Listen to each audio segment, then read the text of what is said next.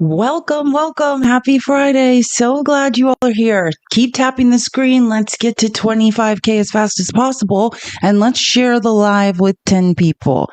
Happy Friday. So glad to see you all. As usual, wish I had better news, but we're going to have a great time together. I promise. As good as the time I can show you with the absolute shit show going on in America. Happy Friday. Welcome. I'm glad to see you all. I missed you all. Well, most of you, or some of you saw me debate yesterday. And now I'm sure we can all, if anyone's ever confused why I don't debate all the time, now everyone got to witness it.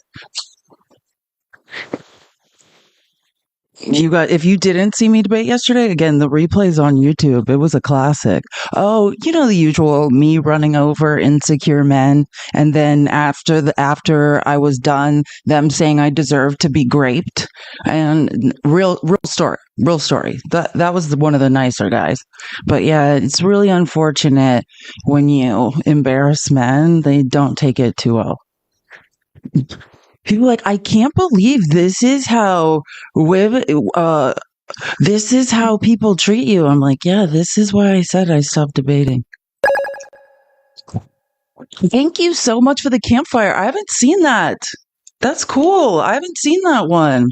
I don't know why I'm so fascinated by TikTok gifts. It's like, I don't want to be, it's like, I'm also the person that spent like actual money on Words with Friends. Remember when Words with Friends was like all the rage and like Zynga was valued at like billions and I was the weirdo that was giving the money. Oh, the men yesterday? Yes, Lisa. We'll talk about that in a second. Yes, I did debate yesterday and there were some people who were absolutely disgusting. I mean, and very wrong. But I do like being live with Chris. So maybe we'll do it. We'll do it again. But that's now you guys see why I can't do it all the time. Oh, I know. I saw that caffeinated salt. I was going to laugh, but I just have, let me make sure, let me get us live on Twitch and YouTube really quick. And then I will talk about that too. Cause that was another fun. God, it's like, it's just, men are just so weird. It's what we learned. Again, if you missed me debating, if you missed me making many men feel extremely insecure yesterday, the replay is on YouTube. That guy, the one who was like the white older gentleman who's is convinced he's the victim of racism. That was a good one too. God, they're so, I forget what it's like in the trenches. Buddy. His name was Buddy. Actually, Buddy wasn't that rude. I mean, I feel like if he could have said anything he wanted, God knows what Buddy was going to say. Buddy is convinced that he is the victim of racism. Remember when he started saying never mind. I'm not even going to, let me just do that. I have one thing to do on YouTube and then we're ready to go.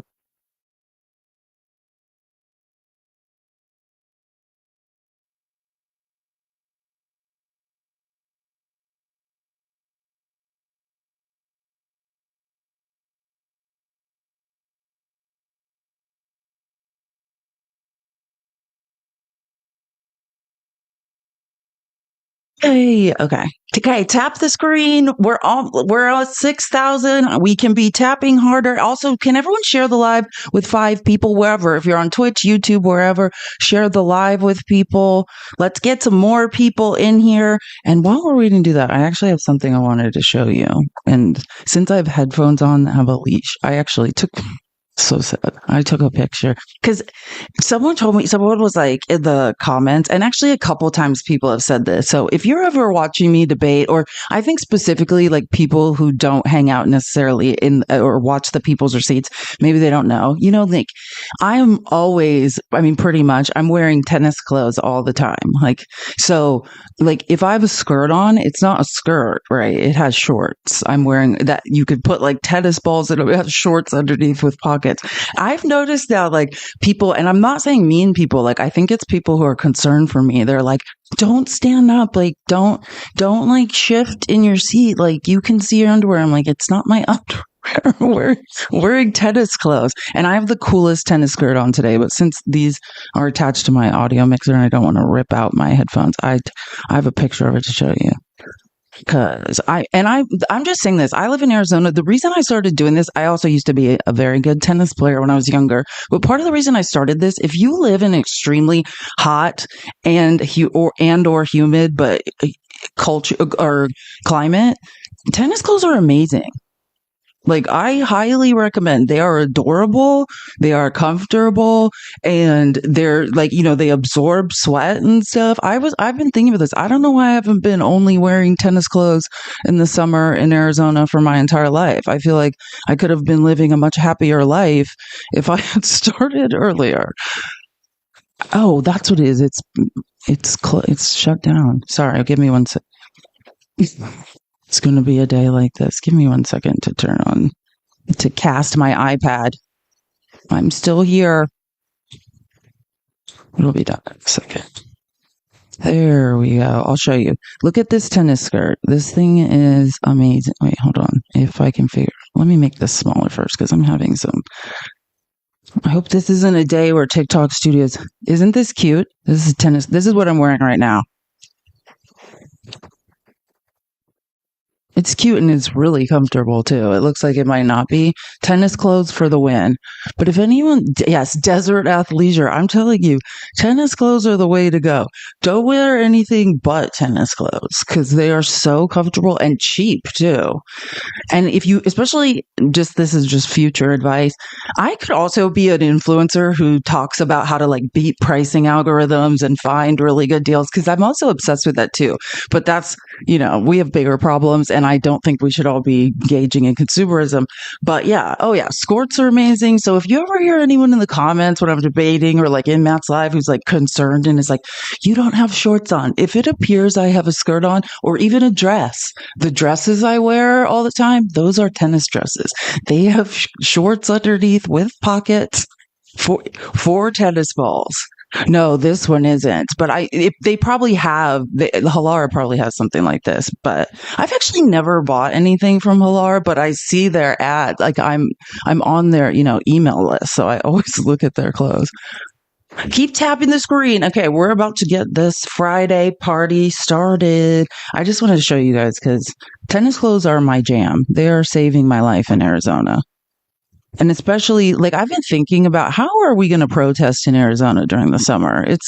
We should start our protests at like 3:30 a.m. because by 9:30 in July, it's 105 degrees. I don't know what we're in Arizona. People might actually unalive protesting, not due to the police, just due to weather, issues. Some of us might not make it. God, I have so many things to say. And again, I know we will. They have to be really early in Arizona, the protests, or there's no way to survive them. I just want to remind everyone, I hope I get the name right. I should relook it up. Tomorrow, there's a bunch of protests across the country. I believe one of the groups that are doing the No Kings protest, and they're all over I'm not saying like it's one protest. They're all over the country. So look up mobilized.us, No Kings. I'm going to send this to everyone in the Discord right now because I think I love mobilized.us. And then once you're on there, they'll start alerting you to things. No Kings 50 state nationwide protest, 250th anniversary of the American Revolution. So, and there's a lot of other protests. I mean, there are people just camping outside of immigration centers, like never leaving. I love what I'm seeing, but I just wanted to highlight these because hopefully that stays as a link. I think I sent it to everyone. And then if you don't know about mobilize.us, this is the app that you can use for everything, for elections and everything. And then they'll start alerting you to every time I see 50, 51, all I could, those other protests, the other group like leading protests, every time I see it, all I could think is 5150, which if you don't know is like the police code for when someone's like lost their mind and needs to be like a 5150 means basically you're going to be like on a 72 hour like involuntary hold. Like every time I see 50, 51, I'm like, That's all I can think. Keep tapping the screen. We're almost at 25K. Thank you all so, so, so much. I have some tech. Well, and maybe I'll talk more about it next week. I should probably mention it. I have some technology things I need to buy for the business as well. Things to help me make videos and to then edit videos. And I bought it on good faith, hopefully, and it's turning out great. Like if you've noticed, there's clips coming out of like the lives, and I'm putting them on YouTube, on like all across the internet. And I'm using this software. If anyone's ever interested, like it's an AI software that can clip large amounts of, it clips them down into to smaller clips for you. I think Pickles actually told me about it. It's called Opus AI. And anyways, it's expensive. I had to buy it for a year. I mean, that's the cheapest way to do it. So again, if you can help me offset the cost of these things I need to do, most all the money I get anyways, I just reinvest in the business, as you guys know. But since I've determined leading up to the midterms, I've got to get smaller clips out so that I can drive people back to this live, Like it's not enough to just repost the live. Like when there's 5 hours, people are just lost in it. They can't watch it all. And so I have to break it down into smaller clips. And Opus AI is really good. We've tested it. If you guys know Landon in the Discord, he's helping me do it. And it's been pretty successful. Am I on YouTube? Yes. We are live on YouTube right now. There's people watching from YouTube right now. It's A Girl Has No Name. And YouTube is where the replays of the lives repost. So if you ever want to see a replay, yeah, definitely. And I've said this multiple times because of the nature of like, if you don't know, my dad is kind of sick. I help take care of him. So sometimes that's why, if you're ever wondering, like, why is there like a 20-minute window in which these lives start every day? It's because of that. I'm just kind of making sure everything's taken care of before I shut myself in this room. So if you subscribe, which subscribe is the word for follow, it's free. Membership is paid on YouTube. They just use different words, which is annoying. So if you let's say what we call follow me on YouTube, which is subscribing, then they send really good notifications. YouTube's great about it. I use it for so many creators. That's how I know whenever Midas Touch is going live, or all my favorite creators on TikTok, even if they're pushing their lives to YouTube as well. I definitely subscribe on YouTube because they're great about their notifications. And then also join the Discord, right? So I said this a million times. I changed the link in my link tree, which my link tree is in my bio, whether you're watching on Twitch, YouTube, X, wherever. Just click on my link. There's a link to join the Discord, but don't click on that link. Just copy and paste it into your browser. For some reason, even though it's supposed to be a link that lasts forever and I change it once a week, it still seems to be, you need to copy and paste it into a browser. And that way, I send messages all the time in the Discord. It's a cool place to hang out. And then as well, there's a bot that anytime I go live, on TikTok, or post anything on TikTok, then it alerts everyone in the Discord. So those are the ways, because I know people say depending on how the servers are working and stuff, people are always like, oh, I couldn't find your live, or I couldn't see. I have Discord trauma too, Nebula. So don't worry. This is not one of those Discord. I think everyone in the comments can attest to that. I think we all have some Discord, some trauma somewhere in our past, or like are in too many Discords. And like, yeah, I've like pretty much cleaned out. I think I'm in like 5 Discords total now. Give me 1 second. My mouth is so dry. No matter how much water I drink, it's getting hotter and hotter. Give me also, I need to turn on the air. Give me 1 second. I have to turn on my air conditioning. I'm realizing it's much hotter than I thought.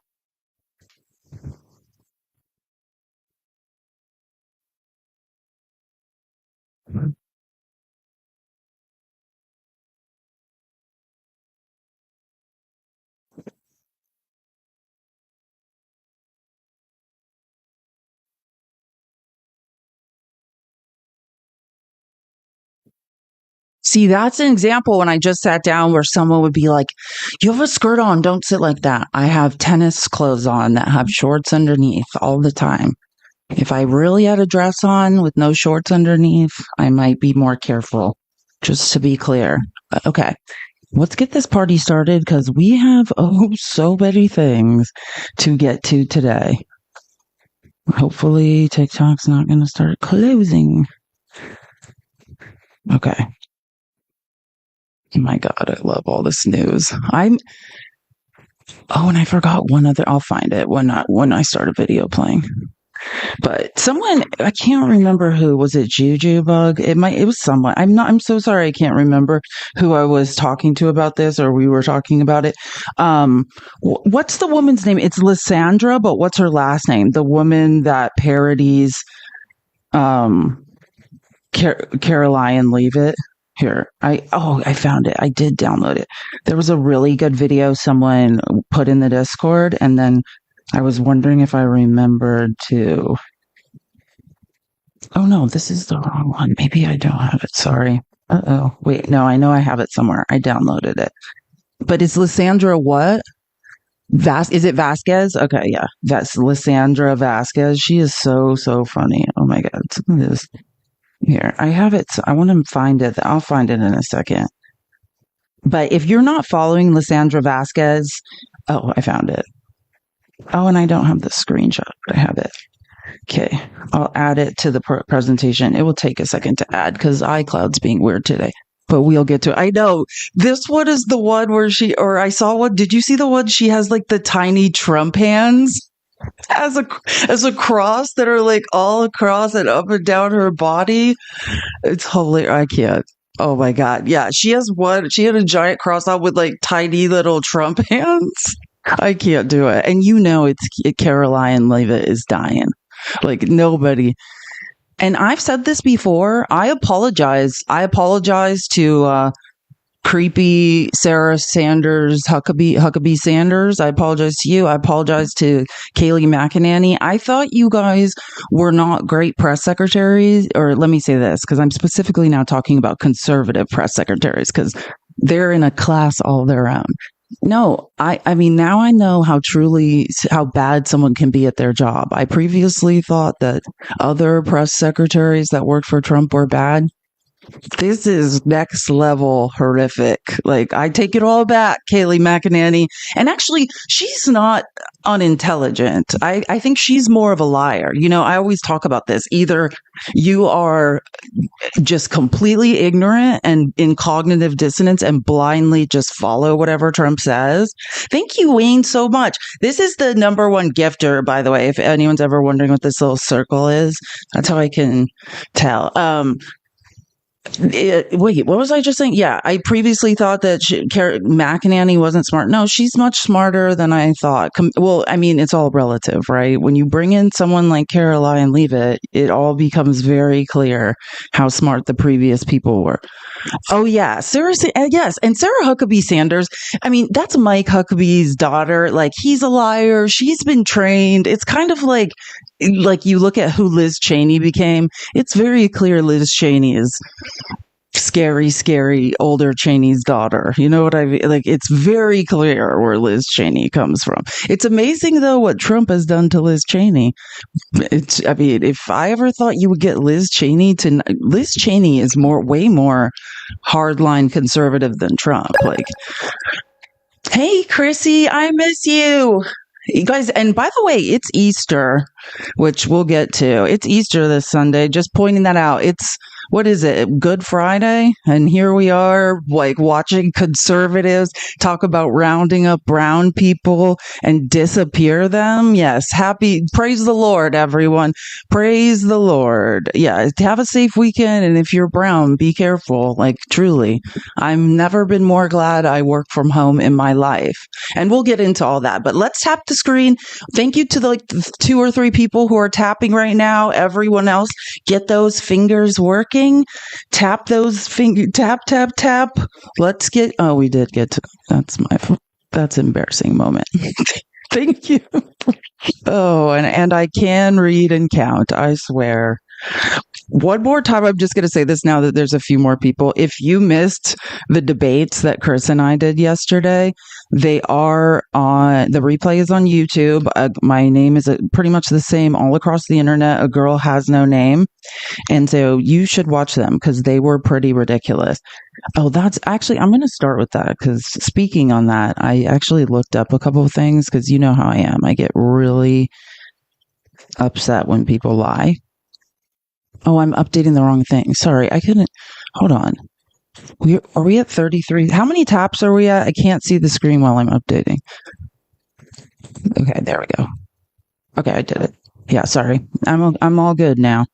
Before I get into the news, I want to show you, well, this is news. And then I'm going to also send this to everyone in the Discord because after I debate, I have these moments where I'm just like, I need to make sure everyone has that information, especially because, on the people's receipts, I love it because I'm in TikTok Studio. And when I say something, I can show you, it's not me just being like, trust me. And even when I read sources, I still like to back them up. Not even the worst person. There was the man who said I should be raped. There's lots of crazy things happening during the debates yesterday. Oh, yes, like Caffeinated Sloth brought up. Some guy was like, do you have Botox? And I was like, no, I haven't. That's melanin. Yeah, then there was a big debate. A bunch of white men said that I was lying about not being white, which is the most fascinating thing because the only reason I ever started saying I was multiracial is because when I was a kid, white people told me to stop lying about being white. So my message is, which one is it? Right?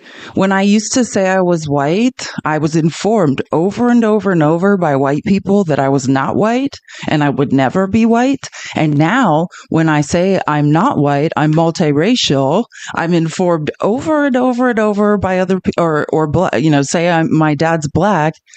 I'm informed over and over and over by people that I am not, in fact, black.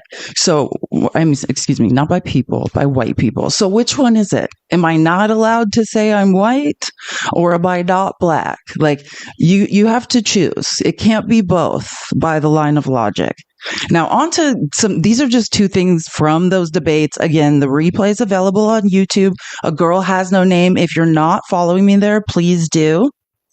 If you caught, how if you don't know this, you're going to start noticing it after I tell you. There's a group of people, if you don't know, and I never talk about Mother of Dragons. She's a creator. She's a MAGA creator on this app. She's a black woman. Only because, I do think as a black woman, she probably has a hard enough time just surviving on, as a conservative creator. But she was one of the first people. The only reason I'm saying her name right now is because she's one of the first people I ever saw do this. If you've never noticed, there are a bunch here's a great way to describe it. You know how a lot of you have MBW or MBM in your names, like misbehaving men or misbehaving women? Yes, Jeff. We're not getting into that, Jeff. Don't start. But I think that was the next thing I was thinking. Anyways, well, there's a lot of MAGA people that have mother, MUTHA, effing, and then they put their names. If you ever wondered what that is, if you see someone doing that, yes, Rainey has MBW. Well, all these MAGA people, yes, that's what. If you're ever wondering what the MBW or the MBM is, that's what they mean. It's either misbehaving men or misbehaving women. Oh my God, I'm having a complete blank. Jess does a live. I think on Fridays they do some debates, and then on Sunday they do a podcast format where they highlight a misbehaving woman in history. So the reason, or misbehaving person, exactly, depending on how you identify.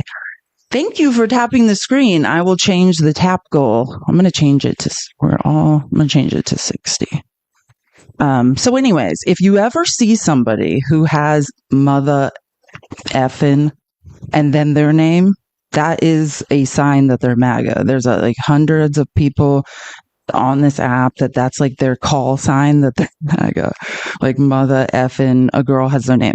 And they write it in this weird text. Anyways, so when I was debating yesterday with Chris, a girl named Mother effing Ellie Mae came up And I mean, I'm sorry, I've said this before, but I have zero patience anymore for people lying. When I used to debate, I would let people just lie. I would let them talk and talk about their lies.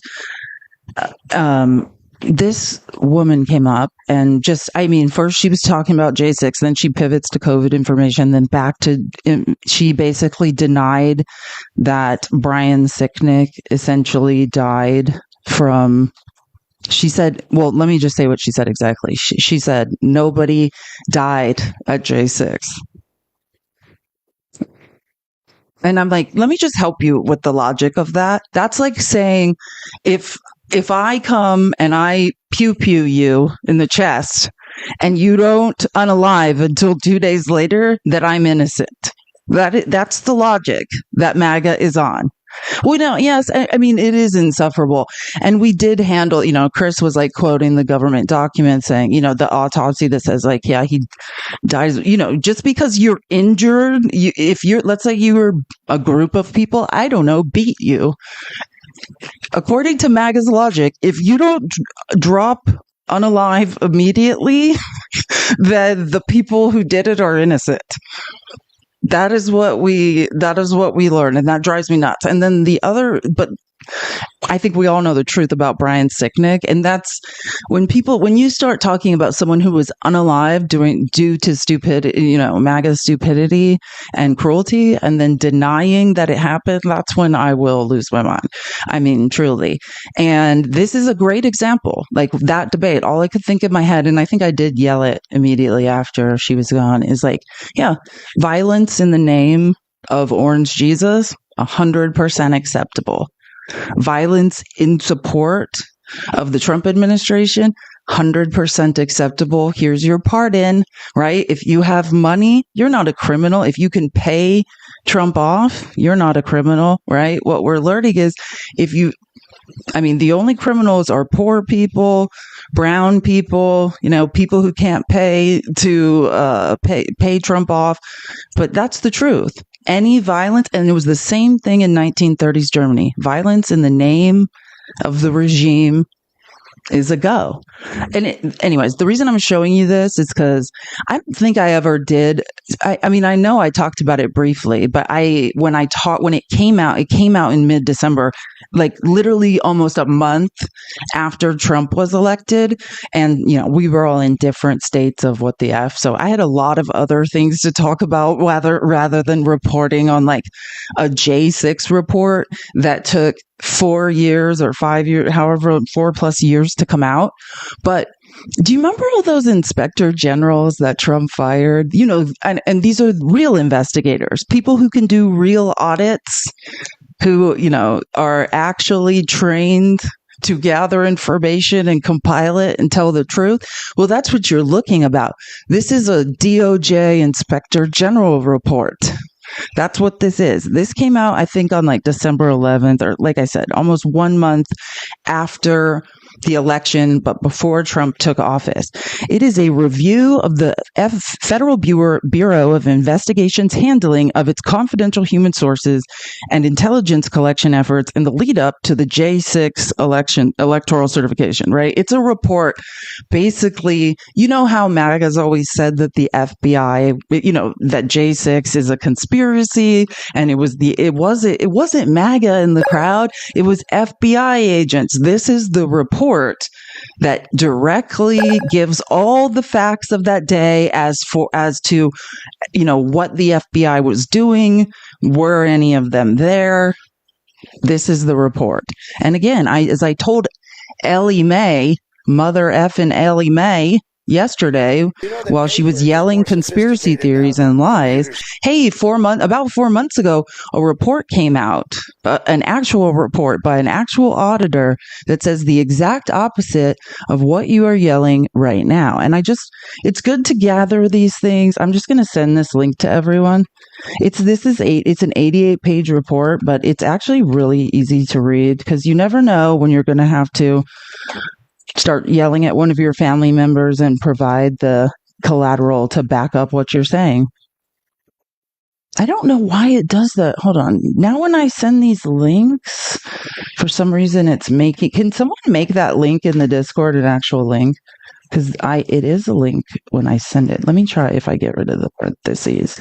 Maybe that will save it, because this is driving me nuts. Oh, that worked. Okay, now it's a link. Anyways, that's the PDF. So I just want to show you this really quick, just so we can clarify. Now, this is a article that came out when the report was released. Now, let me see. What can I read? What does it say? No undercover FBI agents at J6 riot? And I've read all 88 pages.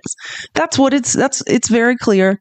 I'm sorry that Clay Higgins told MAGA that there were ghost buses full of FBI agents that were dropped off at the Capitol.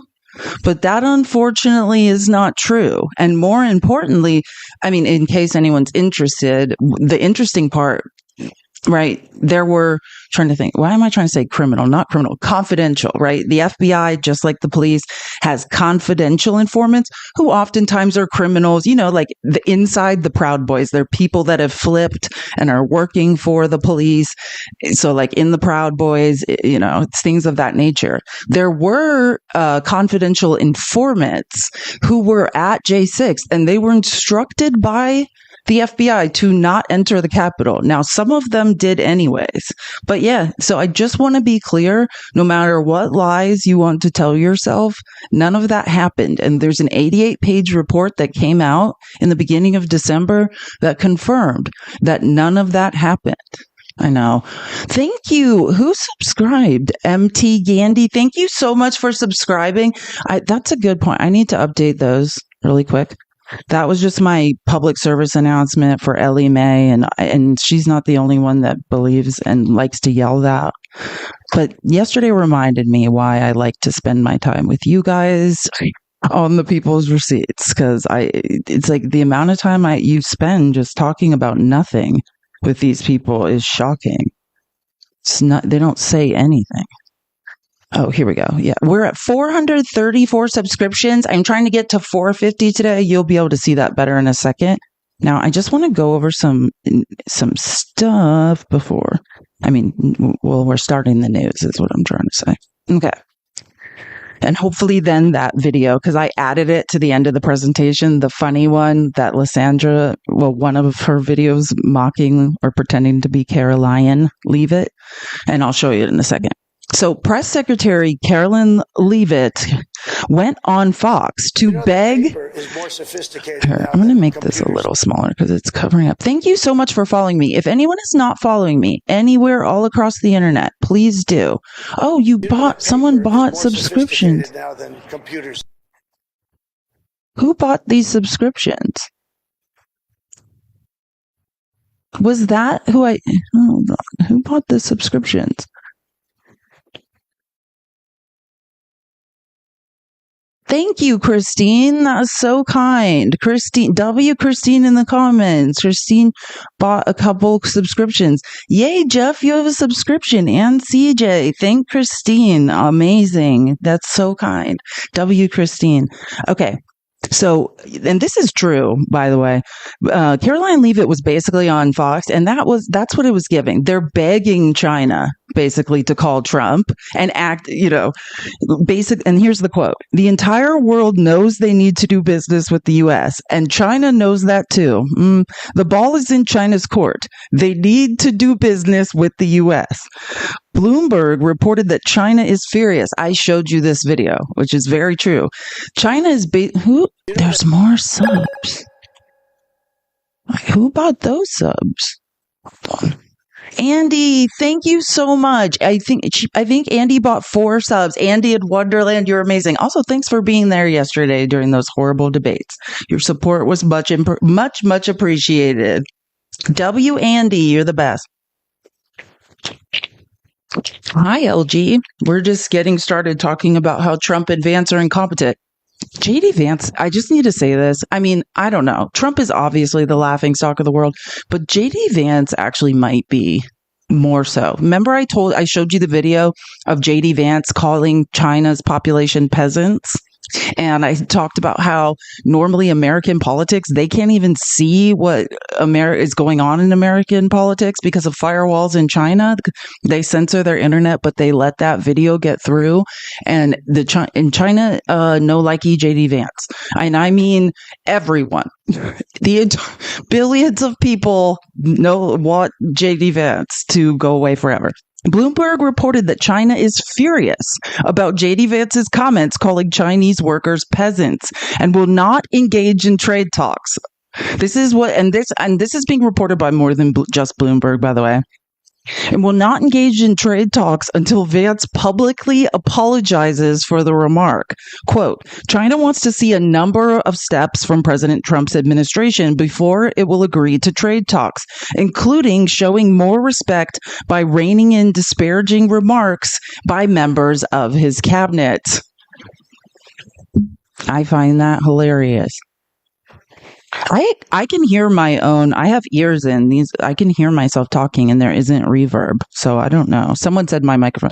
Oh, wait, I'm going to just mute the second line in, even though there's nothing plugged into it. Maybe that will help. But I can hear myself in my ears. Yeah, I don't hear any, but I did mute. Like I have a separate line in that the volume's up and it's muted now. But anyways, I have to skip around a bit because then I found this video that someone made and I can't remember this girl's name, but I love her. She's awesome. But I just want to give you an example. Like when Trump, they're like, China needs the United States. And I've said this many times, right? We have a coupled economy. Like one of us cannot survive without the other. But I would say who has been working for years and years to get around that and have a contingency plan? China. Not us, right? We are the consumers. China has been working to find other trade partners this whole time. And I found this video someone made. I love love a visual aid. And it's a great illustration of what I'm talking about. Well, if only, let's go TikTok. Don't close my presentation. Oh, and that Lysandra video uploaded. So, and then we'll watch something funny. Okay. Oh, it's going to be hard to see her name. Maybe someone in the comments knows her name because it's against a white background. And I recognize her. I feel bad I don't know who this is because I know I've seen her on TikTok many times. So I also apologize if it's obvious who she is and I just don't know. If you take a look at this map right here, you can see all the countries shaded in with blue had the United States as their number one trading partner back in the year 2000. And then the countries shaded in red, their number one trading partner was China. Here's how the map has changed in 24 years. In 2020, let's look. Who needs who? China has established partners all around the world, and we have none. All the countries shaded in the red had their largest trading partner as China, and all the countries shaded in blue, their largest trading partner was the United States. And when we take a look at all of China's exports, the United States doesn't make up that much. So when they say that they don't care if the United States no longer purchases products from them, they mean they don't care because they have the rest of the world. The Trump administration needs to take a really good look at this map and realize that the little countries left that are shaded in blue, threatening tariffs on them isn't going to help you. It's like Trump is fighting so hard to push away what little countries there are left actually entertaining the United States. It's become so clear to me since yesterday. And by the way, first of all, I take a little bit of issue. What she says when they say they don't need us, they don't need us. That is not true, right? Like our economies are very entangled. It's more of a matter of who can suffer longer, right? Thank you so much. I love that. I love cool campsite. That's amazing. I think I've only seen that one other time. Thank you for the gift. Yeah, like we do need each other, but let me just put it this way. All that Trump has done is give China more options, right? They have option after option after option and have been building plans, right, for years and years to do things like stop buying U.S. oil. This isn't new. It's just accelerated now. And what Trump has done to us, it's not like he's like, oh, F China, but now I'm fostering all these strong relationships with other countries to trade with. No, it's F everyone. And isolationism has never worked. It is not a successful economic policy. We are literally ensuring our own destruction so that Trump can feel important. It's quite scary. Oh, the gift goal. That's right. Thank you. I'm going to do that right now. And I wish you could see how many buttons there are to push. And that's just on TikTok. I'm on many platforms. I promise I'm trying to keep up with it all. Thank you for reminding me. That is very helpful because we all know just a lot going on. Okay, there we go. Got it. And let me finish this stuff on trade in China. And then after I get done with this package, then we'll end with the funny Lysandra video. Because it has loaded. Thank God. Okay. Oh, I was trying to make it so you'd have to see me doing that. Sorry. Here, I want to just cite some of these quotes because I love this way I don't have to go through each article. And if you don't know, in the outline, which every day, everything I'm using as resources, I put in the live sources section in the Discord. Chrissy does because she's amazing. Oh my gosh. I think I forgot to send her the outline. Sorry. It's been a day. I'm going to do that right now. We'll get the outline into the Discord ASAP. Okay, now I have sent it. Okay, as long as it sends. Okay, it did. Okay, so Washington Post Robin Dixon, right? This is a quote. That J.D. Vance comment about Chinese peasants was taken in China as deeply offensive. And it is now, thank you for the gift, and it is now a hurdle to trade talks. Trump administration's approach appears tone deaf on this. MSNBC's Catherine Rampell. I didn't know she worked. Yeehaw. Thank you for the hat. That's the woman who's always screaming, or very successfully embarrassing Scott Jennings on CNN at night. I thought she worked for CNN. I guess not. This is, yeehaw. Thank you for the hats. You guys are amazing. Keep tapping the screen. We're almost to 85K. This is the problem. This is Catherine Rampell.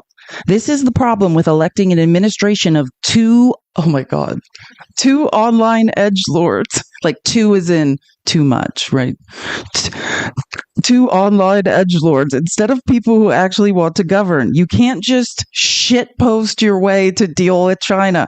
That's an amazing quote. I forgot she said that. I could not agree more. They basically think if they harass China enough or try to embarrass them or make up a bunch of lies about them, that somehow they're going to just call Trump up and be like, we give up. And I've said this a million times as someone who was very much raised by a malignant narcissist. You give in once. Do you think that's where they're like, oh, it stops and now I'm going to treat this person with kindness and empathy and decency? No, they think in their head, got him. I'm God. They're my pawn. China is doing the exact right thing. You do not give in to a narcissist because after you do, they just extort you more. Right? It's just a sign of weakness. Either you can stand your ground the first time or the 500th time, but eventually, as I always say, narcissists do not stop. You have to stop them. So in a way, I do respect China for recognizing that, right? And if you can see the world in patterns, that's the only time Trump stops, is when someone makes him stop. Bloomberg reported that Chinese refineries have slashed U.S. oil imports by 90% and are now purchasing record volumes of Canadian crude. And I'm going to have to now hold off on that because I'm going to show you, whenever I hear things like that, I go to Mr. Global, and he actually made a video on that. So just pause on that. And once I get through this, we're going to also see a Mr. Global video. So Sean Rain with China Market Research Group, this is his quote, China is not buying American oil, but is now buying Canadian oil. It's not that, listen, this isn't true right now. But this is China's, and I remember reporting on this, like when I still did lives with Jay. What is true and I think Mr. Global touches on this.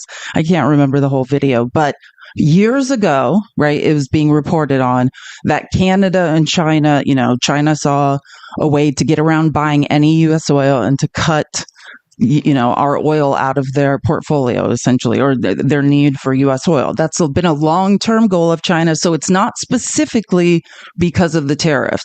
They have been looking to buy more oil from other places, and specifically Canada. And not just because they wanted to cut the U.S. out, but because they had problems with places like Iran and stuff. And Canada was going to be their solution. But because of the tariffs, now this long-term plan they've been enacting becomes very convenient now. So just when I say, like, I'm not saying they're not going to do this. This is what will happen. They're going to stop buying U.S. oil. They're going to get, Canada produces a lot of, we produce like light sweet crude. Canada has like heavy sour crude, right? And they're going to buy that and refine it.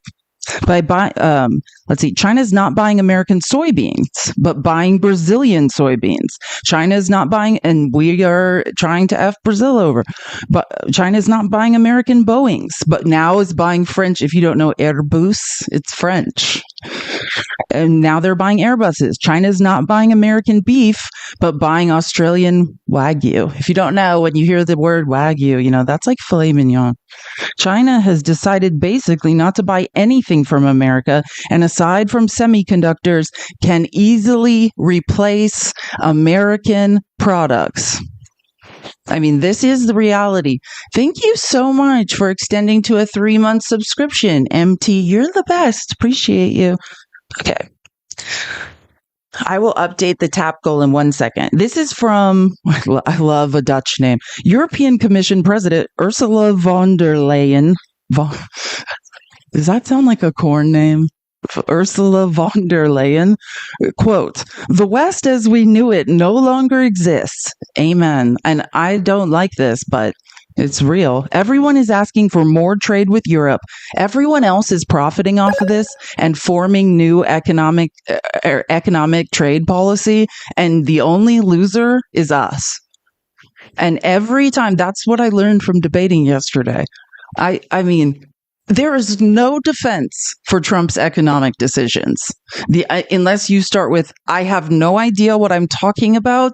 I'm about to yell some very inaccurate feelings. That's what you need to start before you try to defend Trump's economic policy. There's no defense of it. It's idiocy. And you're saying like, well, some people defend it. How do they defend it? The only thing, the line of logic the Republicans are on are like, they're not so much saying short-term pain, long-term gain, but it's the same logic. I've noticed a lot of them saying, he has a plan. It's a long-term plan. And I just want to help everyone out. No, we are long-term bankrupting our children and our children's children. This is giving up all of your trade partners, your primary trade block, and watching them start trading with your biggest enemy is not a long-term plan. And saying it is idiocy or pathological lying or a combination of both. So again, it's also about establishing common rules. It is about predictability. Europe is known for its predictability and reliability. Do you see what's happening? She's saying, we're making money. We're gaining trade partners. Our revenue is going to go up because the U.S. has become unpredictable and insane. No one wants to trade with unpredictable, insane people. No one wants to buy bonds that are supposed to be safe from a country that is being run by someone out of their mind. No, we are the unpredictable wacko that no one wants to work with anymore. Thanks, Donald Trump. Here, I'm going to update the TAP goal. Thank you guys so much. We're almost at 100. Keep tapping. I'm going to keep tapping, tap, and I'm going to set the TAP goal at 125. Thank you guys so much, especially to the people that are always tapping. I know it's kind of comes in waves, and then there's some very loyal tappers out there. I see you. Europe is, wait, I have one more sentence. We don't have bros or oligarchs making the rules. We don't invade our neighbors, and we don't punish them. That's who we are now. A group of wacko, insecure, mediocre men with way too much money who are consolidating power at the top of the economy. And everyone's laughing at us. And let me help you. If you don't know that the rest of the world is laughing at us, then you are in cognitive dissonance. It's very easy to find that out. Get a VPN. I've been watching Australian news. The last few nights I've been watching Australian news. Oh my God. I mean, I was talking about 5150s. Like, that's how the rest of the world speaks about us. Like, the local news in Australia is just like, oh, we might have to 5150 America. Like, it's not a good look. Fox Business host Charles Payne on Trump admin's claims that they would make 90 new deals in 90 days with countries after tariffs were announced. Listen, this is a Fox News, this is a Fox Business host. Quote, the hope was 90 deals in 90 days. So far, no deals have been announced. Right now, we're just hoping for some, and it's down to 83 days. The more this clock ticks down, the more economic uncertainty will continue to tick higher. Thank you. I love the name Stella Bella. Your name means beautiful star. Sorry, someone said something nice to me in the comments. Derek Thompson with The Atlantic, quote, we really did it. We took a growing U.S. manufacturing economy, declared it broken. How many times have I told you this? The number one thing that conservatives do is literally break something themselves, declare liberals broke this, and then break it some more while yelling we're fixing it. And their version of fixing it seems to always be transfers of wealth to the top of the economy. Every single time when they say we're going to fix this, it involves a grift where the rich get even richer. That guy I was debating yesterday, Buddy, he was saying, like, I'm being discriminated against. I'm being discriminated against. And, at this point, he was blaming black and brown people. He was saying, I'm the victim of racism. And I said, hey, I think at the end, I think you're mistaking racism for classism, right? I was like, buddy, I think you're right when you're saying, like, I feel like something is being done to me that's wrong. You're absolutely right there. Something really bad is being done to you. It's just not being done to you by immigrants or brown and black people. You are being robbed, buddy, by the same people that are robbing immigrants, the same people robbing brown and black people in this country. It's the people you voted for. It's billionaires. It's Donald Trump. I mean, that's the truth. If you are MAGA and you're listening to this and you're like, I know someone is hurting me, you're right. It's just, you're just not clear on who's doing it. And my advice is follow the money. Like, that's the beauty of financial audits. We know who took our money. We know who is continuing to steal from us. We know through the lie on reciprocal tariffs, they were not reciprocal tariffs, as it turns out. Trump said no negotiations will never go away. And a week and 4 days ago, what happened? He manipulated the market. Trump made $415 million just on his own stock. I'm sure he made a lot more. Now I'm talking about DJT stock. The top 500 richest people in the country made $304 billion. He had Charles Schwab, not the company, the man, in his office, and they're laughing and bragging because he made $2 billion. He had another guy standing next to Charles Schwab who made $900 million. And you ask, who cares? That's capitalism.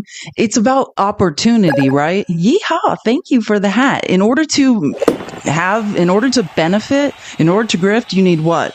Knowledge and capital, right? All of the capital in our economy is concentrated at the top. Huge transfers of wealth continue to go up. Since 1980, there has never been a trickle down. Since they started telling you, hey, cut billionaires' taxes, cut millionaires' taxes, it'll trickle down to you. I can tell you because of statistical analysis, that has not happened. It is not trickling down. Now, I know you're going to think, well, my uncle won the lottery. That's not what I mean. I'm talking about what group of people holds the most wealth. 90% of wealth is held in like the top 1% of the economy. It's ridiculous. Okay. So again, this is Derek Thompson with The Atlantic. I'm just going to read the first sentence again, just so it's all together. We really did it. We took a growing U.S. economy, declared it broken, started a trade war, and broke U.S. manufacturing. In the last 48 hours, Philly Fed survey, new orders fell sharply. So the little manufacturing we had is now crushing under the weight of tariffs. I explained this. One of the other sad fights I had to get in and correct someone on was, well, Trump's tariffs in his first term brought jobs. They did not. You can Google that right now, right? If you don't know, right? Maybe he saved some steel workers' jobs in Pennsylvania, Michigan. Why would he do that? I'll tell you why. Votes. The only thing protectionism yields is votes in swing states, right? We had a net loss in manufacturing jobs, a net loss in jobs, period. It did not help. And what he's doing now, I just want to be really clear.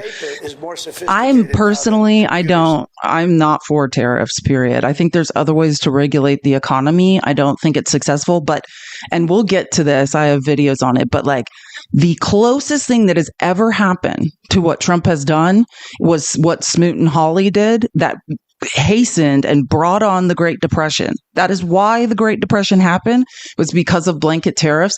And that does not compare to the amount of tariffs that Trump is doing now. So just to be clear, like people always saw Smoot and Hawley as like, that could never happen again. That was the dumbest thing that's ever happened, right? And let me just say something else, because, as a teacher, I like to have some learning moments. But you don't know this, but if you ever wonder, because we're all still like, why the F did Obama bail out the banks? That it's because the biggest lesson, one of the biggest lessons, other than tariffs don't effing work. Smoot and Hawley ruined all of our lives. And then the other lesson was, if you don't flood the economy with cash, essentially bail out like the largest failing businesses, then the Great Depression happens. That's essentially what the economic lesson was like, unless there's a large influx of cash and you allow huge businesses to fail, it creates a chain effect. But don't get me wrong, I could also critique, there's two sides to everything. The bank bailout, what we needed to do was probably have actual regulators who oversaw what happened with that money. Because what we know is when you hand really rich men money, right, what do they do with it? Not what they're supposed to be doing, right? Just more golden parachutes. What we probably needed to do was do more to oversee what the banks did with that money. Thank you so much for the Cash App. Fish Trucker, I miss you. You were there. Fish Trucker gave me $7.77 for dealing with Buddy. Yeah, that was the guy I'm talking about who was like, I'm the victim of racism. But I want you to know and think about that now when you listen to debates, when you hear MAGA men saying like, I am being discriminated against. This is what they're talking about, right? They know someone's stealing from them, but they are completely wrong about who it is. They don't get it. Imagine, like I was saying this, imagine if you voted for Trump and Buddy, I think he said he voted for Trump 3 times. It's like Trump secretly poisoning you and then you believe that this man's also helping you. Like it's the ultimate gaslight. Like you are being robbed by the man you think is saving you. And for some reason, you're convinced that dirt poor people that walked here from their country and are now working in the fields and contributing to your retirement are the culprit. You really gotta start thinking. I don't want this to happen to any of us. And like I told Buddy, we're all in the same life raft, slipping under the water together. So our own survival is dependent on enough of these people waking up and correctly identifying who has their money, who has all of our money. And shocker, we could deport all the immigrants we want. That will also only hurt our economy. We are biting off our nose to spite our face. Amazing strategy. Bloomberg's Joe Weisenthal, this is a quote, only 3 times has the Philly Fed manufacturing survey plunged more in a month, twice in spring 2020 and once in October 2008. Again, the Dow was down, and this was yesterday, 327 points, and U.S. housing starts fell 11.4% in March. Yeah, the economy is rapidly crashing. And just in case, MAGA, you are listening right now, I think a couple of you are. I have a feeling because I could see some of you. Yeah, when Donald Trump tells you that, oh, don't worry, it'll get better, this is because Joe Biden. That is a very fact-checkable lie. When the cover of The Economist, the U.S. economy is the envy of the world in December 2024, I thought, someone who knows how to do math and is fact-checks myself, all of my positions are data-driven and fact-based. That's where I get this stuff. I'm not like, how do I feel today about Joe Biden, right? I'm just telling you what math says. We had recovered from the pandemic, the best in the G7. Inflation was projected to go down. We were supposed to have, you know how Trump's screaming at Jerome Powell to drop interest rates, which would crash our economy faster at this point. We were supposed to have 3 more. When Joe Biden left office, and the last Fed meeting, there were going to be 3 more interest rate cuts. That was projected. The economy was projected to expand, not contract. Trump inherited a bull market that was expected to rise. I thought Trump's just going to waltz in on day one to be like, look what I did with the economy and take credit for all of it. That's what I thought. I mean, I didn't realize his plan was market manipulation to literally steal the country out from under us. And what you have to understand, like, why does it help him to crash the economy? It does, because he's taking power from the middle and lower class. Every time the economy crashes, huge transfers of wealth go to the top. He's consolidating power at the top of the economy and taking power away from us. Right. And if you use, and I'm not saying like we'll have to see, we know Marjorie Taylor Greene was trading off stock tips. Right. We know she's one of them, but we'll know, you know, when the report comes out next month, how many people in Congress placed trades or took short positions or whatever. But yeah, that's another way. It's not just about sending money straight to the top of the economy, but if, let's say, someone did have insider information, then he can funnel it not just to the top, but to the part of the top that he wants, right? Elon Musk, Tesla stock was in free fall. He made, I think it's between 34 and 38 billion. I can't remember the exact number that Monday, right? Tesla stock shot back up. Use your brain. You can do it.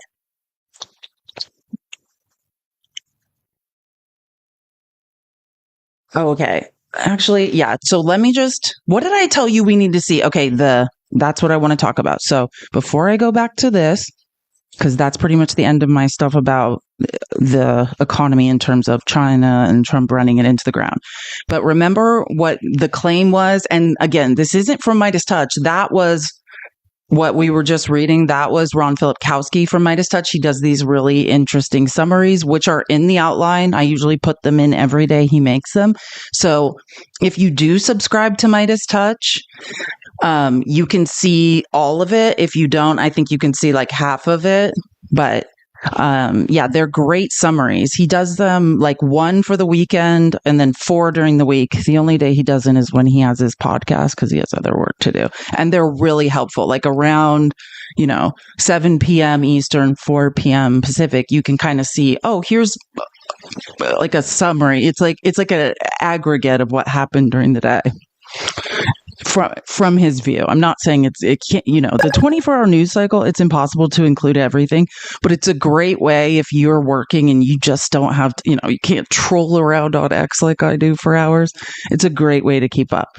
Okay, let me find this Mr. Global video. So again, what we're addressing now is Bloomberg, like, even though that was Midas Touch reporting it, but what happened is I believe Bloomberg first reported it and then Midas Touch and everyone's reporting it, that that China has stopped buying oil from the US, or has largely, like a lot, like they pretty much stopped. They haven't yet. They're going to, is what I'm trying to tell you, is they're going to, but they haven't yet.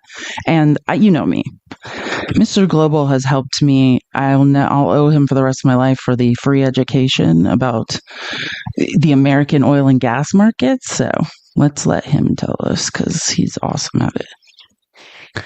Here we go. Thank you for tapping the screen, and I'll update everything right now. Keep tapping the screen. We thank you to the 1 to 2 people who are still tapping. Appreciate it so much. Let's get to 150K so you can see. And if you want to look it up, it's probably on all his pages. It's called Correcting the Media Again. Time of the story, you can see the U.S. oil imports to China absolutely collapse as you see Canadian imports skyrocket.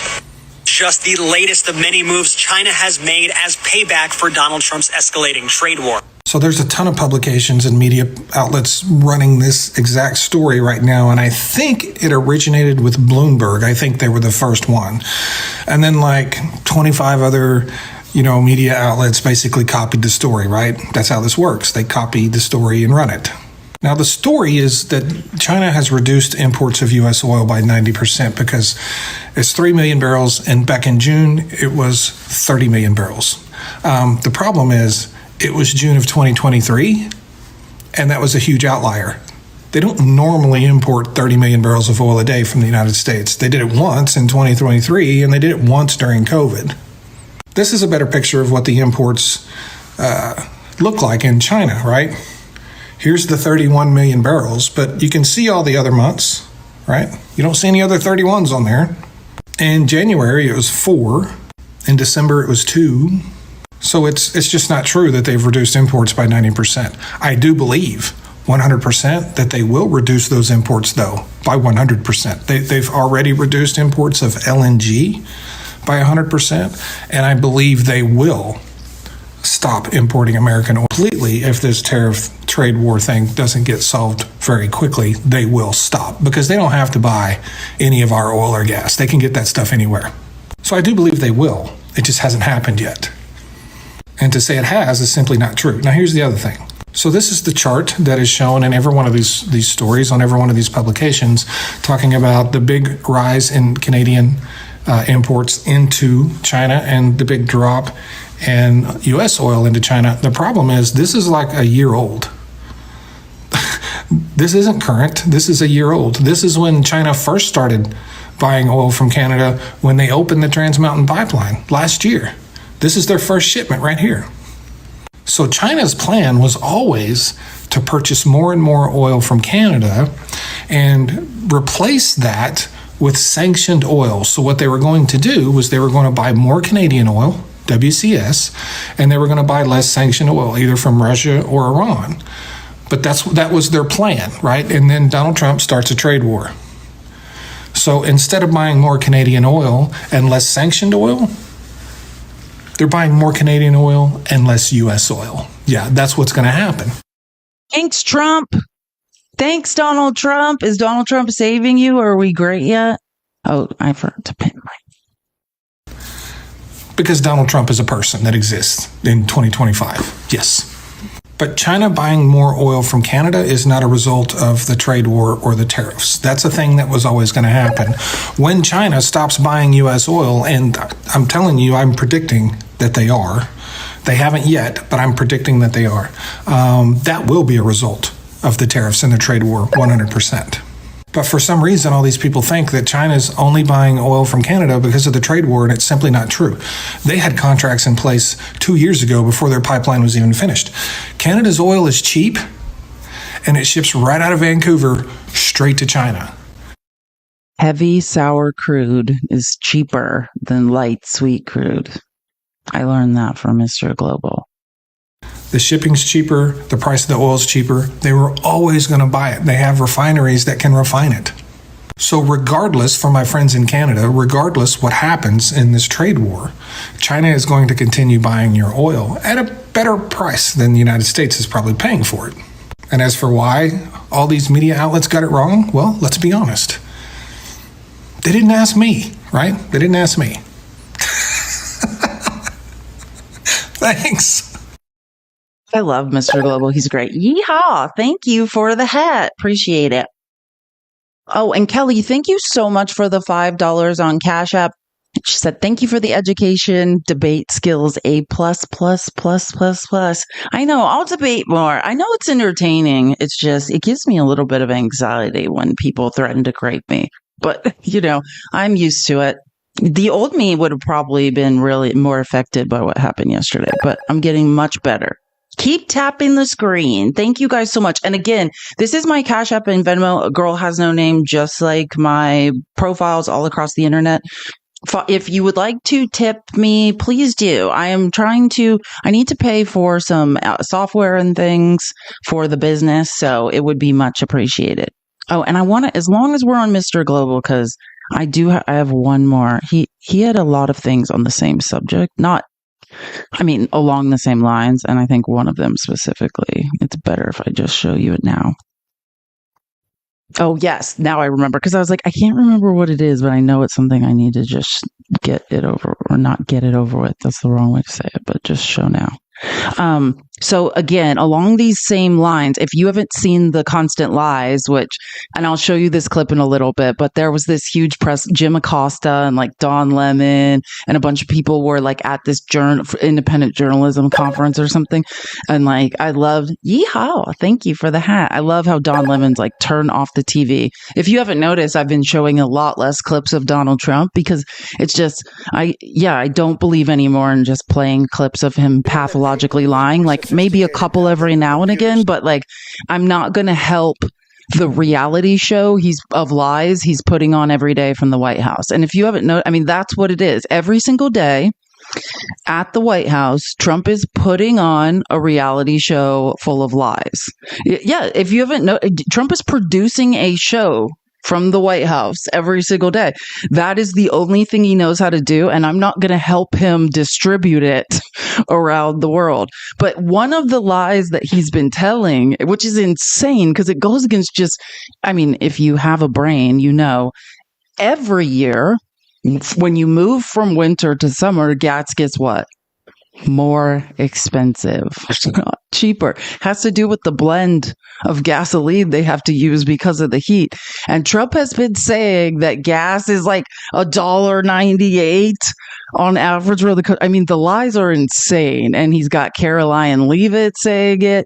And people are making videos being like, gas is cheap. And Mr. Global, he found one of these poor MAGA fools and made a video. These poor people. Crude oil was $76 now and is now $60. Gas prices are going to plummet. Oil prices are now at a 4-year low. Who's ready for $2 gas?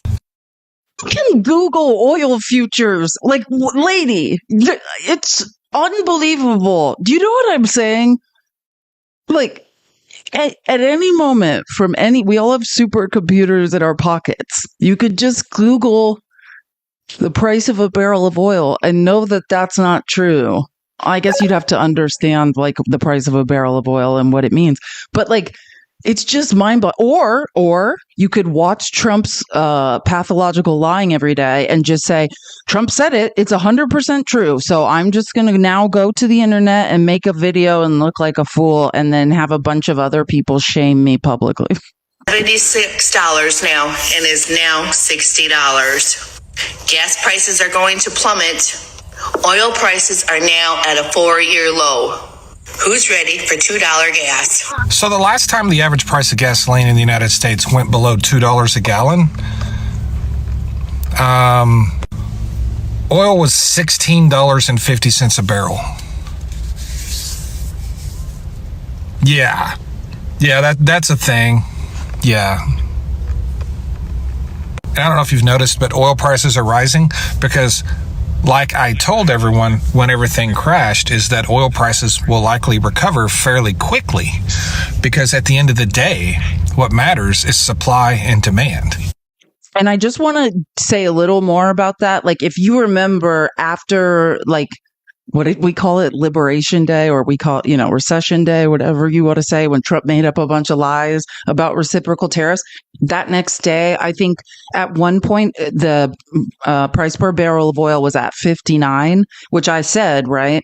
That at that point, what you have to understand too is there's a difference. Like, and I know MAGA's not, their brains don't work too good, but what you're doing, right, when you cheer for the price per barrel of oil to go down, is you cheer for U.S. oil to go out of business. That's what you're cheering for. You need to understand that. There's a sweet spot for, barrels of oil. When they fall below 60, there's a saying, cap, not tap. We're not tapping new wells. We're capping them at that point, right? The price per barrel has to remain high. It's the same reason manufacturing has been offshored, right? Labor costs more, supplies cost more, right? Tapping a well in America is much more expensive. So when we fall below $60 a barrel, now we are talking about our own oil industry going out of business. So understand that. So if you're like, oh, I want oil to be $16 a barrel, what you are then cheering for is the crash of our economy. What people don't understand Biden was doing, and if you actually listen to oil and gas executives talk, there's a sweet spot of the price per barrel of oil. And that's why they were tapping more wells than ever. That's why we were energy independent. That's why we had never exported more oil, because we were in the sweet spot of the price per barrel where people could afford to tap wells. And let me tell you something. When you decide to tap a new well, it takes a lot of money. It's a bet. And if you have a president who's completely wacko, unreliable, says one thing one day, changes his mind, you can't make that bet. You can't tap a well because that's your life savings. You're betting your business on tapping a well. And then this wacko just goes and does something like, I don't know, telling OPEC and Saudi to release all their oil reserves to drive the price per barrel of oil down, which will bankrupt these people. Trump is bankrupting oil and gas. They can't trust him to tap new wells in America. It's too expensive. Not the things that Donald Trump spits out of his mouth. And so many people in this country are so illiterate when it comes to how basic things work. You can just manipulate the price of this down, manipulate this stock down. Hey, if we just put a bunch of tariffs on people, then the Fed will lower interest rates because the economy will be down. And they think that Donald Trump is some kind of genius playing chess. But the fact of the matter is, if it was this easy, everyone would do it. Do you understand? What happens next with oil prices will depend on how much damage Donald Trump does to the economy with his harebrained ideas that he got from Peter Navarro, the only economist on the entire planet who believes that what we're doing works. Yeah, and Mark Vera. Oh, wait, that turned out to also be Peter Navarro, who apparently has multiple personalities. A guy with a PhD. I just can't, as expressed to you in academia, how he would be stripped of any credibility in any job he had. Do you remember when they fired Harvard's president, or was it Columbia's president? Is one of the two. And they cited that she miscited like an annotation and like had used like APA and not, or MLA and not APA. Like, her research was not wrong. And they, remember, and MAGA said, oh, she's a liar. This is a man who in his PhD research and books, he's written like 5 books, instead of doing any real work or math as an economist, cited a fake person that was an anagram of his own name, Navarro, Ron Vera, same thing, and pretended he was another economist that agreed with him. Now, is there any accountability for that? Absolutely not. With all the talk about energy independence and energy dominance and all of this, we're energy, you've completely destroyed any faith or trust that the energy industry had in this country, regardless of what happens moving forward with oil prices. We're seeing rig counts fall in the United States, and guess what? They're not going to come back just because the price of oil recovers. No. because they have no faith that some utterly ridiculous idea won't come forward as soon as they invest another $1 billion and wipe them out. What is happening right now in real time is any leverage that we have gained in the oil production space globally, anything we have proven, any leverage we have gained, it's going away, and we're basically handing it all back to OPEC as we speak. More control, more power back to OPEC, as if they need any more. It's the Saudis. It's like you only care about energy independence and dominance as long as you don't have to pay for it. If you have to pay for it, then forget that. Let's give it all back to the foreign countries. Which ironically is exactly why we're in the spot we're in right now. Because everyone wanted cheap refrigerators and washers and dryers and cars and plastic toys. So we shipped all of our manufacturing overseas so people could be satisfied with their cheap junk. And now we're going to do that with energy. Now we're going to do that with energy. In the process of trying to reverse all of those bad ideas, we're literally making all of that worse. Right. Yeah, right. You're not getting $2 gas. You're not. It's not a thing. Thanks. I love what he says. Thanks at the end. Thanks. You're not getting $2 gas. It's not a thing. And I just want to remind you, because I think that's very helpful information. Like the last time gas was under $2, the price per barrel was 16. If the price per barrel falls below 60, U.S. oil starts capping. Well, U.S. oil is going bankrupt. So just remember that, right? And it is not a great idea to become energy independent. Like, cause that's what I would do, right? If we're what? Same thing we did with manufacturing, cause we are so addicted to buying things and don't want we didn't want to be slave laborers in factories. So just put the factories where brown people or Asian people are, and they can work for 5 cents an hour, and then we can have anything we want.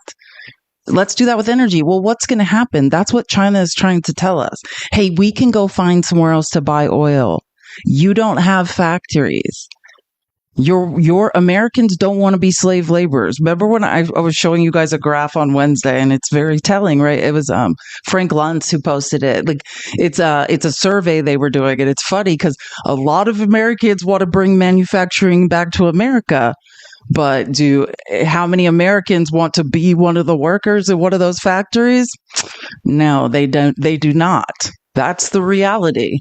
So, I mean, and if we offshore, if we are no longer energy independent, that's what Biden was doing.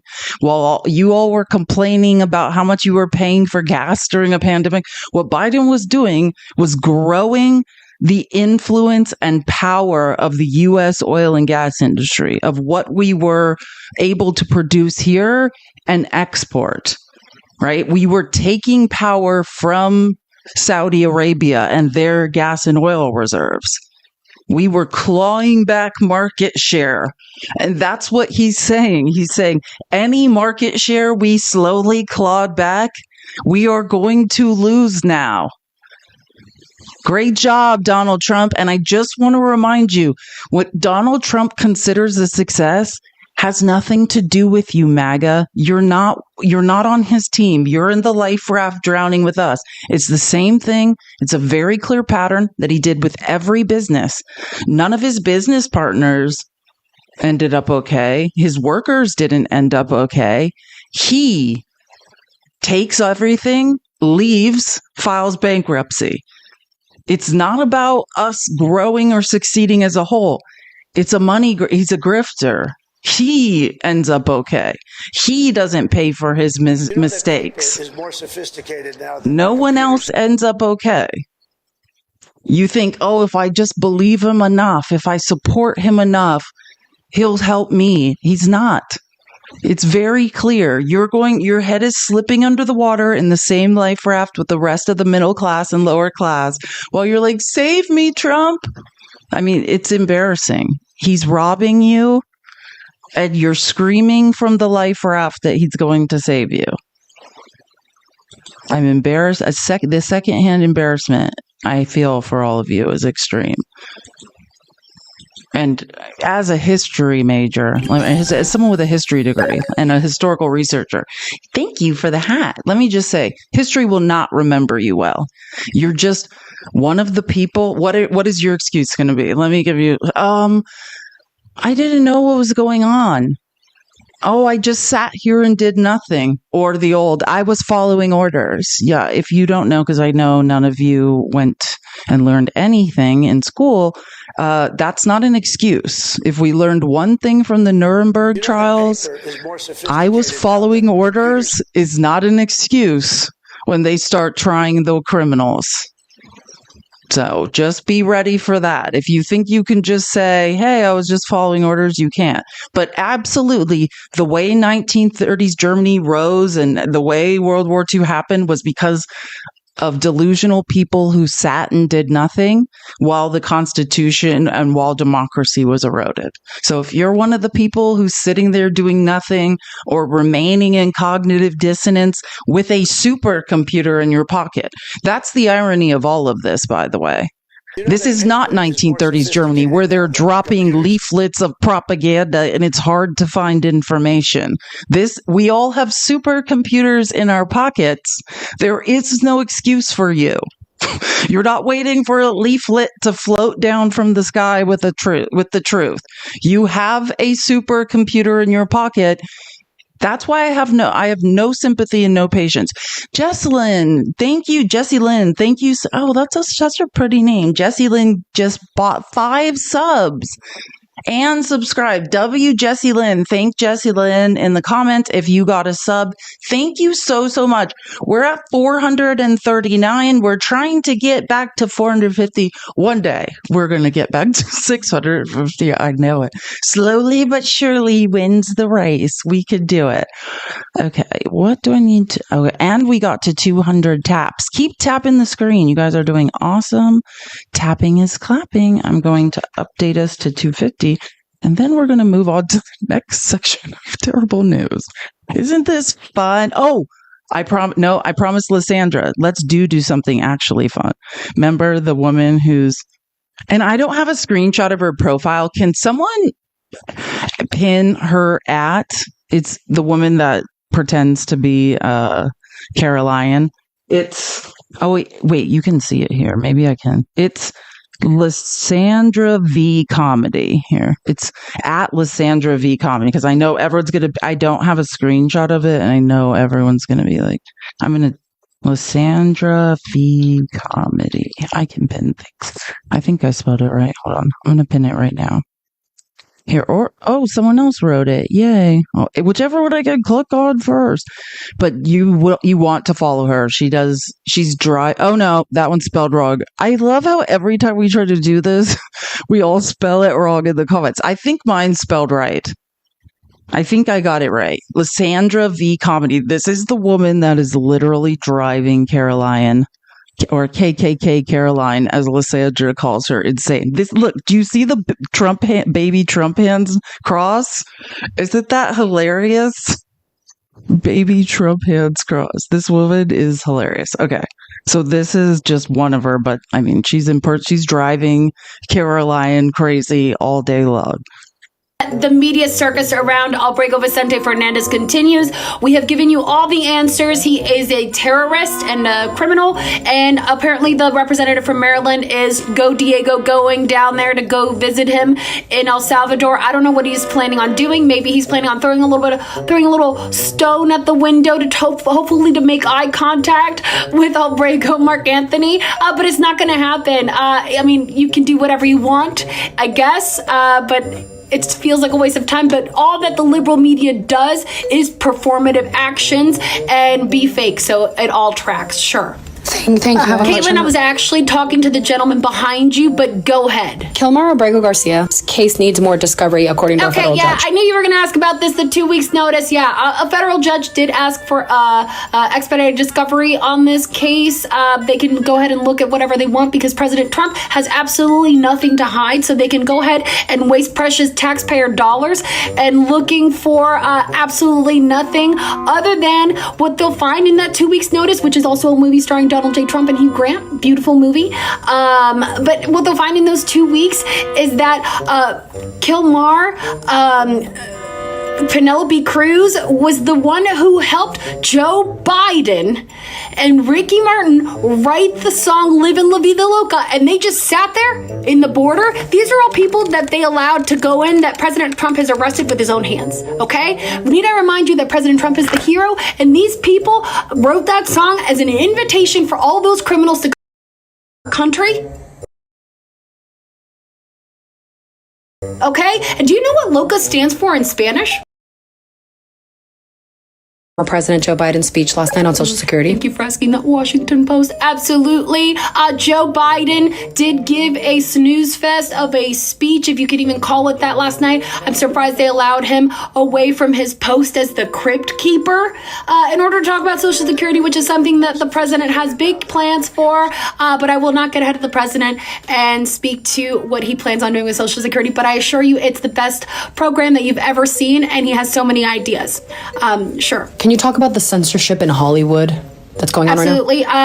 We are working on, the Department of Justice is working on suing the director of Home Alone 2, Lost in New York. We cannot talk about details, but he's trying to cut President Donald J. Trump's iconic role out of the movie. And then, if he does that, he will be staining a great name like Christopher Columbus, who only did great things. Sure. Can the president just please call China first? Okay, you people are obsessed with China. Anybody who wears something that's made in China is patriotic, because that was a U.S. company supporting a local business, a small business, which is China. They need us.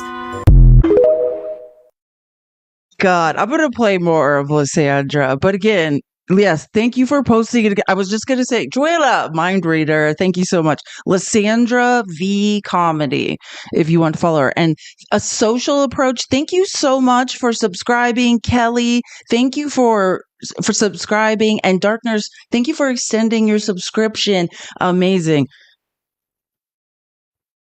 Did you see Matt's comments on Northern Iowa news websites? Matt's comments like underneath it? No, I mean, I don't right now know what you're talking about, but this is I assume you're talking about USMC Angry Veteran. So I'm going to use this opportunity. Thank you for reminding me, because I need to remind everyone. And everyone do your heart me's as well. Keep tapping the screen. And if you're confused how everyone's subscribing, it's that star in the bottom left-hand corner of that gold star. That's what it is. I just learned that from Joanna like a month ago. I could look at something for a year and have no idea what it is.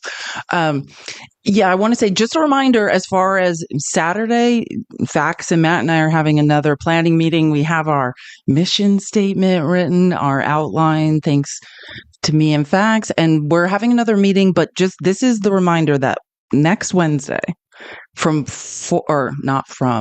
said it wrong again. Next Wednesday, which is the 23rd of April, we're doing a night live. Me, Matt, and Steve. So Facts Still Matter, USMC Angry Veteran, and myself will be doing a live to discuss what we're trying to do. I've talked a long time about how we wanted Joby. I was just about to do a speech. Joby just bought 10 subs again. Joby won, and thank you, Joby, for supporting me during the debates from hell yesterday. I also appreciate you being there. Sorry, Nabila, I'm getting there, I promise. I just want to say W Joby, and thank Joby in the chat, Joby.1, if you got one of the subs. So it's 4 p.m. Pacific time, 7 p.m. Eastern, and we're planning like 7 to 10 or 4 to 7. So it's going to be, I don't know, that's what we're planning, about 3 hours. So I'll probably do my live on Wednesday for about a little bit shorter. It won't go like 5 hours, probably be 2 to 3 hours. And then, so we'll talk about it then, but this all stemmed from, Fax and I were saying we need to do some virtual town halls or start thinking about how we can get involved in the midterms and not wait for other people to do it or helping PACs, but just like prove the concept, prove like the power of, this amazing community we have here. And also for all of our sanity, we've all been looking to get involved in different ways. And I think, anyways, and then last week, or as of last Monday, when Trump, yeehaw, thank you for the hat, when Trump decided to just completely, deny reality and started saying that the Supreme Court ruled 9-0 in his favor, I think we all felt an extreme sense of urgency and just there's no point in waiting for the midterms, right? Like, I mean, it already might be too late, but if, like I've said many times, we are all going to go down swinging, and anything we can do, we need to do now, all of us. Right. So every weekend, I would say, or just tomorrow, there are the No Kings protests. 51, I think, is having some protests. And this is going to be like virtual protesting, essentially. And so we'll give you more information on Wednesday. Matt Fax and I have a meeting on Saturday to talk about this more, but just block it out in your calendar. Wednesday, the 23rd, 4 p.m. Pacific, 7 p.m. Eastern, probably 2 to 3 hours. Exactly. Someone just said I emailed the Supreme Court today. Great. And I say this and I mean it. And we'll talk about this on Wednesday. We should have reminders in our calendars. It doesn't matter how many times you contact your representative, keep doing it. They have to legally read that stuff. I mean, they should be underneath a mountain, and we are making a difference. And I'll get to that later, but we are forcing change. Like, we cannot let a day go by. I contact at night when I'm sitting in my bed and I'm angry and anxious, I'm just like, and every rep in Arizona is about to hear from me. And once you have their information saved and you know how to email them or fax them, like I said, you don't need a fax machine to fax these people. There's apps that can send them faxes. Just inundate them with annoying paper like Chrissy and Joanna did, like in Arkansas. So anyways, we'll talk about a lot of different things on Wednesday, but hopefully this is going to be the start of something good and people feeling like they can make a difference. But yeah, we can't wait till the midterms. We can't wait a month. We probably shouldn't have waited. No, we definitely shouldn't have waited this long. So again, Wednesday the 23rd, Matt, Fax, and I will be having a live and yelling a lot. But hopefully this is going to lead to a lot of opportunity for us all to feel a lot less helpless. Okay, I want to, going back down here, I have so many, okay, here we go. I have so many different Rachel Maddow clips I need to show. I'm just thinking about where I want to start. Okay. I got that. Okay, I'm going to start here because I think this is super important. I can't miss it. Okay. I've talked about this guy before. I just want to be very clear. If you don't know who Ed Martin is, it's very important to know who this whack job is. I was playing. Oh no, I sent it to Matt. I can't really play it on the internet, but a clip recently surfaced, and this is new, right? So I'm about to tell you something horrible. But if you don't know who Ed Martin is Trump's nominee, right? They ousted any lawyer that had any integrity. I'm so sorry, Leanne. Thank you for the $15, Leanne. She said, happy Friday to the smartest person I know. Thank you so much. I appreciate it. So anyways, Ed Martin is the nominee, but the acting head right now of the DC DOJ office. This man has extreme amounts of power. I was sending Matt a clip and Steve a couple days ago. I found of him at basically, a group that supports Schindler, him giving a speech there. I mean, if anyone has seen the show Party Down was this amazing show that was on Stars, and it was about these people who wanted to be famous in Hollywood, and they were caterers. And if you go back and watch it, it's all most of these people are wildly famous now. It's like Jane Lynch, blah blah blah. Anyways, and they've done a remake, right? They've brought back that show and they made like 5 more episodes. And one of the episodes, there's this episode on the new Party Down. If you don't know, they made 5 more episodes recently.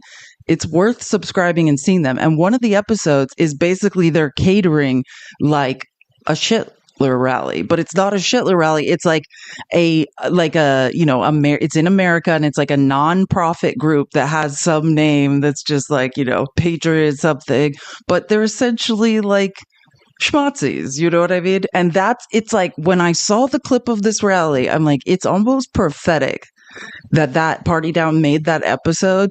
And then it looks like he's there at that episode. Yeah, it's like alt-right. It's just like one of these alt-right nonprofit think tank groups that's professing all of Hitler's principles. And there's like a 5-minute clip of Ed Martin speaking at one of these. Anyways, and on top of that, The Intellectualist is reporting that Ed Martin appeared over 150 times on Russian state media.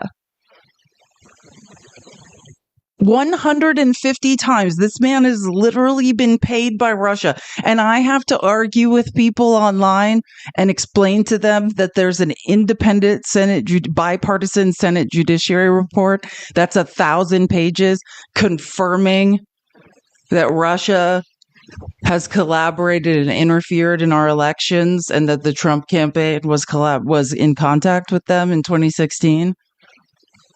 Again, I said the Trump campaign. I didn't say Donald Trump. So make sure that is distinct. That's why Paul Manafort was in jail. But again, this is the man that's now running. And it's not just that. I mean, I could list things. This man was at J6, at J6, like you name it. Here's the guy running the Washington, D.C. DOJ office. Ed Martin, interim U.S. attorney under Trump, has appeared over 150 times on Russian state outlets RT and Sputnik. His commentary often echoed Kremlin narratives. Well, he fits perfectly in with the conservative base. You guys, let me help you. If you think you have an original thought on Russia, why did we ever think Russia was the enemy? You are just parroting propaganda. You guys are just literal parrots that could sit on my shoulder. They are not original thoughts. They are thoughts that have been reverse engineered into your heads. When I say that, I mean, I used to work in advertising. That used to be what I did for a living. You have been propagandized and you don't know. You think that you discovered Russia's not so bad. I mean, yeah, just all facts are to the contrary. Drawing criticism for amplifying foreign propaganda while holding a top federal legal post. And here's the thing. I don't know if I screenshotted it. I hope I did. But by the way, when you're a nominee, or you might take over a huge job, like being in charge of the Washington, D.C. DOJ office, you have to disclose types of things like this. Like, you have been paid by Russian state media to appear there over 150 times. Let me help you. He never did. He lied about it. This is a man beholden to the ethics of the bar who never disclosed any conflicts of interest. You have to disclose, like, hey, one of our number one enemies, I've been working for them for a long time, spreading propaganda. He told no one.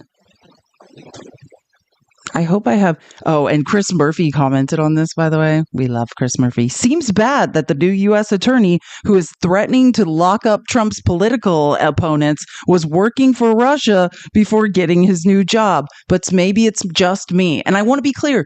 He wasn't just working for Russia. He wasn't telling anyone.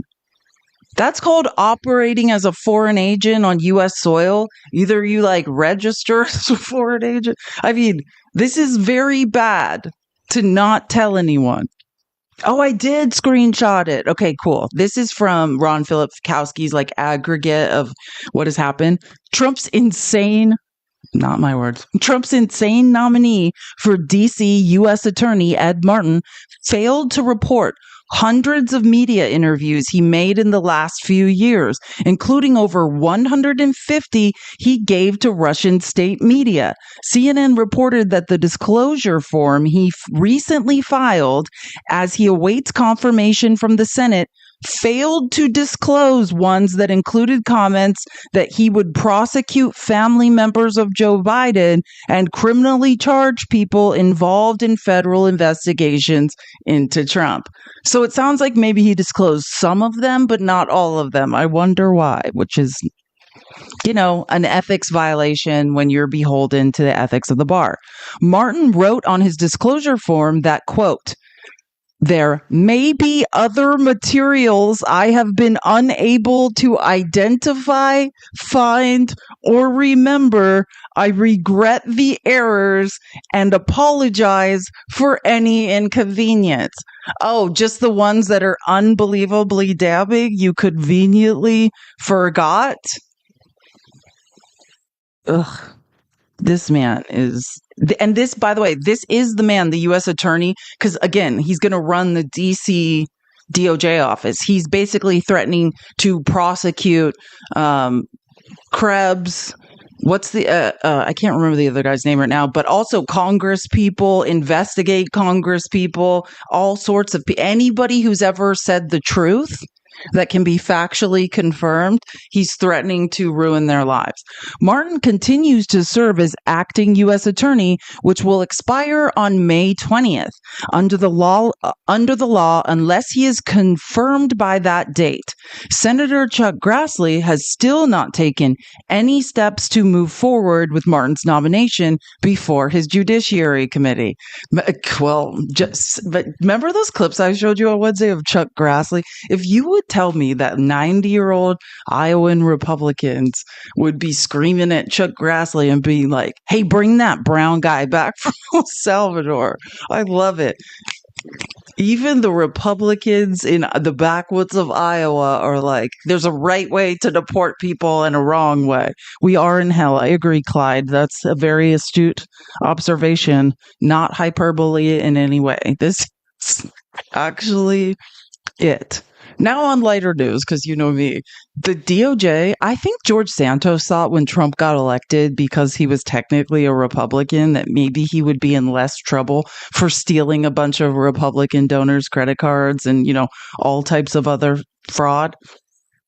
DOJ says George Santos's recent tweet suggests he's not remorseful for his conduct and deserves a significant jail sentence. If you don't remember, he's kind of on a little pause. The way he's not in jail already and hasn't been sentenced is because he started oh my God, I almost forgot what it's called. What's that app called where famous people you could pay them, they make you a little video? Cameo. Yeah, George Santos showed the court proof that he was making a bunch of money on Cameo and stuff. And he was like, if you let me stay out of jail for a couple more months, then I can pay back all the money, which actually I agree that's a good idea, because how else is he going to be making money? So he's like, oh, I have this podcast and I'm making money on Cameo. Yeah, I've played clips of his podcast on here. And so he's like, just let me. But I think most of his money comes from Cameo. And he's like, just let me stay out and I'll have all the money paid back. So that's why he's not currently in jail. But look at this. This is the court filing. These are they actually put his tweets in the court filing. That's the name of his podcast, Pants on Fire with George Santos. No matter how hard the DOJ comes for me, they are mad because they will never break my spirit. They're putting these in court documents to use to sentence him more heavily. Oh, did you think Trump? You have to pay for a pardon, George Santos. Maybe you didn't. Maybe you didn't save your Cameo money for the right things. No, I don't think the conservatives are going to save you, George Santos. There's too many things about you I don't think they're very appreciative of. But I do love that they're... Wait, I think there's one more. Look at this one. In ensuing comments, Santos denied conduct that is specifically contained in the PSR and to which Santos has not objected. They're saying he pled guilty and he's online denying the reality of his crimes. God, did you use campaign fund buying Hermes?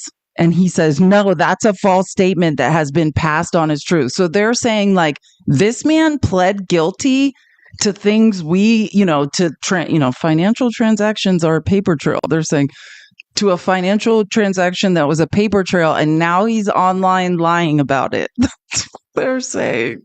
Uh-oh, somebody's going to jail. To the same, probably the Steve Bannon, Peter Navarro white-collar jail. I mean, it's not going to be a thing, but just saying, George Santos is in trouble. Okay. Do you guys remember how I was saying as people start standing up to Trump, like if you asked me what's the most important thing we need, and I was like a legal defense fund. And I was talking about, and back when I did lives with Jay, I started doing this like investigation. I was following a bunch of money that was like moving into a nonprofit. And it turned out that it was a legal defense fund. Like there's hundreds of millions of dollars in a fund. So if and when you are one of these sycophants that is defending Trump, and you have to face legal charges, that they will help you with it. And I was like, that's what we need on the left, because people are going to lose everything. Federal workers, like think about the whistleblower that just came out from the national, the tech guy from talking about the huge exfiltration of data from the National Labor Relations Board. All of these federal workers, many people probably have information, but they don't have the backing or the resources to deal with this when they are tormented for the rest of their lives. Well, I thought, and again, it's not for creators, because I think that's what we need, though. We need billionaires. We need people with money that support the left to help make legal defense funds and start defending people. And again, this is just my opportunity to again remind you, and I'm going to start doing it daily. If I disappear, please come look for me. Just side note. But they are and have formed a legal defense fund for federal workers who are whistleblowers, so that they can come forward and being like, like they can say the truth. So this is great. This is a great starting point. May I also introduce you to the Federal Workers Legal Defense Network.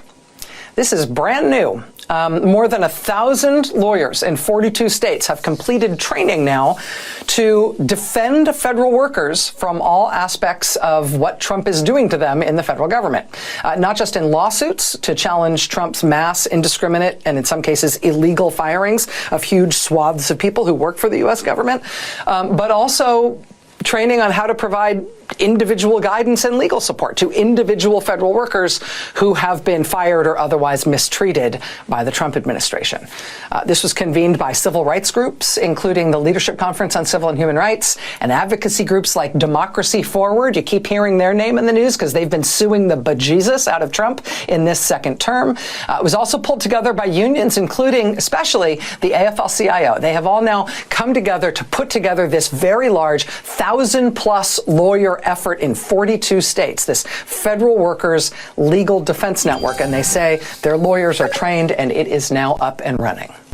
May I also introduce you to Love this. And now we just need to expand this more and more. And like, maybe I should start, someone said I should start a nonprofit. Yeah, that's a lot of paperwork and responsibility to run. Actually, then I need an accountant. But like, that's essentially, maybe there's a lot of directions we can branch off in. But that's what I'm saying. Just attend the live that Matt Fax and I are doing.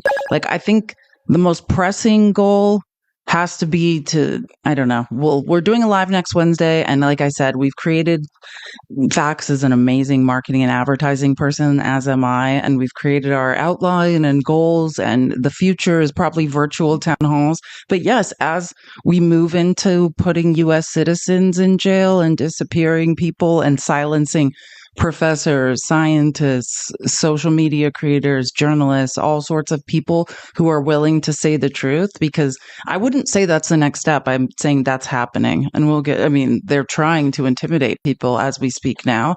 And eventually, and I'll get into this as well. Remember, I told you about that guy from Vermont. I was talking about how they had like a whole plan for that guy. He had contacted Becca Balint. I was playing a clip from Becca Balint on Democracy Now! Who was talking about this. And Bernie Sanders. They had like a text chain of everyone who knew him. There were professors like working, and they all, before he went into that interview. If you don't know, there's a man from Vermont, and the way they're sort of gathering people, I guess, who have opinions they don't like, is they told him, "Oh, we're gonna prove your citizenship. It's your final interview. Just come in for this interview." And he was terrified and really scared. So they came up with this whole contingency plan. They did grab him, and it's a really bad situation, but it's kind of an example. Maybe I'm trying to think of what order I want to go in, because No, we'll get to that. We'll get there. I have pieces on it, but I want to just go in order. And we'll get to talking about all of the ways Trump is attacking democracy. But yes, I'm always thinking about how legal defense funds can be created for creators. Maybe that is one of the next steps. And it's just, if you have access to people who have money, like, you guys know Tony Boyardi. I literally texted him the other day, the guy who owns like Chef Boyardee, and like we argue. I mean, most of the time I text Tony, it's to tell him I hate something he said on the internet. But I was like, hey, if I disappear, please don't let me disappear. And he's like, why don't you tell someone else? I'm like, because I don't know anyone that has as many resources as you do. Could you please not let me be taken? And he's like, I'll think about it. I was like, because that's what I mean, if you really think about the truth, that's why I say we need huge legal defense funds and then people with extra capital, because it would be tax deductible if they donate to a nonprofit to donate to them, because we can all, and we need people to make noise. That's just one tier of it though. Like we need people to protest when someone disappears or when creators start disappearing. But then as far as the legal work, either you have like, oopsie, sorry, my cap just fell. What Rachel Maddow is describing is like, what am I trying to say? Pro bono. Sorry, I couldn't remember the Latin. Pro bono, free legal work, like a group of lawyers, a network of 1,000 lawyers who are going to donate their time to protect and help do the legal work for federal whistleblowers. So you could do it that way. You get lawyers to do pro bono work, or you need huge sums of money to pay legal firms that won't do it for free. I've thought about this a lot, like, because how much more likely or how much more brave would people be? And I'll get to this later. Like Lisa Murkowski, the senator from Alaska, was speaking at a conference in Alaska saying, I am terrified. Like I receive daily THREATSs about me and my family. Like it's like, I think a lot of us would be a lot more likely. Well, yeah, someone said attorney diet. Yeah, my brother is a very big corporate lawyer as well. Like the same place Mark Elias came from, Perkins Coie, that Trump's after, and one of the only law firms to stand up to Trump. That's where my brother also came from. So I've thought about this for a while, but I think the most initial thing is like, I'm less worried about my safety and more worried about making as much noise as possible, which in the end could be bad. So maybe both things need to be happening, or maybe someone else with some more time. But yeah, all I can say is I am trying to do as much as I can and come to the live next Wednesday night, 4 p.m. Pacific, 7 p.m. Eastern, that Matt and Steve and I are doing. And we're just going to talk about the next ways we're going to make a lot of noise. Because, I mean, I have no dependents. You know, that's what kills me about Kilmar Abrego Garcia. Thank you for the hat. It's like, no one's going to miss me. I mean, not a child that needs me. So if anyone could survive in prison, it's going to be me. Every tyrant in history, going back to, Julius Caesar, has tried to get rid of learning, get rid of books. The Nazis burned the books.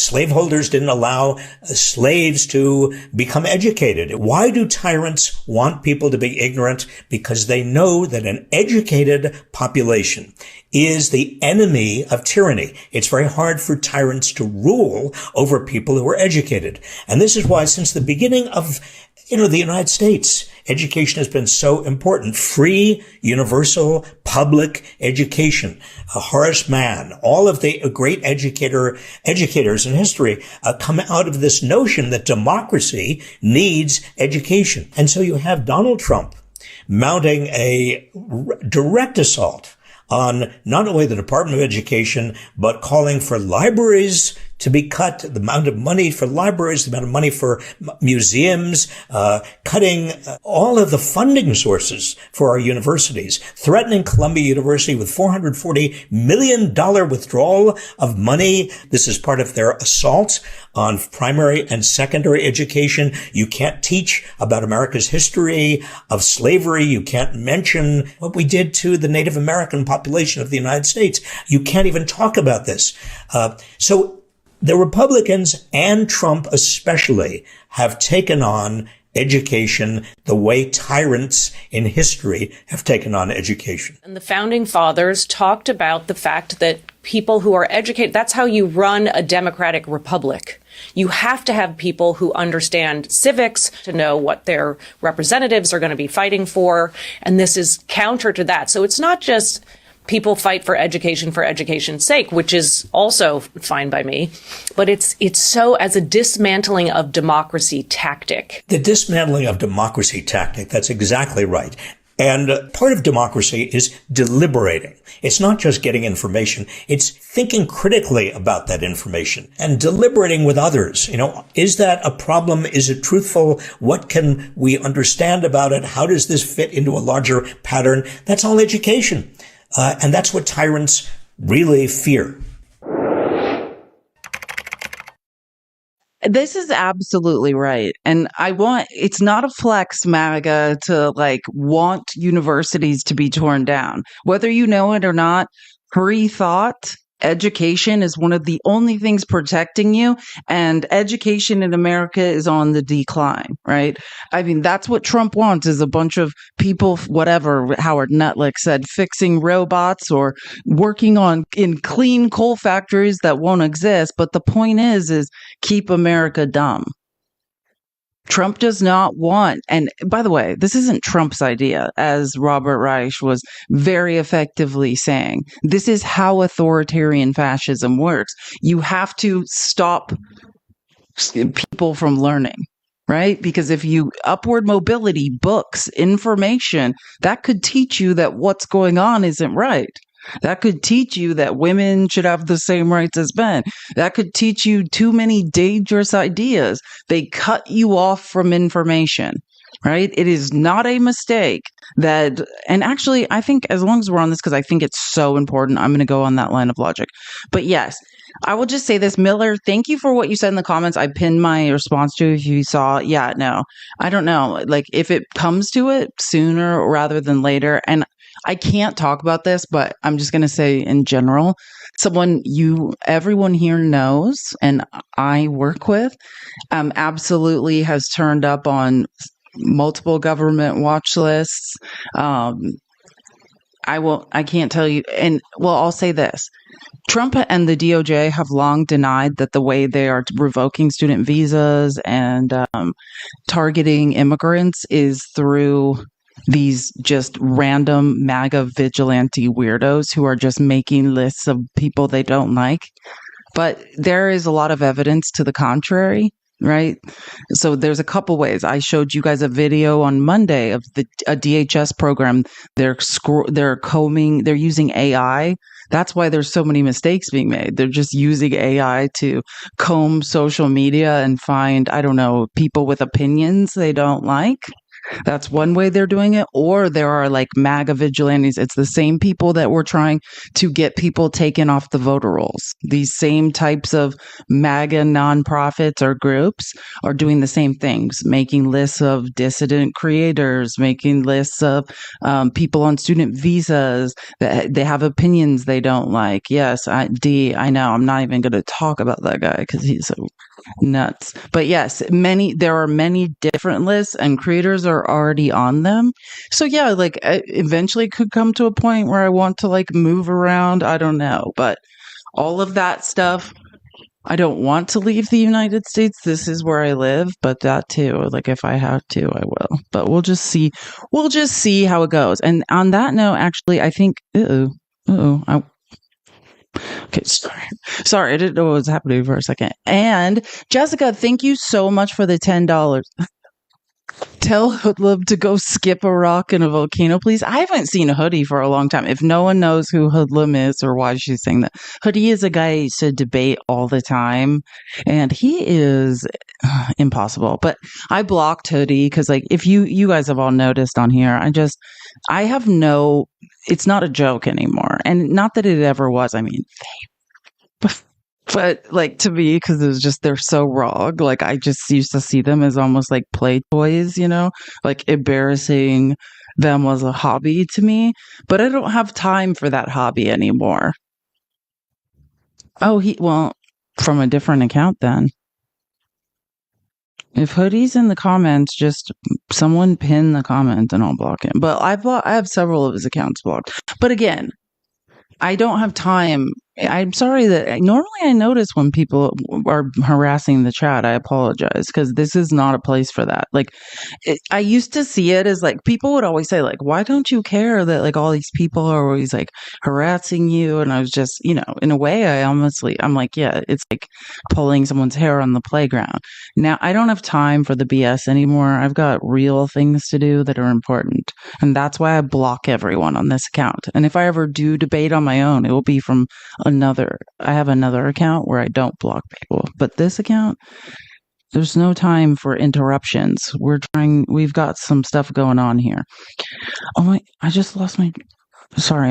Yes, the Chris Murphy thread. So Chris Murphy made this amazing thread and I was going to save it for the end, but it goes along with what Robert Reich is saying. And and again, Trump is not, no one in here is in any danger of thinking it. Trump is not a genius. He didn't come up with some novel idea. He just is like the way he constantly said, I love Viktor Orban. I love Vladimir Putin. All he did is just take the classic How to Be a Strongman handbook and enact it in the US. That's it. That's all he did. And then get other people who have brains to find loopholes in laws, and write Project 2025 as like the legal loopholes in which to clamp down on power. He never had an original thought in his mind. But it's important to understand how he's clamping down on power. And when Chris Murphy makes these threads, I love them. And this is a particularly good one. So the Trump Supreme Court battle is not really the crisis, which I absolutely agree with. The crisis is here now. Trump is enacting an insidious coordinated attack on our institutions of democratic accountability, designed to creator democracy before next fall. Okay. 1, a long thread to explain how we plan to stop it. So this is the first thing in the thread. And this thread is in the outline, and I'll find it while we listen to this clip, and I'll just send the start of the thread to everyone because it's really good and we should all have access to it or be able to send it to other people. Information is now the highest form of power.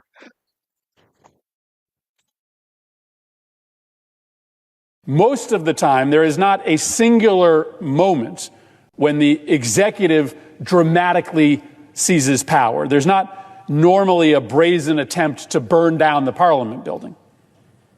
No, instead, democracies die when gradually, often quietly and methodically over time, the structures that hold the executive accountable for corruption, for thievery, for wrongdoing are dismantled. There are 4 institutions that the regime attacks, and attacks relentlessly until those structures of accountability are so disintegrated that even though elections continue to happen, the same party or the same person wins power election after election.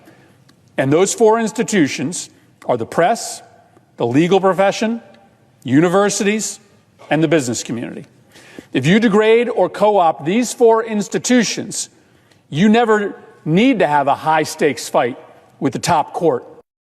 Most of right? You don't even need to bother with the Supreme Court. And honestly, we can't count on them anyways. Like, they might be complicit. We don't know, but they're not going out of their way to stop any of this. We can be sure of that. If John Roberts we're in this situation because of John Roberts, not in spite of. John Roberts created the situation we're now in.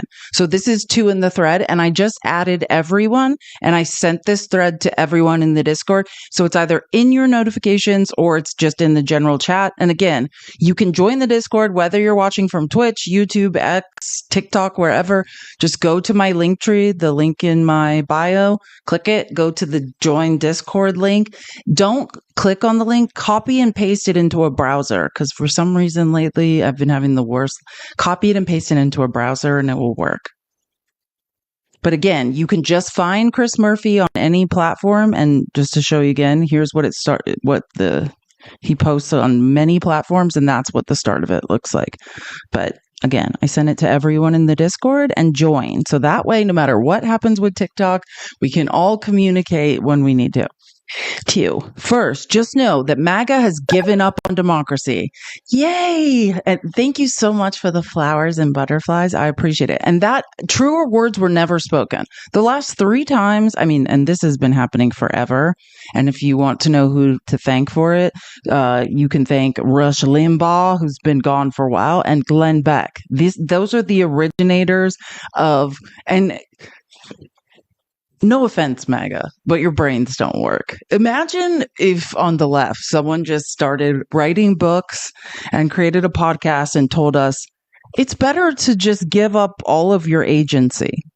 And we just sat there and said, yeah, that makes sense. Let's give up all of our agency and power in a democracy. We would never do that. But you know who did? MAGA. Literally, Glenn Beck's like, this isn't even a democracy. This is a constitutional republic. And let me help you, MAGA, because I know you don't get it. A constitutional republic is a literal form of democracy. Surprise! I can't believe that you guys can't make that connection, but that's fine, right? I don't get it. We have some direct democracy in America. That's what we have in state elections, right? And then we have some like indirect democracy, right? Where we elect people to vote for us, like the House of Representatives or senators, right? But we have both in this country. And the fact, but anyways, the idea was Glenn Beck and Rush Limbaugh started this insidious movement where they said, the problem with all of these liberals is they believe America's a democracy. This isn't a democracy. And that sounds good to MAGA. Like what they're saying to you, MAGA, is, hey, you can trust me. We're the ones robbing you. Just give us all the little bit of power you have left. And you guys were like, great. No brains. Thank you. WTF were you thinking? Love the name. Just subscribed. WWTF. Thank you so much. I appreciate it more than you know. Keep tapping. We're almost at 300K. I see the tapping and I appreciate it immensely. So again, it is true. MAGA has given up on democracy. I don't know. Do you guys remember a couple weeks, not a couple days ago, but the week before? And I was like, oh, Fax is debating. Let's all go watch. And that guy who was dead serious was like, I want a king in America. He's serious. This is how they've been brainwashed. Wish it weren't true, but it is. They would rather MAGA rule forever than run a fair election where a Democrat might win. There isn't some vengeance campaign. It's a brazen effort to end democracy. And if you want to read more about this, here is the article that he is linking to. You can screenshot this. But again, you do need either a subscription straight to Rolling Stone, or if you have Apple News, you can get Rolling Stone articles for free. If there's other ways, I don't have an Android, so I don't know. Inside the anti-democratic movement that restored Trump to power. And this is exactly what I'm talking about. And I don't know, I haven't read this article personally, but it's an excerpt from Money, Lies, and God. Oh, I didn't even notice this.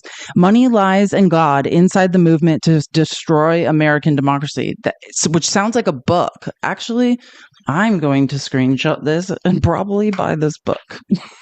Sorry, you do me. I love a book. I read like 5 books. Okay. And then you might remember this. Remember the day that I had to take my dad to the dentist, and then I was like, I can't do it live. And then I was like at the dentist with him, and I was like, never mind. I will be live in a few minutes. I have something to talk about.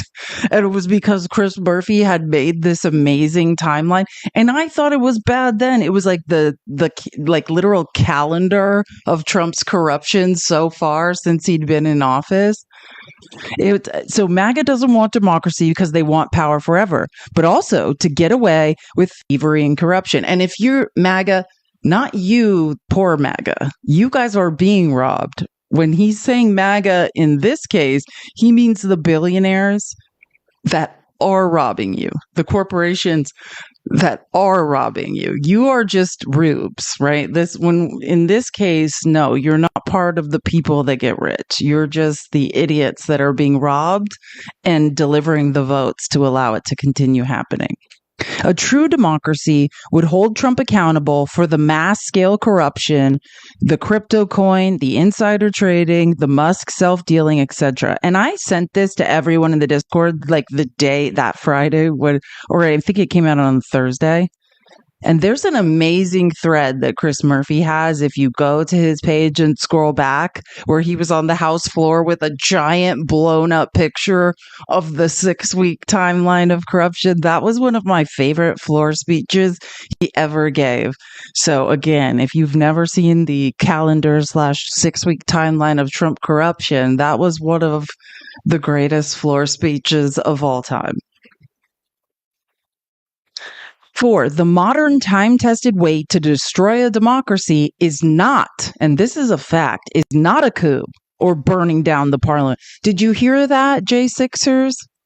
That was the most embarrassing thing any of us had ever seen, and people had to lose their lives because Trump wanted a distraction. How embarrassing. Trump wanted to try to scare Mike Pence into doing something, and you guys thought, I don't know what, by taking a shit and smearing it on the walls of Congress, I'm doing a revolution. That's what you all thought. That is quite literally asinine, and literally and figuratively. Is not a coup or burning down the parliament or a public confrontation with the judiciary. It's a slow, methodical campaign to weaken the structures of accountability necessary for the political opposition to win elections. This is a fact. And I always talk about this. Social engineering is how you tear something down.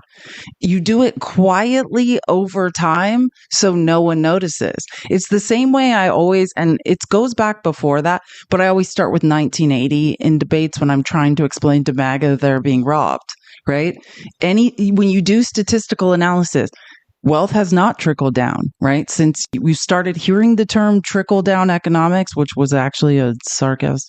It's like pulling yourself up by the bootstraps, right? But when you started hearing that term in 1980, the only thing that ever happened since then was trickle up economics.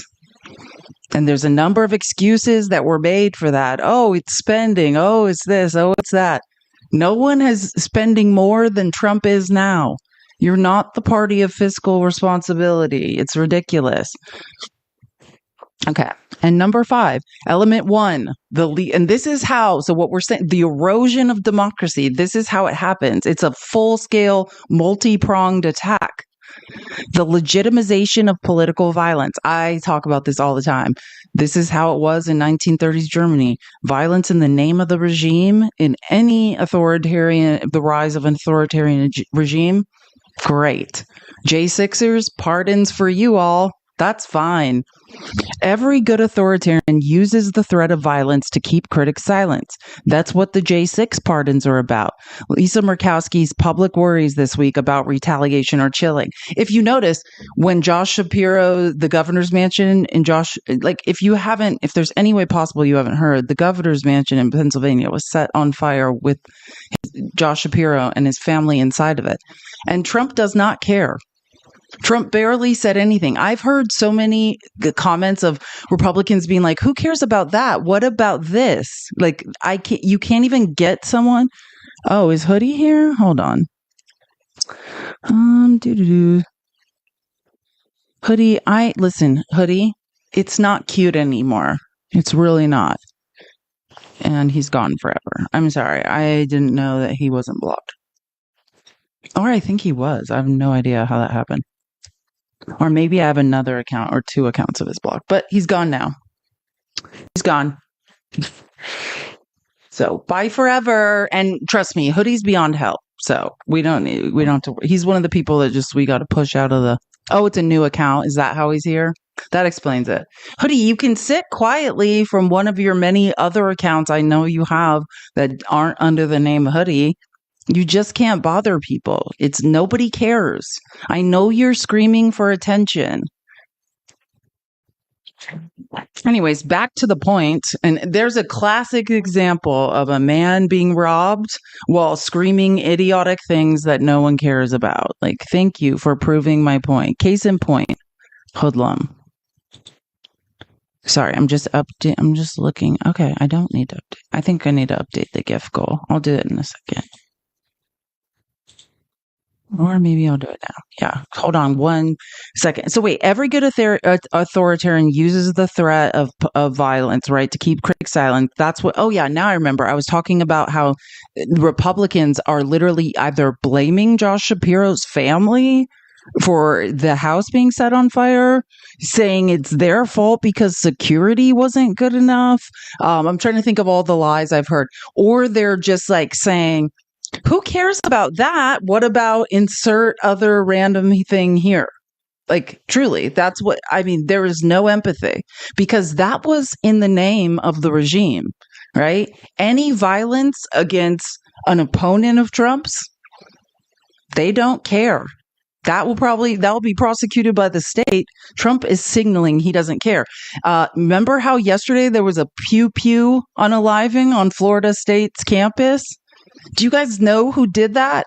It's a guy who's an emphatic Trump supporter, part of Charlie Kirk's Turning Point USA group. If you don't know, Charlie Kirk, he lives in Phoenix. His Turning Point USA group is meant to convert young men to Republicans, or young, it's to turn out the young Republican vote. Have you heard? They tried to ask Trump about it. He's like, oh yeah, whatever. It's awful. No one cares. I mean, that's who he was. He was a local sheriff or deputy's son who probably, because of red flag laws and things of that nature and other laws, couldn't actually get access to an AR or something like that and had to use his mommy's pew. And is anyone talking about it? No, because he was a Trump supporter. That's the reality. And I talked about this. Lisa Murkowski, who's the senator from Alaska that regularly kind of talks and stands up against Trump. Well, she was at a conference in Alaska just saying like how terrifying, or how terrified people are to speak out against Trump. This is from the Anchorage Daily News. We are all afraid. Speaking to Alaska nonprofit leaders, Murkowski gets candid on upheaval in the federal government. But this is where I'm just going to push back a bit, if I may, right? Are you afraid of violence, or are you afraid of losing power? Because I've heard her say this. Now she gets more specific and said she's afraid. But before, I've heard her say anyone who speaks out is going to be primaried. So, you know what I mean? It's like, yes, some of you may know, especially Republicans, right? This is a night of the long knives. The true believer Republicans, maybe you may lose. I'm sorry, you might not be one of 50 U.S. senators anymore. What's it worth? Is democracy worth that? Like, I mean, that, and to me, that's the situation I believe we're in. I mean, we are all in danger. Everyone in America. People with money and have spent 20 years in Congress are in much less danger than the rest of us, with no resources, no recourse. But anyways, here's what she said. Because I just want to be clear, and I want everyone to think about this, because if it sounds like I'm a little annoyed with her, I am. Same with Susan Collins of Maine. Same with all of them, right?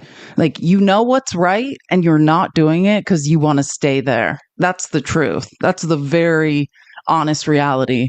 And your unwillingness to lose power is going to ruin democracy for us all.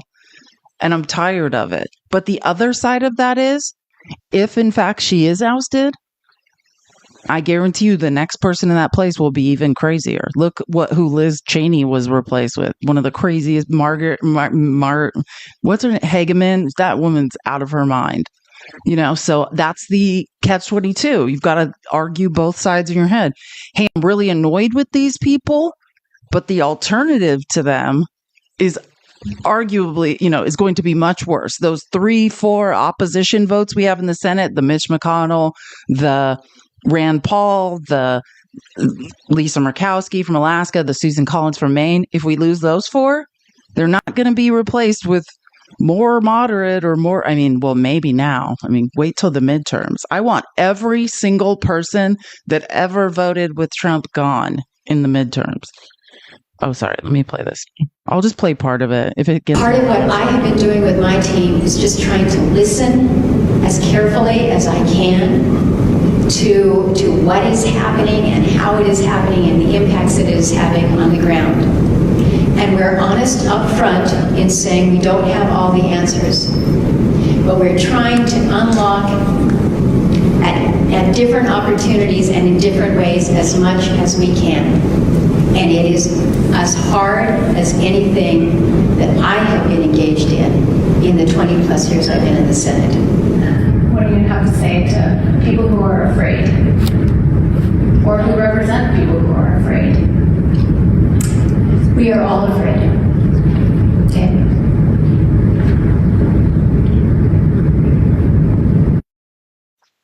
I'm sorry. I'm just having a moment of annoyance. Oh, are you afraid? Well, then if you're afraid, don't be in the Senate. We don't need people who are afraid there right now. But again, I know there's no right answer, because if we get rid of her, it only gets worse from there. But you are supposed to be protecting people. If you do not have the courage to protect your constituents from bankruptcy, from no access to health care, from financial uncertainty, from authoritarian takeover, then you should not be there.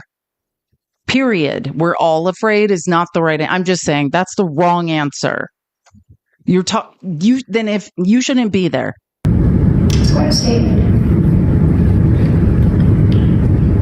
But we are, we're in a time and a place where I don't know, I certainly have not been here before. And I'll tell you, I'm oftentimes very anxious myself about using my voice,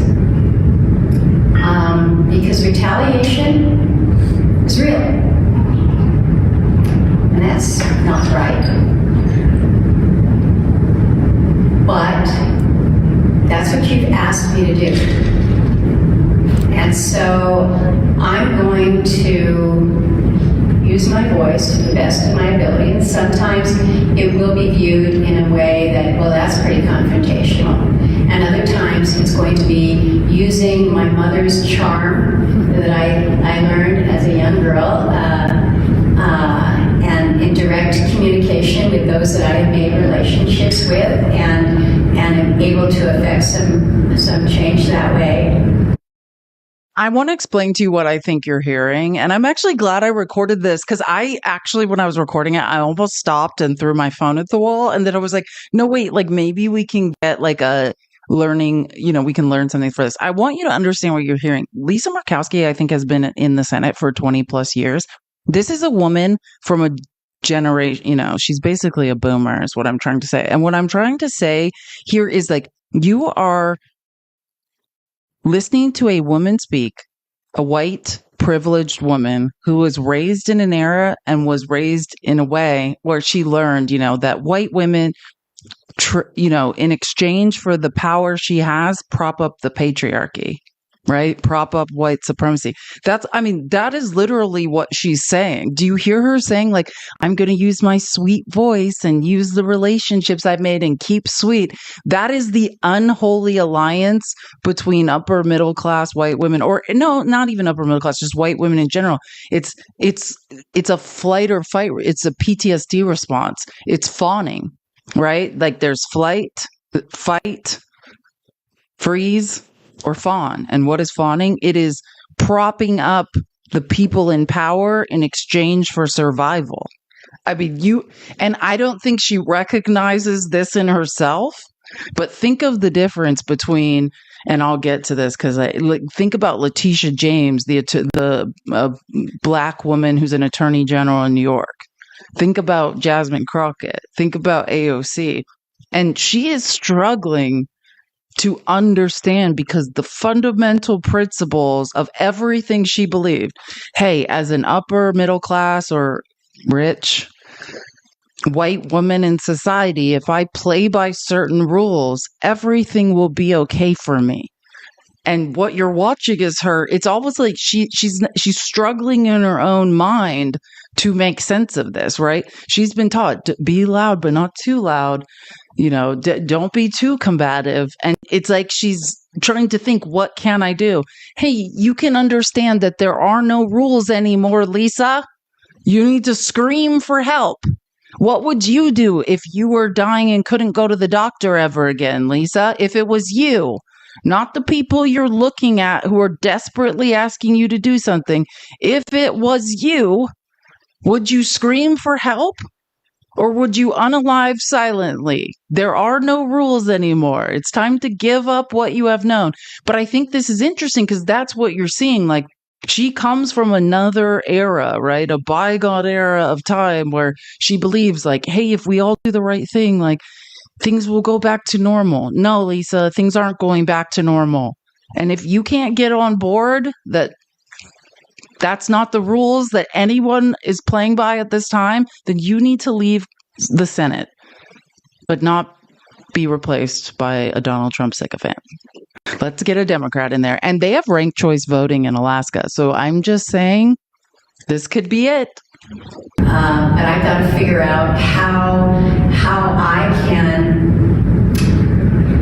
do my best to help the many who are so anxious and are so afraid. I've been in airports, I've been in meetings, I've been in hallways, I've been in my own office in Washington, D.C., where people have shared what has happened within their world, where they end up in tears because they thought that they were in a profession they'd given so much to and thought that they were doing well, and literally with no notice whatsoever are terminated and told that their work performance was not satisfactory, which was not true, and didn't know what was going to happen next. The fear that I have heard from people who have said, I'm afraid to talk to my coworkers about the status of where we are because Lisa, people aren't going to have food soon. People don't know what to do. People are being snatched off the streets and flown to other countries. Like, we're going to need you to get with it a little faster. Everything you've known, it's not going to work. Lisa's in you know what I mean? And this is the thing. Lisa's not a bad person, right? But when I say I'm not trying to be mean. Like, I have the biggest empathetic heart. It's just, there is no time. There is no time. People have to wake up. That's why it's just like, I don't have time to coddle people. I don't have time to listen to Hoodie say asinine things that no one cares about. There is no time anymore. Anyways, let's move on to 6. But I thought that was when I saw that clip that he posted, I was like, oh yeah. And it's like, well, here's the thing. Lisa Murkowski, listen, someone said she has no clout. I would say she's never had to operate in this way, right? People, we're saying like, why is it always Black women? Listen, they are the most marginalized group in society and somehow now the most educated, right? Like, and I act like I'm not one, I'm part Black, but like, because I sit in a place of privilege, right? Like, I consider myself multiracial, but like, you wonder where the fight comes from. If you're always on the edge of unaliving or being the next up to be disappeared or to lose or to not be able to go to the doctor, and then you don't like you learn to fight a different way. And what you're seeing is a woman who's never had to fight a battle like this in her life. She has no idea. She has never been equipped with the tools to fight. Like, for me, I was just like, oh yeah, my childhood has prepared me. That's why I'll just start a show. Like, that's why I created this show after I was like, I'm ready. I have these skill set. Let's go. Right? Some people, exactly, like some people were we were abused into this and we are ready for this fight. Other people have no idea what to do. And Lisa Murkowski has a conscience, is empathetic, but like you could just see it in her face. She wants to go hide in a closet. You know, and wait until it's over. Like some people aren't equipped for this fight. And that's what I'm saying. And what you need to recognize is if you think for 1 second you can wait this out and everything's going to turn out okay, you're wrong. I promise you. You're going to have to, it's going to get, you just have to be ready for it. And I never thought what happened to me in my childhood would be worth anything, but now I know it is because I know exactly what to do now. This is not going to go away.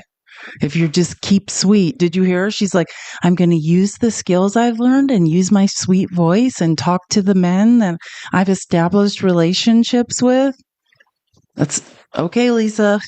You do you. But she is one of the only one of the only Republicans in the Senate who's regularly opposing Trump. And she's saying that gets scary for me. Right? But yes, it is gag. It's not going to work, Lisa. You might want to grow a spine. I'm sorry. I wish I could just download my brain into her and she'd be fine, but it's not going to work. Or also not fine. Anyways, element two, silence the press. Right? So Trump does this in two ways. First, co-opt the owners of the press. And we talked about this, and I'll talk about this more. Robert Reich made a video I'll show you in a little bit about, if you didn't see this, a couple days ago, a court declared Google a tech monopoly. When I say after I was a teacher, I went and made a lot of money in advertising. I'm talking about tech advertising. I'm talking about a huge social media company I'm not legally allowed to say the name of anymore due to contracts. But pre and post IPO, like my job was to reverse engineer, to sell advertising, to establish relationships with Fortune 500 companies and reverse engineer their ideas into people's heads. So I understand he's exactly right about this. Silencing the press, first you think of, oh, yes, they're attacking the press, they're defunding PBS, they're defunding NPR. No, step one is court the oligarchs. Think about how far he got with just bringing in the tech billionaires. That's the core of the oligarchy. And that is the window to the news now, right? If they wanted, they could turn off online news. How many of you are getting a newspaper? Think about it. If you control the door to the internet where people start searching, if they wanted to, they could turn off the news. So again, silence the press. Trump does this in many ways. First, co-opt the owners of the press, Bezos, Zuckerberg, Musk, etc. Second, through harassment, example, AP, Gulf America, PB, and then defunding, take money away from PBS, NPR, etc. And that's why I say the good thing about being a creator and the news with independent creators is because in a way we also are making the tech oligarchs money. So that, it's an interesting dichotomy. But if they want to at any moment, understand they can make anybody disappear. Right? You'll never be found again. Trump leads a dangerous and deliberate assault on the free press. I think that's pretty self-explanatory. Silence the protectors of the rule of law, right? Attack law firms. That's the next. In free societies, lawyers guard our rights. Despots when I say beholden to the ethics of the bar, that is what I mean. Your job is to defend people. I talked about this last week when my brother was graduating from Berkeley Law, where Robert Reich teaches. I remember sitting there listening to them talk about how it's not your job to just make $600 an hour, billable hour. It's your job to defend the rule of law in this country and to do pro bono work, meaning free legal work. If your ethical conscience calls for it, and if you need to defend the rule of law or defend someone who's a victim, then that is what your ethical conscience calls you to do. In free societies, lawyers guard our rights. Despots can more easily trample our rights if lawyers are silenced. That's why Trump is forcing the big firms to sign effective loyalty oaths. That's all Trump has done, is try to get people to pledge loyalty. Law firms made deals with Trump. Now he wants more from them. And by the way, there are several reports coming out about how these big law firms, Skadden and Weiss, that made these deals for $50 million in free legal fees with Trump, they're very unhappy with the choice they made and are looking for ways out of it. Which obviously, why would you? People like the best lawyers have left their firms and joined the firms that are standing up to Trump. They're losing lawyers. They're hemorrhaging money. They've lost all respect in the legal community, and they don't want to do work for Trump in any case. So they're like, I think I have this article somewhere, and I'll show you it in a little bit. Anyways, element 4, silence the universities, right? Silence the people that could defend us, silence universities, silence the press, silence politicians. 2 things happen on university campuses: youth protest and the guarding of objective truth. Amen. The guarding of objective truth. Neither are allowed in an autocracy.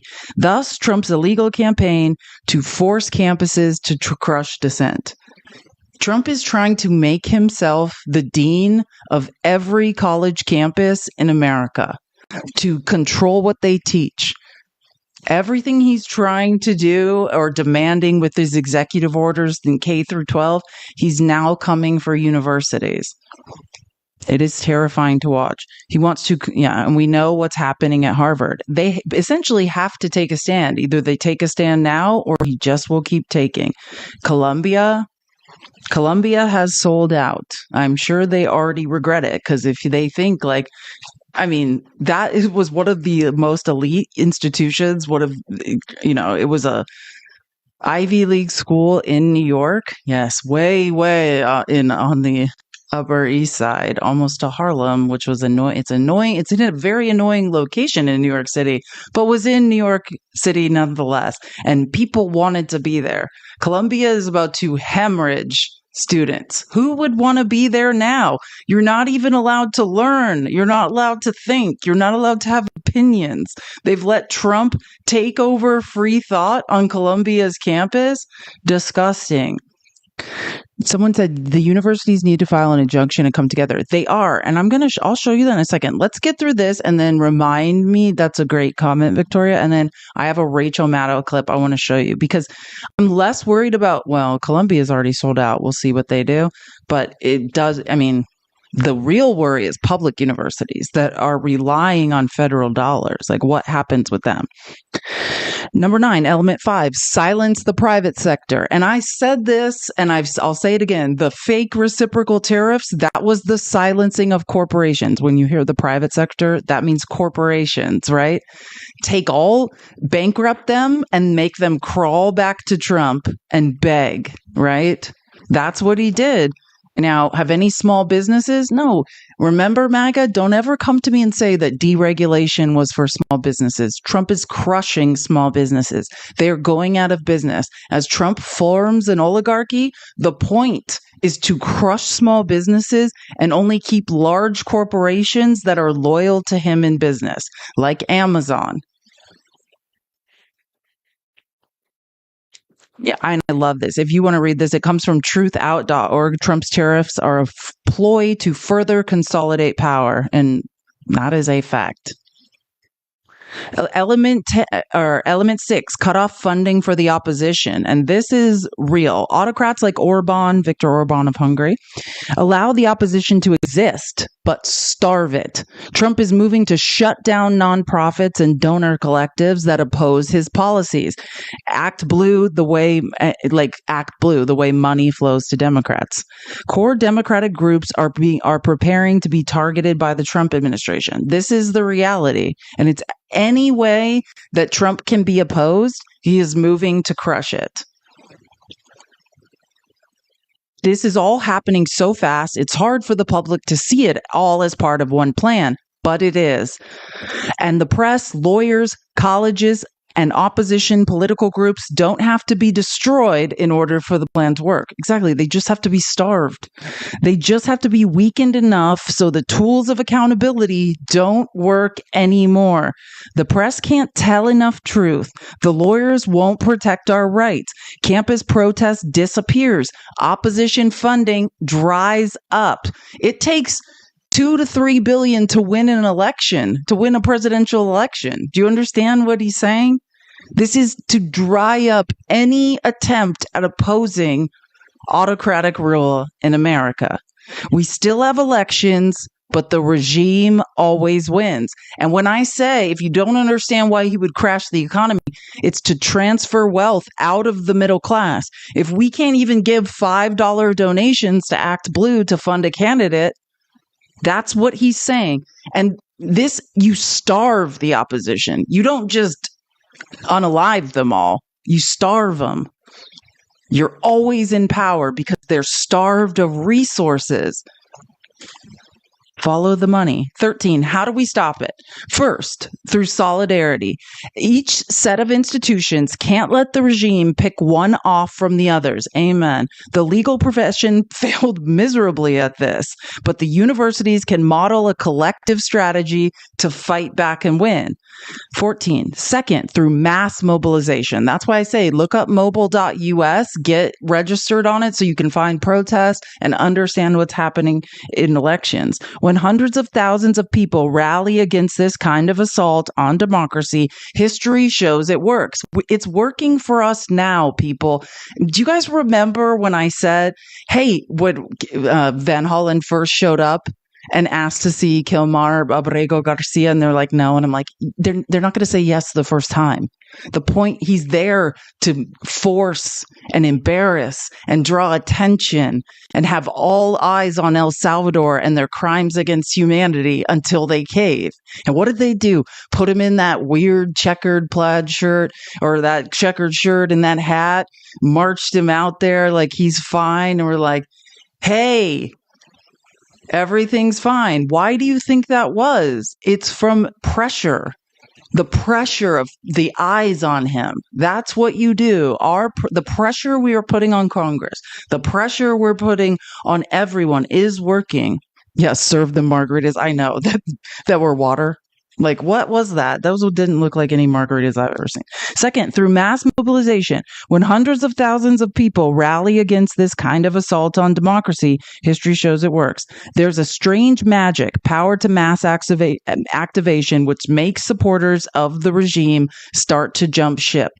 Every single Republican member of Congress in your state needs to know that if they don't grow a spine and oppose Trump, they are leaving Congress. Remind them every single day, grow a spine or you are leaving Congress soon, and we cannot wait. Third, through risk taking by political leaders, no citizen will take the risk to mobilize if leaders are playing it safe. Yeah, Lisa Murkowski. This means speaking daily truth to the regime and taking tactical risks, like voting against the CR, the continued resolution, or boycotting the State of the Union would have been. He's saying, now, in exchange for the work we're doing as citizens protesting, putting pressure on Congress, they need to show up too. 16, I believe those 3 steps taken together will arrest. Arrest means slow in Latin, Trump's assault. But if it doesn't, then civil disobedience. And this conversation will need to happen sooner than we would like. We still have the power, but we have less time. So again, I think that's a great thread and something to think about. And I've said this before as a teacher, but all of us have unique skill sets. If you're a lawyer or a paralegal, you can offer free legal work. There's ways that you can help. If you're like me and you have this huge background in marketing and advertising, there's a message we need to reverse engineer into people's heads. We have to combat the largest propaganda, disinformation, misinformation machine I've ever seen in my life. So if you have expertise in marketing and advertising, then I would think you've spent your whole life helping corporations manipulate people. Why don't you use your powers for good now? Now you could actually do something that doesn't make you feel bad. Keep tapping the screen. Thank you to the 2 people who are tapping. And also, let's tap the screen. Can everyone share the live with 10 people really quick? And then this is the end of the thread. So I'm going to find, I promised you that Rachel Maddow piece on, oopsies, sorry, universities like banding together. And this is important. I have a couple, but this is an important piece because, like you said, you're exactly right. No university is going to be able to stand against Trump singularly. And law firms should be doing the same thing, which I think they will now. The answer is not just to sell out because, like I said, that does not help. Selling out is not the answer. Trump will just take and take and take until you have nothing left. Oh, let me find this really quick. Thank you so much for the gift. I appreciate it. We are almost to 350K. It is Friday. I know our brains are like, what the F is going on? But I promise you it is important we go through all this. We need to. This is the fight of our lives. There's no weekend anymore. There's just, what do we do next? Sorry, I'm just trying to make sure. Is this the clip? Yes, found it. Found it.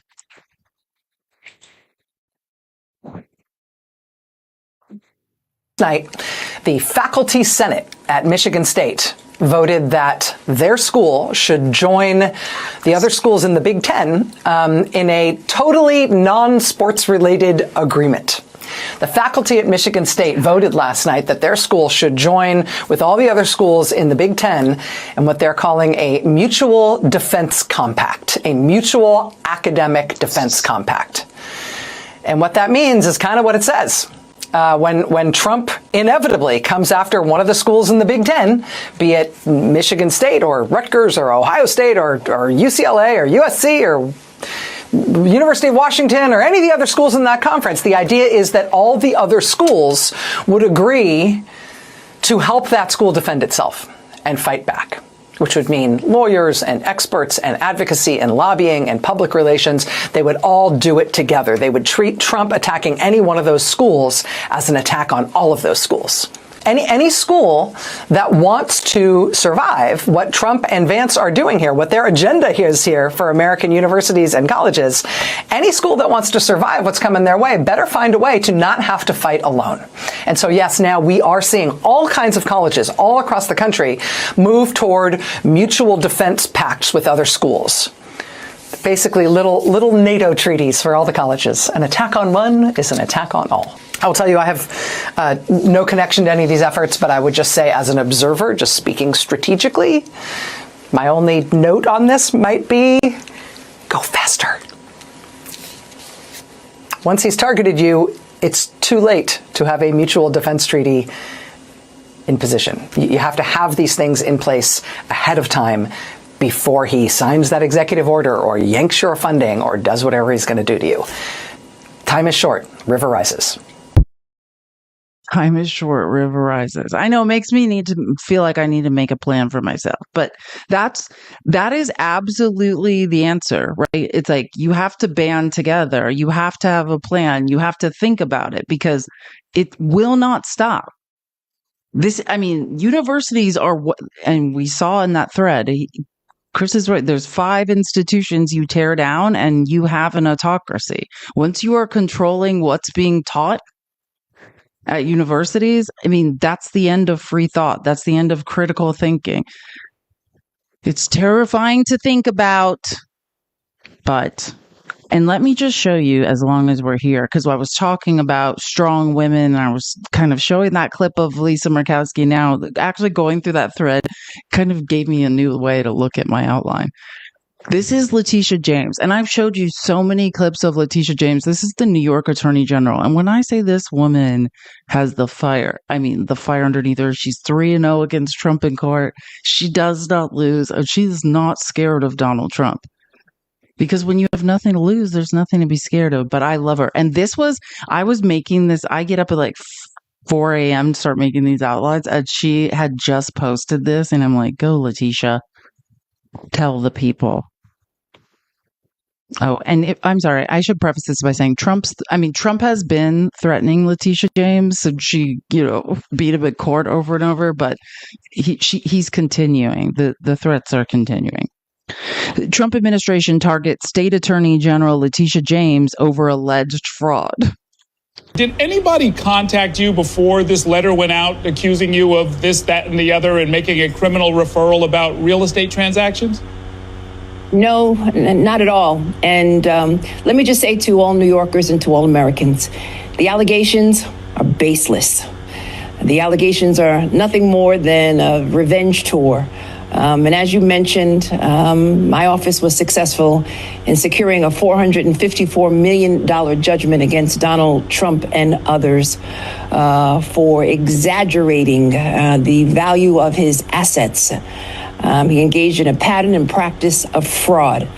And the interest is accruing each and every day while the case is on appeal in the First Department. It's important that individuals know that this is nothing more than the continuation of the tour. He went after law firms, universities, immigrants, women. Thousands of federal employees right now are unemployed. Our government is in chaos and in disarray. Medicaid, Social Security, CFPB, and the list goes on and on and on. And as you know, as you mentioned, each and every day, my office is leading the fight against these executive orders, which have no legal import at all, have no legal significance.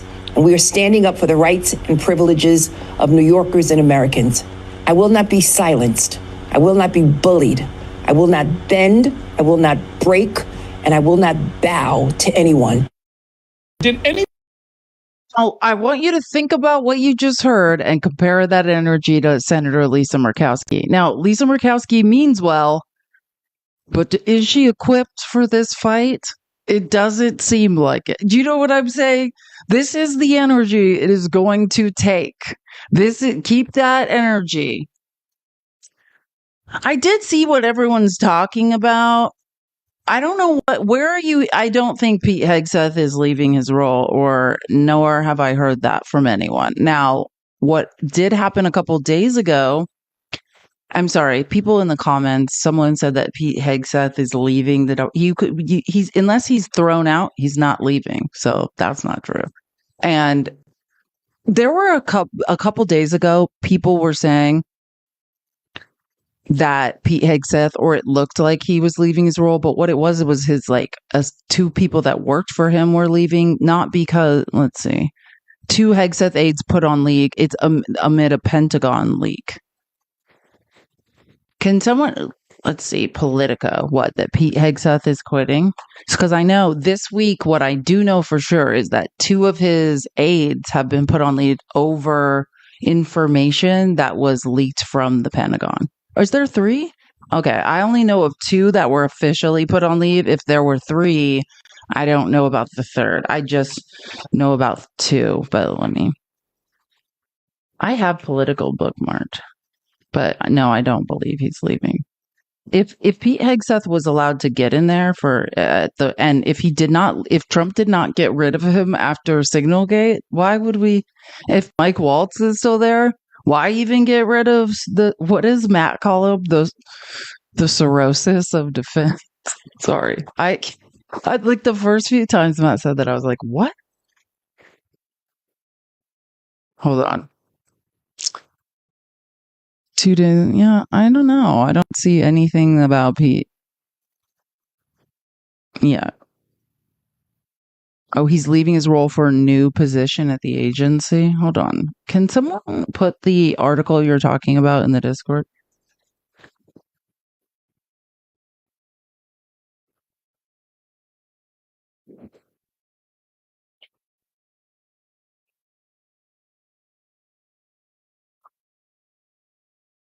Oh, here, I got it now. Sorry, I got it now. For some reason, it wasn't on the homepage of Politico, but now I found it. Thank you forever put that quote, the leaving his job for new role. That actually helped. Yeah, it's exactly what I said. Why can't people read? Defense Secretary's Chief of Staff to leave top job. Yeah, this is what I was talking about. Yeah, this is exactly what I'm talking about. This is the 3rd, Chief of Staff Joe Casper will leave his role in the coming days. Can people just read? Can you just read before you come in and disturb my live with things that are not true? Yeah. And this is, by the way, the third time this week people have come in my live and told me Pete Hegseth was fired. And it was the first two people, and now I assume this is the third. Yeah. You got to read. Like, what? Remember the guy that told me on Wednesday that I was covering up, the guy that came in the live and started yelling, Trump's going to be arrested. Trump's going to be arrested. And I started explaining, like, hey, even the New York Times had to correct themselves. Trump is not being held in contempt. And I was like, and even if he was, what do you think happens when someone's held in contempt? I was like, they could pay a fine. Sometimes you could spend a night in jail, but that not always. And it's just like, I don't know why people, anyways, I just want you guys to understand Pete Hegseth is already guilty of absolute abject incompetence. If Trump is still backing him at this point, there's no end. What they are doing and what you should understand is happening in the Department of Defense. They believe, or I think they're pretty sure there's a lot of people who are very unhappy with what can we tap the screen and get to 400K? Thank you to the one person who's tapping. I see you. I appreciate you, whoever you are, or two, maybe there's two. I don't know, but I do appreciate you still tapping. Yeah. It's that there are a bunch of people in the Department of Defense who are very angry and they're leaking information. So what has been going on, and now this week you're seeing the fruits of it, the rotten fruits, let's say, is an investigation to catch the leakers, if you will. Thank you, Ruthie. You're amazing. But that's what is happening. Like, and all week people keep saying, Pete Hegseth's getting fired. And I'm like, no, it's his assistant. It's people they believe are the leakers. Like, that's who it is. They're trying to catch whoever's leaking information they believe from the DOD. And probably around Signalgate, right? Like, another thing. I mean, that was obviously the Atlantic thing, but they say that all this information. Remember Laura Loomer went to Trump is like, fire these people from the National Security Council.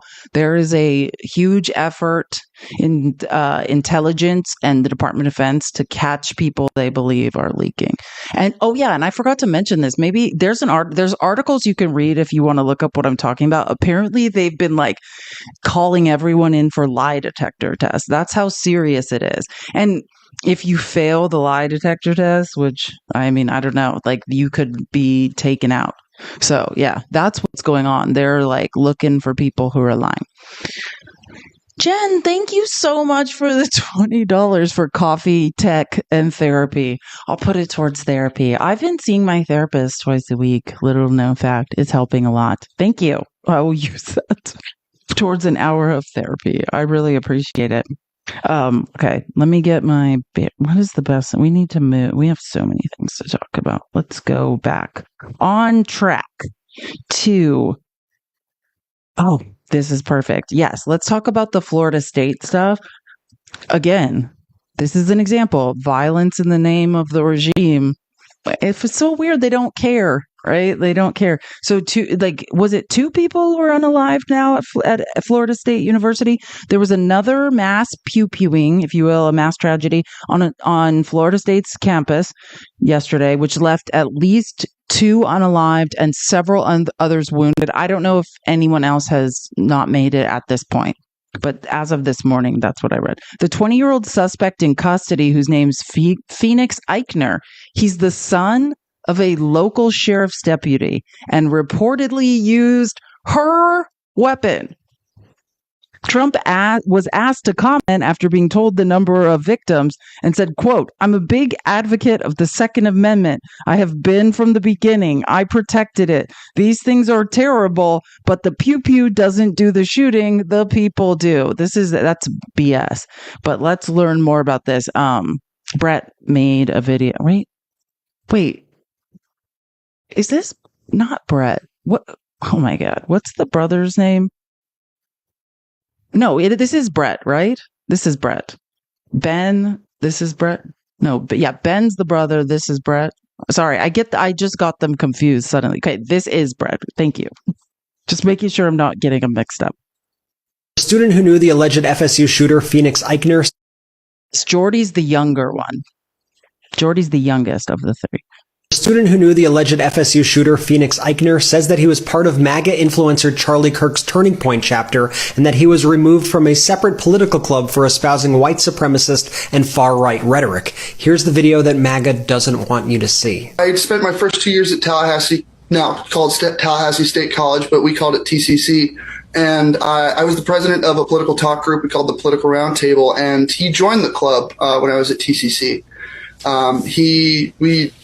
Basically our only rule was no Nazis, colloquially speaking. And he espoused so much white supremacist rhetoric and far right rhetoric as well, to the point where we had to exercise that rule. I also know he was a member of the TCC Turning Point chapter. And since TCC, I have seen him. Turning Point USA is the Republicans turn out the youth vote movement that Charlie Kirk runs. Make no mistake about it. Passing a couple times. Today, I was talking to a friend who had talked to him yesterday, or 2 days ago, pardon me. And he was talking about how he wasn't ready for exams. To be clear, Reed, I just want to make sure that folks understand this. So you were a transfer student essentially into FSU, right? So you started the first 2 years in Tallahassee, and that is where you knew Phoenix Eichner, the suspected shooter here. And you say that he was essentially, it sounded like, kicked out of a political club that you were in because of his, as you described them, views on white supremacy? Yes, ma'am. So it wasn't necessarily a formal kicking out, but he was asked not to come back, and was really what had happened was we had, it was a debate back and forth.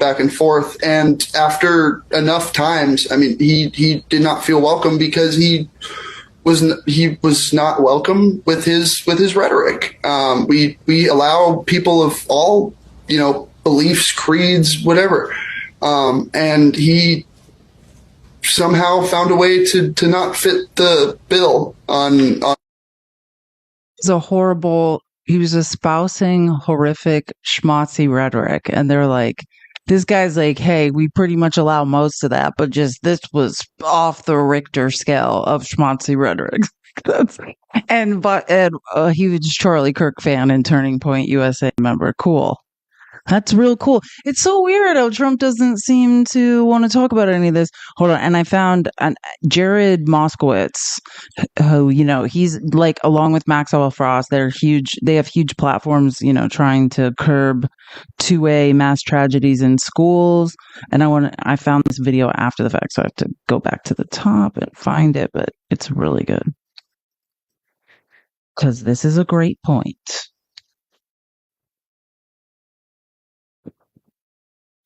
Thank you so much for tapping the screen. We just got to 400K. Amazing. If anyone would like to subscribe or buy someone else a subscription, please do. I'm trying to get back to, we've made it to 450. I'm trying to get to 475 now. I used to have 650 subscriptions. Just trying to build back up subscriptions. So if you want to subscribe, please do. Also help us index better in the algorithm, because we're kind of dying off. Also, if you could share the live with some people, that would be great. On the Florida standpoint, look, we have the Marjorie Stoneman Douglas school safety bill, which I passed in Florida in a Republican House, a Republican Senate, and got Rick Scott to sign it. And that raised the age to 21 to buy a gun, 3-day waiting periods, and red flag laws. By the way, those red flag laws have been used 21,000 times in the last 7 years. Law enforcement has been using those. In the case at FSU, right, look, we have to get more details, but maybe, a lot of these safe storage bills, which have stalled in years past, which are very popular, could have helped here. I want to point out one thing, though. He was 20 years old.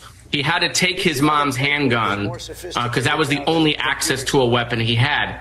Because of the Marjorie Stoneman Douglas school safety bill, he was unable to go to a gun store, buy 2 AR-15s, unlimited rounds of ammunition, and body armor. Had he been able to do that, had the law in Florida not existed, what we saw at FSU yesterday wouldn't be 2 people, it'd be 30. And so while we weren't able to prevent what happened, the law that was in place in Florida mitigated. For Sam, because he couldn't go get an AR, more people are now alive today. That's what he's saying. He's like, I mean, and that's the reality. It's the little things that help. And what he's also saying is maybe if Florida had safe storage pew pew laws and that gun was locked away separately from the ammo or what, it depends on the state and what the safe storage laws are. But maybe if they were in place, this never would have happened. And I don't know, like, we'll have to wait to see what comes out. I don't know if they're saying he used her police weapon or a different one, but yeah, because he couldn't get his own or didn't have access to a higher grade one, more people are probably alive now. Like, I think that's a great point. And Andy, thank you so much. And Morally Gray's, love that name, by the way. That's a great name. Morally Gray's extended to a 3-month subscription. And Andy, thank you so much. Sent 5 giveaway subs. W Andy's. I already saw the W Andy's in the chat.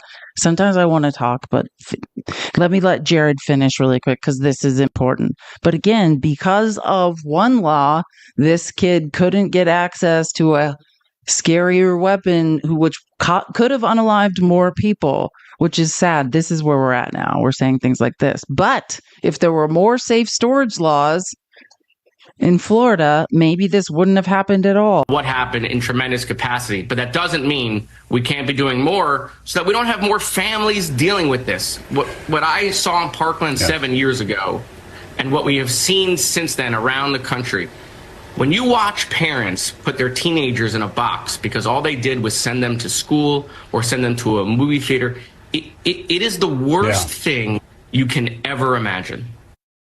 Quiet, Joe Scarborough. No one cares about you. Oh, just kidding. But seriously, I want to say Amy K in the comments said, which I thought said yesterday, an officer said it was a weapon she was able to buy back when the unit updated their pew-pews. So that's interesting. Yeah, you're an officer of the law that's not safely storing your pew-pews, and then your child walked onto a public university campus and unalived people and by the way, this was a giant wacko who was kicked out of groups for spewing schmaltzy rhetoric and was in Charlie Kirk's Turning Point USA group. And it's the weirdest thing that no one's talking about it, because I feel like if this kid was a Biden supporter who did this, we'd be in a very different place. Can you imagine the news cycle would 24 hours be about this? Just like, imagine, I want you, if a Biden supporter had tried to burn down the governor's mansion in Arkansas, 24-hour news cycle would be about this. Do we hear anything about this? No. And I just, thank you so much, Winter Biker, 5 giveaway subs. Oh my gosh, we are almost to 475. Thank you so much, Winter Biker. That is amazing.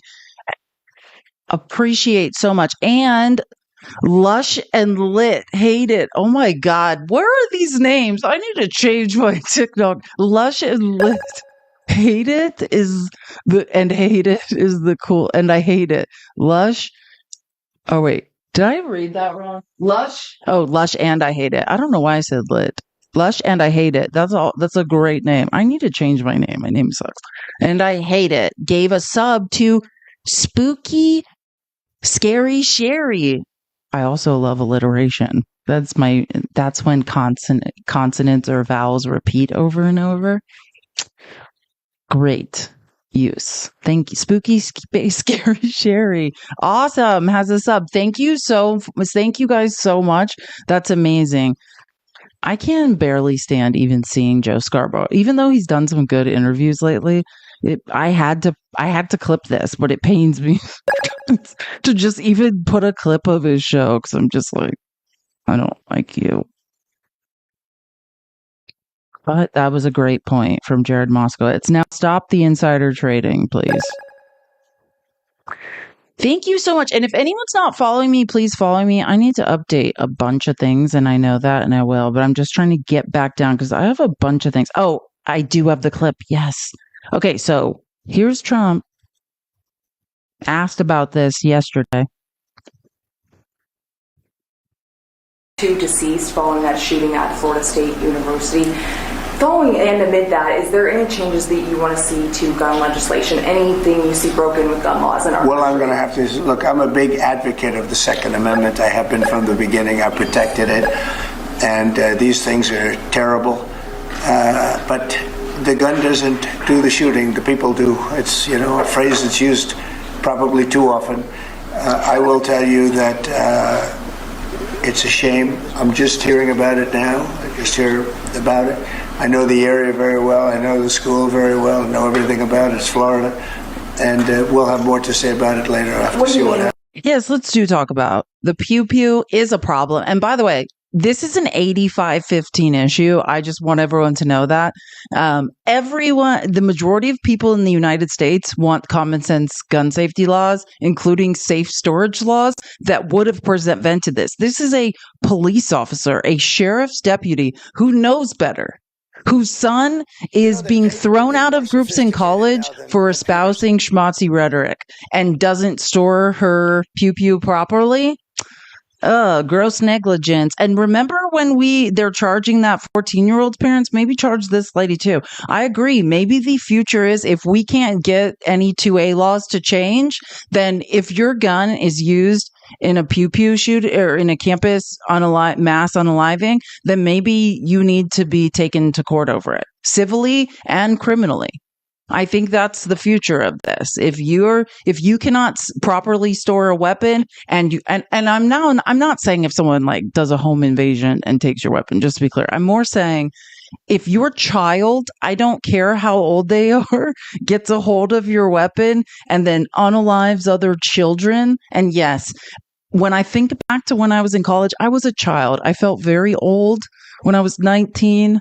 I was a child when I was 18, 19. I was a little kid who was scared and didn't know what was going on in the world. And you drop your little kids, it's basically like adult daycare, and then some wacko does this. And if we're not ever going to change 2A laws, then it's time to just prosecute people. If you want the right, which is a privilege, if you want to own a pew pew and then your child gets a hold of it and unalive someone, you need to be held responsible. I don't care if your child's an adult. I just want to be clear. Either keep your weapons away from people and whose frontal lobes aren't fully formed, or you need to go to court over it. Ethan Crumbley's parents were prosecuted. I think that's the future if we're just going to pretend. And I love how Trump said, it's not the pew pew that does it, people do. Yes. And it's for some reason always seems to be out of their mind Trump supporters. Why is that? It's the weirdest thing. The majority of all these people, do you know, and enough time has passed, I feel safe. Do you know who Natalie Ruppnow is? It's that 14-year-old girl in Wisconsin that pew-pewed that school. You know what when they searched and found a lot of stuff about what she was up to? Same thing. Spewing neo-schmaltzy rhetoric. Same thing. Do you know that they found a connection between her and the kid that did it in Tennessee? They were in the same neo-schmaltzy children that want a pew-pew schools chat group. But, I agree. It is the people. That's why the FBI brought out a report a few years ago saying the number one threat to America was domestic teaism. And what we're seeing now is a reaction to that, right? This is Trump's regime and white supremacy, which are domestic tea groups. That's fine because they vote Trump, right? So violence in the name of Trump will be protected. That's what you're witnessing here. Doesn't matter if poor, innocent students are unalived. He doesn't seem to care. He just moves on. Doesn't matter. Meanwhile, we're using obscure alien enemies observed for wartime enemies act to deport people who, after investigation, and now I'm just trying to accurately quote the 60 Minutes investigation. I know we found more since then, but I'm going to quote this for news purposes, right? The 60 Minutes investigation found out that 75% of the people who've been mailed to Secot in El Salvador have zero criminal record. I was playing, remember that guy? They did an hour and a half press conference with Pam Bondi and Kash Patel, and they said, we got the East Coast leader of MS-13, dropped all the charges. Not that person. Didn't do a thing. Zero. An hour and 30 minutes. Even in my head, I was like, well, if they're sure about this guy, dropped every single charge against him. Wasn't him. Cannot prove a thing in court. You've got a bunch of innocent people. The crime is being brown and using an ITIN number to pay into our retirement. 98 billion undocumented immigrants paid into our retirement. Now they'll never pay taxes again. They're using those ITIN numbers to locate them. So $98 billion that was going to help us all retire, gone now, geniuses. When I say, MAGA, you're biting off your nose to spite your face, I mean that. You're bankrupting yourself because the man who's actually robbing you in real time told you that brown people have your money. And for some reason, you are capable of such low levels of critical thinking that makes sense to you. I can't even think of a way, if I was going to make up a line of logic, how I was like, well, maybe they see it this way. There is no way. People come with nothing but the clothes on their backs here and work for nothing and then give part of that nothing to help us all retire. And those are the people that you're concerned about. Oh, and let me help you with the crime, the lies about the crime, because that's one of my favorites. And we're about to get into all this, but let me help you with the crime. We are all safer statistically. I know you guys don't like the truth. If you want to be safest, especially women, move to a neighborhood of undocumented immigrants. You're less likely to be assaulted there. And then I have to hear, which I am loving this. And when I was debating yesterday, some guy, I think the first person that came up was screaming that Kilmar Abrego Garcia, they scream lies. They said that he abused his wife. The reality is, if you look it up, that it's a couple years ago, she filed a protective order in civil court against him. Yes, and let me say this very clearly, because I just want to help MAGA with their inconsistent logic. Are you saying that we should deport people who abuse women? Because I am 100% all for that. And let me tell you, statistically, that's white men, right? There's many more. Let's get you all out of here. Let's start with the president of the United States, who's been held civilly liable, who faced a jury of his peers and found that he was physically liable or civilly liable for sexual abuse. Let's go ahead and start with him. So if you're telling me that the 1 in 3 women who've been essayed or raped by men in this country our justice is coming, glad to hear it. But if that's not what you're telling me, if you're in fact telling me that you don't give an actual about women and you just want to use this one thing to point at a brown man and say that he's done something wrong, let me help you. Your line of logic has collapsed upon itself. Undocumented immigrants are statistically less likely to be incarcerated. And it's not like, oh, just a little bit. No, 30% less likely to be incarcerated than white men. And if we figure in black men who are, we know, disproportionately discriminated against in America through impact studies, we know that through math, not through like Buddy, the white guy who's like, I feel like I'm the victim of racism. It's not a feeling. It's statistical analysis. We know they're being disproportionately jailed. Undocumented immigrants are 60% less likely to be incarcerated. There are many more studies than the one I'm quoting. I'm quoting a Stanford economic policy study. Women, we are safer among undocumented immigrants. Now, I'm not saying, and I say this all the time, let me help you. We can never reduce instances of crime to zero, right? Crime is whack-a-mole. Women never know where the violence is going to come from. But I'm less likely to be assaulted by an undocumented immigrant. Now, why do you think that is, MAGA? Use your brains. You can do it. Use your brains. Because they need to remain under the radar. So actually, I'm safer amongst undocumented immigrants, statistically. But if at any moment, anyone from MAGA wants to start a campaign to remove all the people that abuse women in this country and send them to El Salvador, I am behind you 100%. 100%. Let's go.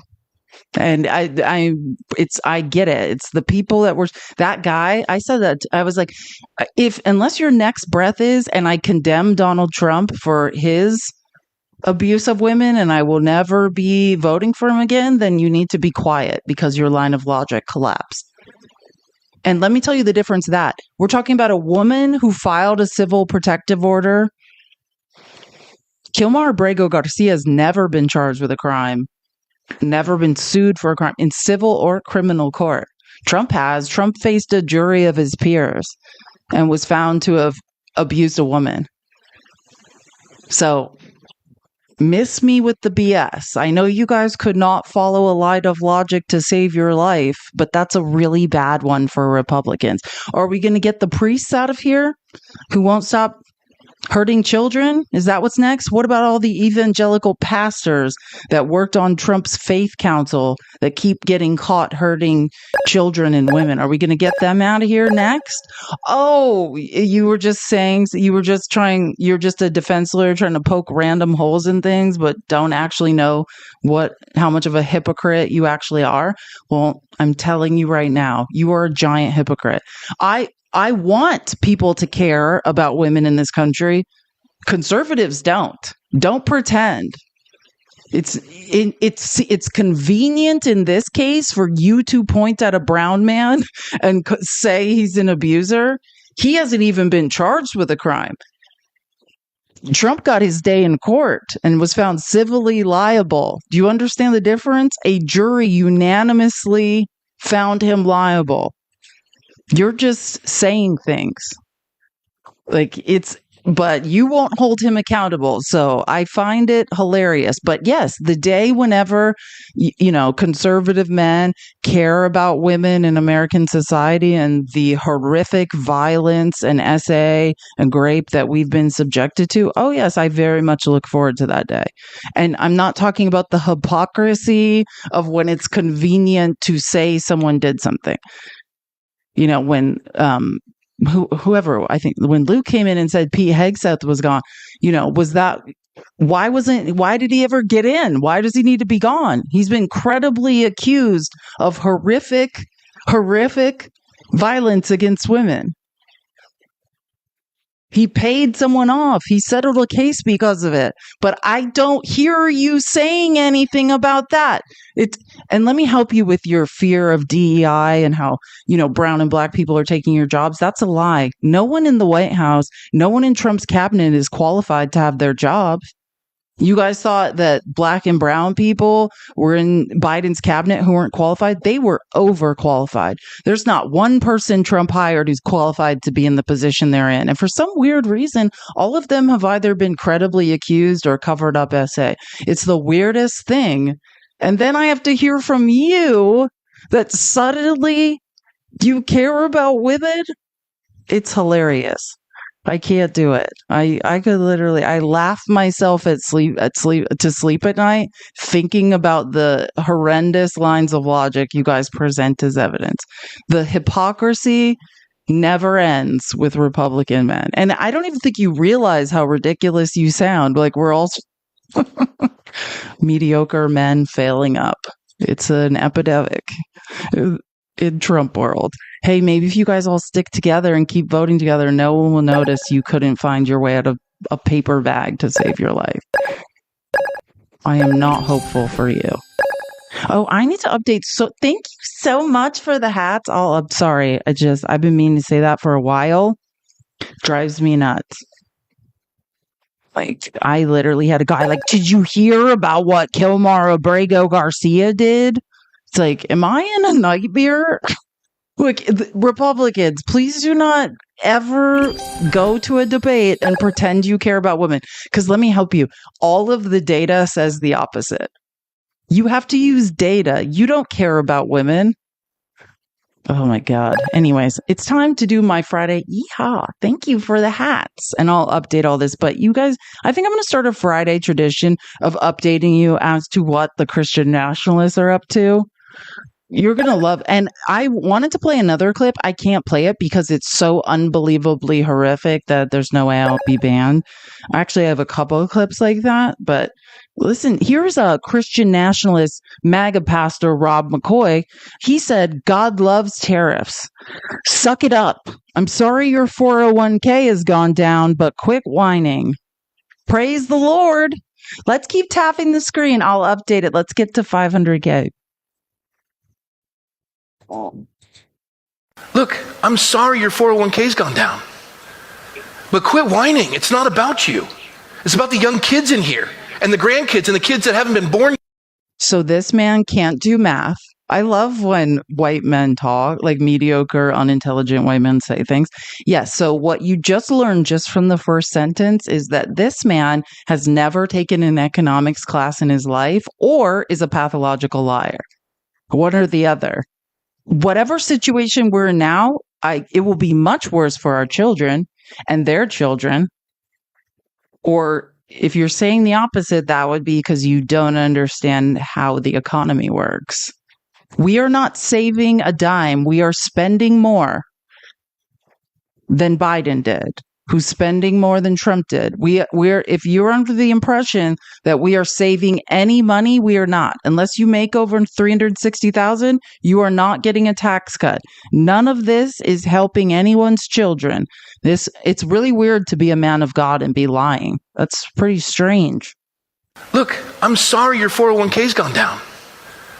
But quit whining. It's not about you. It's about the young kids in here and the grandkids and the kids that haven't been born yet. The ones we've mutilated. Yeah, perfect timing.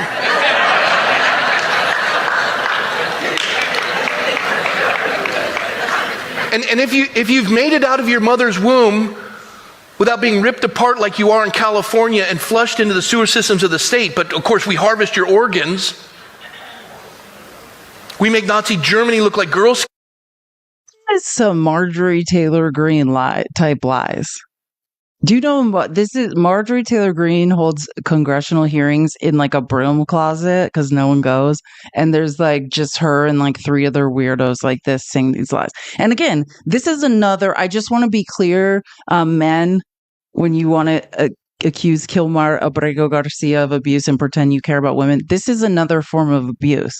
Lying about us and the health care we need, depriving us of it, and therefore increasing maternal mortality, increasing the amount of times and the likelihood that we will unalive during childbirth, that is abuse that you are perpetrating against women. Are you getting it now? Don't ever fix your lips to say, if you vote conservative, you care about a woman. You do not. If you manage to make it out of the womb the minute you're born, you now have unbelievable debt leveled on you while we've bought junk from China because it's good in our lifetime. And now we get a little pinch to make it right and reset it for their generations, and we're upset. If you want to be great in the kingdom of God, you are called to be a servant. Suck it up. A little bit of suffering in your portfolio? Suck it up, ladies. Just because the maternal mortality rate is skyrocketing, suck it up. We need babies. And by babies, I mean YT babies. Suck it up, ladies. You have no access to healthcare. We're cutting. Hey, did you know that 40% of the births in America are funded through Medicaid? And you guys are taking that away?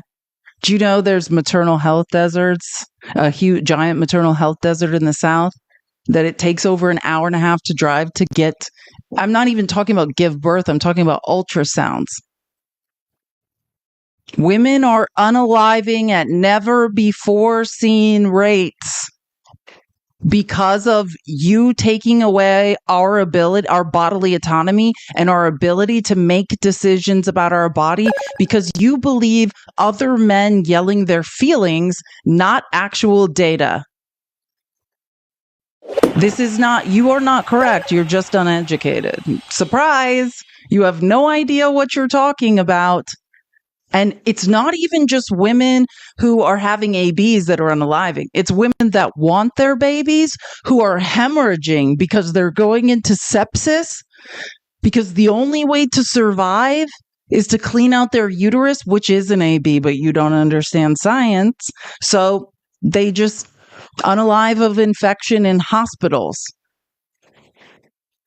Because you have no idea how women's bodies work. You have no idea about healthcare. You just have feelings and you're like, I feel insecure and I want to control women.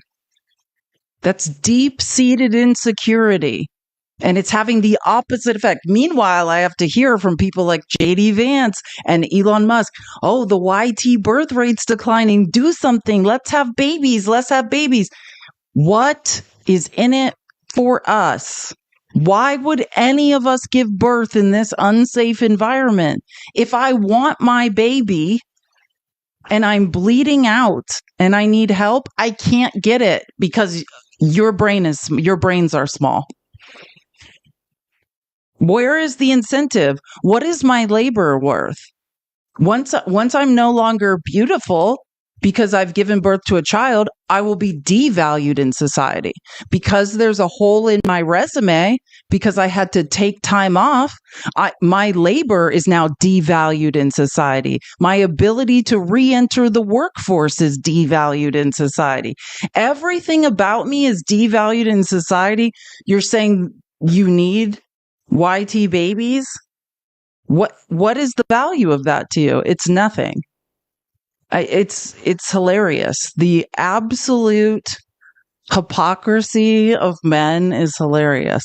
And I don't know, this is a pastor who's lying. I find that very I love watching Christian nationalist pastors lie. And oh my God, if you think that's bad, you're about to hear the crazy. Okay, actually, I think that guy was being honest, and I think this man. Remember when Steve, if you watch, by the way, every Monday, Facts, Steve and I do a show, the Facts and Flea show on Steve's Live on Monday mornings, and we were talking about the manosphere and how one of the major cross-section are incels. If you don't know what that means, it means involuntary celibate men who are very angry at women and spewing hate. Well, this incel has a solution. This is real. This is, oh, by the way, I guess I should tell you, this is one of Nick Fuentes' followers who Nick Fuentes is. His name's Kyle Langford. He's a 20-something acolyte of Nick Fuentes. He's going to run for governor of California on a platform of deporting all the male undocumented immigrants and then giving all the female ones a year to marry a Californian incel. You heard me right. Tap the screen. I am pro deportation. I want, I was thinking too, first off, deport all the men, and then for the women, maybe you'll have a 1 year time to marry. Oh, are you one of these only keep the big booty Latinas here? Shame. Well, I don't know about that. I mean, enough people have told me that I should consider that to where I'm just saying I would give them a 1 year timeline. Okay. I'm we know who you are. We know where you are. If you marry one of our Californian incels, then you can stay. But if you don't, then, well, you're getting sent back across. I choose death. Thanks, though, Kyle. I'm going to go and speak for all Mexican women and say we choose to die. But thank you. That was... are you getting it now that men are deeply insecure and alone, and rather than going to therapy and working through their feelings and learning how to self-actualize in a healthy way and regulate their emotions, they would rather deport women's husbands, isolate them. This is a tactic of war, by the way. This is a literal tactic of war, and then force the isolated women to marry unmarried YT men. Cool. And they mean it too. Like, yeah, hilariously gross. I threw up in my mouth, little Kyle. Oh, and then here's the best part. Now, here's some other evangelicals who have now realized that they will make less money grifting if the pastors in their downline, like, mid-level marketing scheme are deported. I can't even do this. Christians are now possibly being deported. There was a recent study that came out this week through the Catholic News Agency that said approximately 10 million Christians may be subject to mass deportations. This is having huge ramifications with the congregations. But the reason why I want to talk today, and thank you so much for inviting me, is something that we're seeing that will cause 32,000 pastors to face deportation from the United States. These are pastors who are Christians, just like you and I. They're feeding the flock, usually people who are in agriculture, in the hospitality industry, who clean our offices. They go to church and they believe in God and they're praying to the same God, just in Spanish, and worshiping the same worship songs as we are, but in Spanish on Sunday morning. Their pastors, up to 32,000, may be deported unless the Trump administration does something. Not the Spanish-speaking pastors. I can't even do it. I can't do it. I literally... We got the guy that wants to force the big booty Latina women to get rid of their husbands and then force them to marry the incels. We've got the guy who wants everyone to quit complaining about their financial futures being over and then just told a series of lies about women's reproductive health care. And now we have these people who are probably grifters who are like, wait, the other grifters in our downline aren't going to be able to pay us our cut of their grifting if they're deported. And I love how they have to talk to people. Hey, they're just like you. They're just speaking in Spanish. And immediately people are like, nope, don't care. They need to speak English. Love how they're like, they're the same songs, just in Spanish. Like, it's unbelievable listening to these people talk. Thanks, Lisa, for the $15 school fees. Thanks for everything you do. I know, this ain't the U.S. I grew up in. It's not the U.S. any of us grew up in. This is ridiculous. Scott, then, thank you so much for the $5. You're amazing. And Jody, thank you so much for the $40. She said, keep it up. I will. I'm too angry not to. See, I get so much more done when I don't debate. This is so much. Oh, and here's probably the most, it's like, how could it get, yeehaw, thank you for the hat. It's like, how could it get more annoying? Oh, Shane Vaughn is the worst MAGA pastor, and he's always doing this. Like, brace yourself. And then we're going to go into the Fourth Circuit ruling, because this is the best segue ever. This is not a joke. And I've showed you clips of this guy before. If you don't know who Shane Vaughn is, vile. He's not kidding. We had a rogue judge, a rogue criminal that should be put in prison for treason. These judges are committing treason against the legitimate authority of the president. Another judge told President Trump they had to rehire all 16,000 of these probationary federal workers. However, as soon as it got to the Supreme Court, we found some sanity, and that was overruled, just like I told you it would be. So now, in 2 days, President Trump has 2 Supreme Court rulings that have released him to fulfill his agenda. Now, what I want to show you, if I may, is those that stood against his agenda. And here's a picture of all of them. There they are. There they are. All of the dissenters on both rulings. There they are. The Jezebel army. There they are. You know, the Word of God says that a nation is under a curse when women are ruling the nation. And if you'll look at that picture, it'll make sense to you. All of the male judges ruled in favor of the law of the land, the Alien Enemies Act. But these 4 women voted by their emotions rather than the law. Oh, they voted on facts. Actually, they have a better understanding of the law. And then 4 other people are just complicit with Trump. And John Roberts is just, a weirdo. And I just, and yes, that was real. That was another incel who's upset about women. It hurts that women are more educated than men in this country. The most educated cross-section of Americans are Black women. Let it settle in. Let it wash over, let it burn through you, mediocre men. Why does it matter so much? Yes, our brains work better than yours, apparently. Or maybe we're just not beholden to our deep insecurity and fear of never having sex. Like, I don't know what's going on with men, but it's getting worse, whatever it is. Like I said, when I was debating yesterday, someone, after it didn't go well for him, he said I should be raped.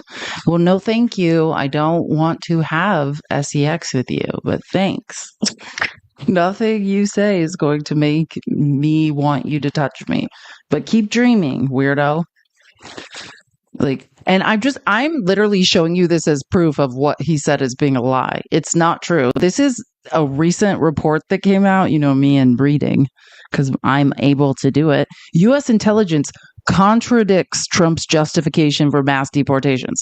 You can screenshot this, or it's in the outline. This is a Washington Post article. So the lies that were used to invoke the Alien Enemies Act, basically, the determination is the most comprehensive assessment to date, undercutting the president's rationale for deporting suspected gang members without due process.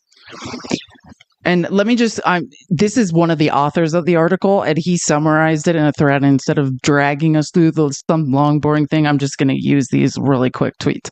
The National Intelligence Council determined in a secret assessment earlier this month that wasn't no one had access to. So Trump has access to it, but instead, this is how you know none of this is this has nothing to do with actual law. The National Intelligence Council determined in a secret assessment early this month that Venezuela is not directing an invasion of the United States by the prison gang Tren de Aragua, a judgment that contradicts Trump's public statements and statements that were made in court. The determination in the U.S. government's most comprehensive assessment to date, undercutting Trump's rationale for deporting suspected gang members without due process under the Alien Enemies Act. Oh, so I guess those 4 Jezebels were correct. Just anyone who actually can do research and does comprehensive intelligence reports. Turns out the 4 Jezebels were not voting on their emotions. They were voting with their brains. And they're just not cowards. That's so weird how that happens. The intelligence product found that although there are some low-level contacts between the Maduro regime and Tren de Aragua, the gang does not operate at the direction of Venezuela. The product builds on U.S. intelligence findings in February, first reported by the New York Times.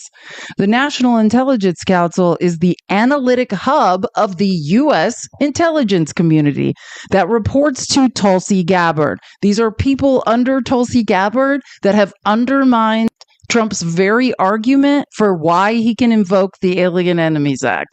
So apparently those 4 Jezebels are the only people on the Supreme Court that have brains.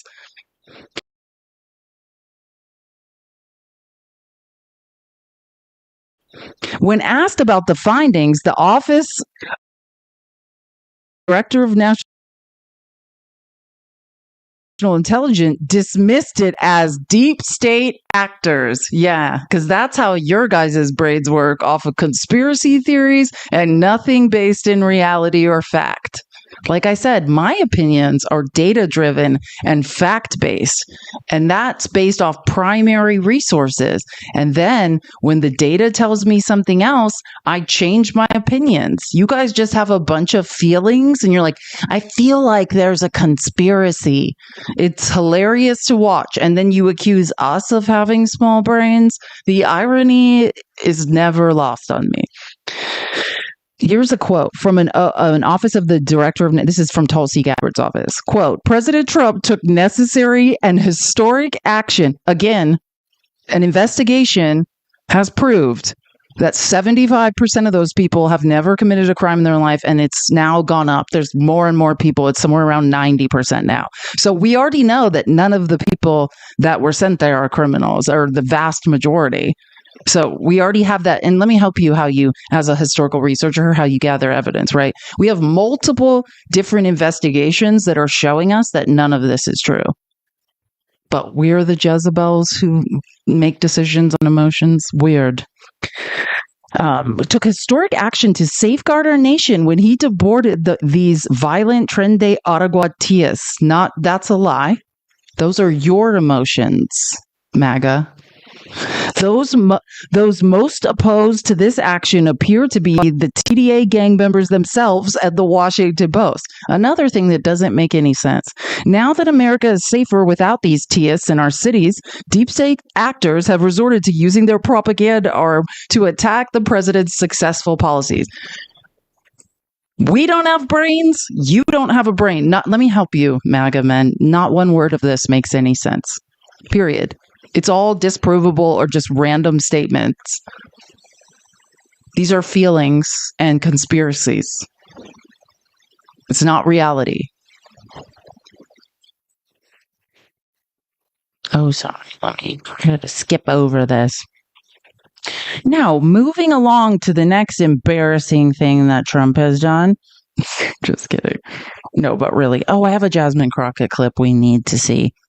So I'm going to start with this. And believe me, I have to go back to immigration eventually, but I just want to show this because this is Brendan Duke works for, I'm going to forget which, but this is from the budget lab, Yale's budget lab analysis, but he works for a really big think tank, and I can't remember which one. But this is about the net effect of tax cuts to Medicaid and SNAP from the House budget, and Trump's tariffs hammers low and middle income families to finance a tax cut for the rich. This is the latest updates with the latest what the Republicans are doing with that big, beautiful bill.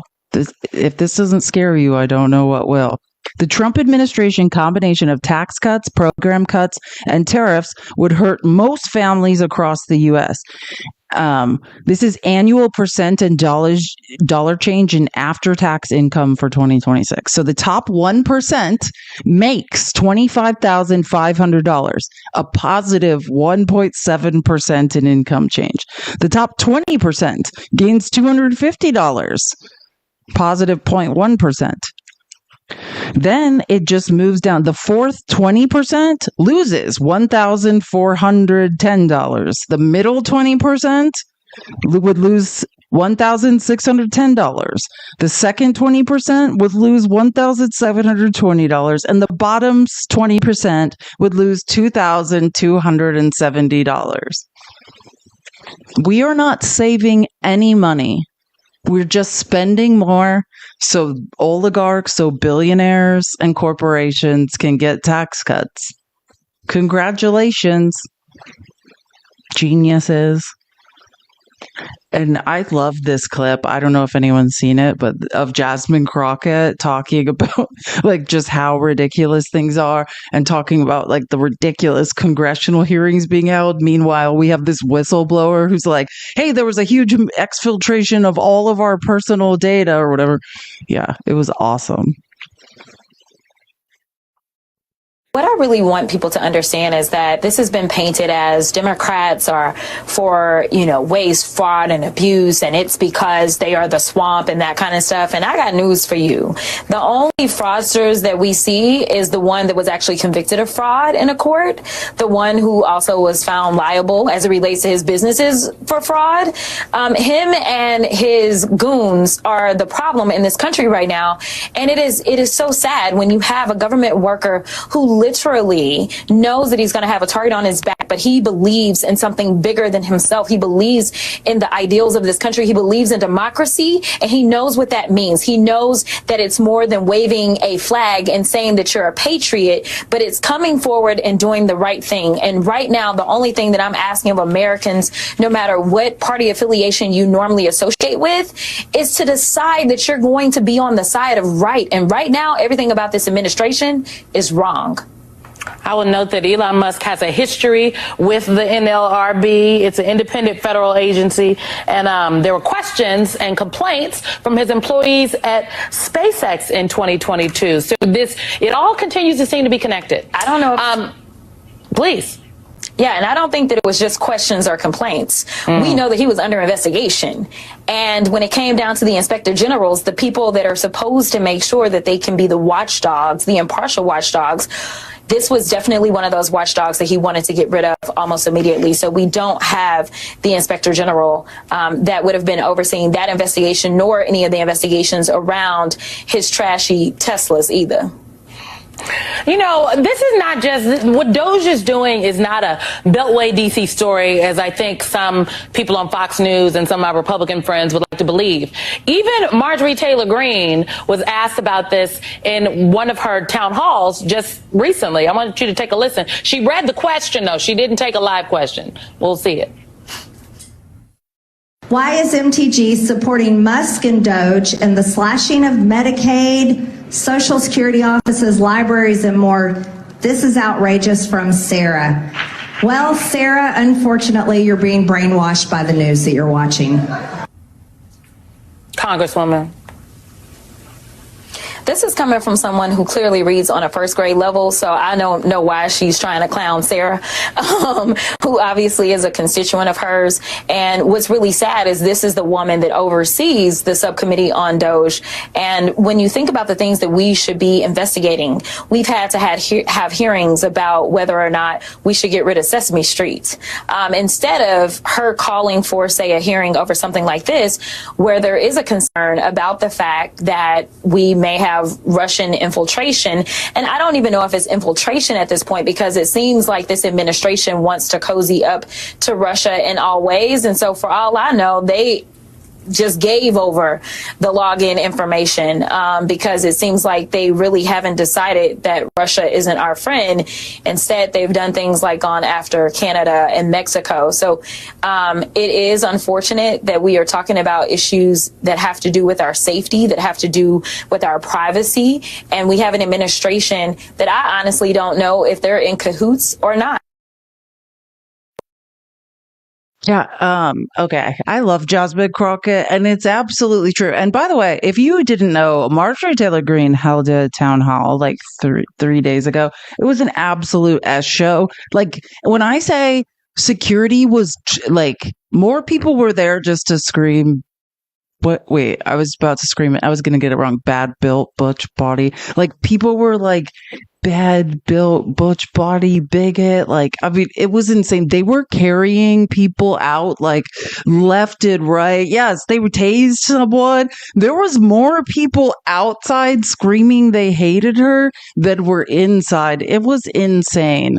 Like, I have a thread to it that one of the Atlanta Journal-Constitution reporters made, and it's crazy what happened there. And she was like, and then she like made sure everyone in their seats was her own constituent, and her own constituents are mad. And then she started like mocking and like shitting on her own constituents for their questions. And then like she's I mean, don't ever accuse anyone else of not being smart, Margarine. Like, that's you hold the key. Okay, I want to show this because I found this interesting. This is a new poll. Americans oppose deporting student visa holders for expressing pro-Palestinian views by a 2-to-1 margin.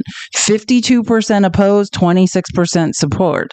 Americans also oppose deporting green card holders for pro-Palestinian views. 54% to 23%. So I just want to be clear.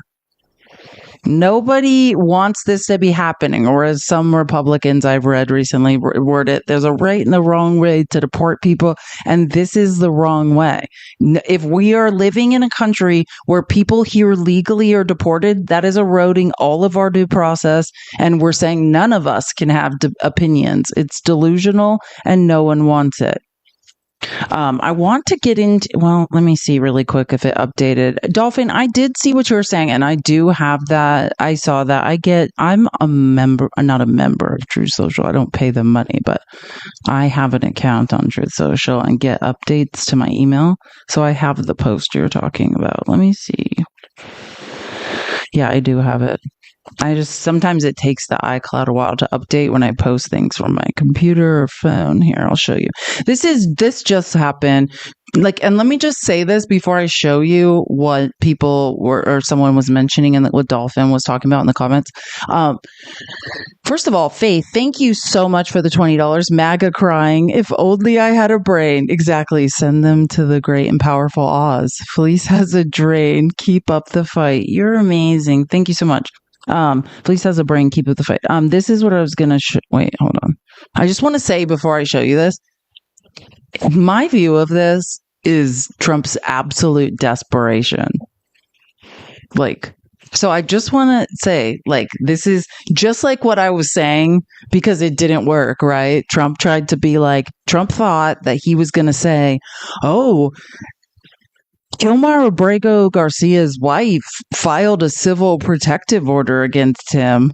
And he thought people are going to be like, oh my God, he's horrible. But you heard me go off about that, right? And that got zero traction whatsoever because it doesn't matter. And by the way, I just want to be very clear. No one is saying Kilmar Abrego Garcia is going to stay in the United States for the rest of his life. What we're saying is there's a process. There's due process. There's a way in which the court works, and it doesn't involve removing people who have never been charged with a crime in their life from this country. That is what we're saying. So there's a very clear, defined court process, and everyone gets a day in court. And I don't trust. Believe me, our democracy is not fair. He didn't get due process. So now this is Trump's latest thing. But let me just tell you, this is desperation. This is Trump trying to convince people that this guy has done something wrong. I just want to remind you again, really quick, there is no evidence. Actually, before I show you this, I need to play. It's coming up. It's coming to me. I need to play one video. I have many videos on things, but there was a lawyer that summed this up really well. It's called double hearsay, right? Kilmar Abrego Garcia has never done a thing wrong. And the only reason he's ever been held is on something based on double hearsay, right?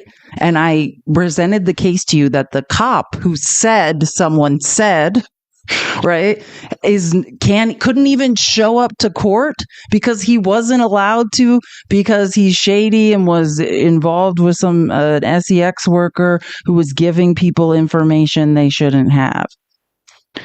Yeah, here it is. I just want to hear this lawyer explain it before I show you the next piece of propaganda they're trying to use to sway people's opinions. Doesn't matter. Bring him back and give him due process, and stop lying about people's tattoos. It's weird.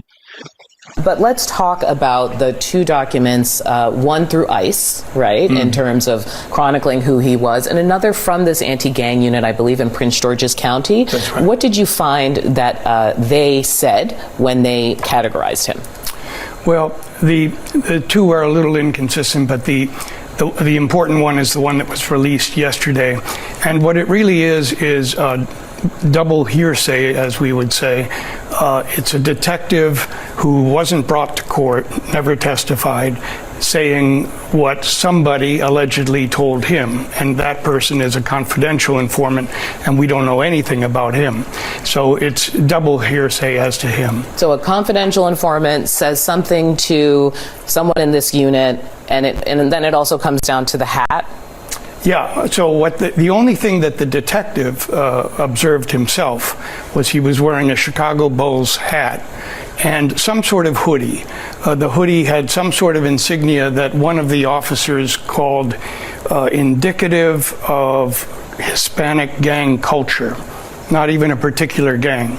And so it all came down to Spanish-speaking people are not a monolith.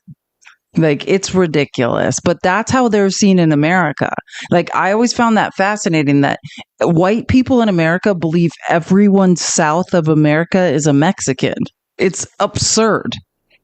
The detective also said he spoke to some confidential informant who had been reliable in the past, and that person identified him as a high-ranking member of MS-13, a clique called the Westerns.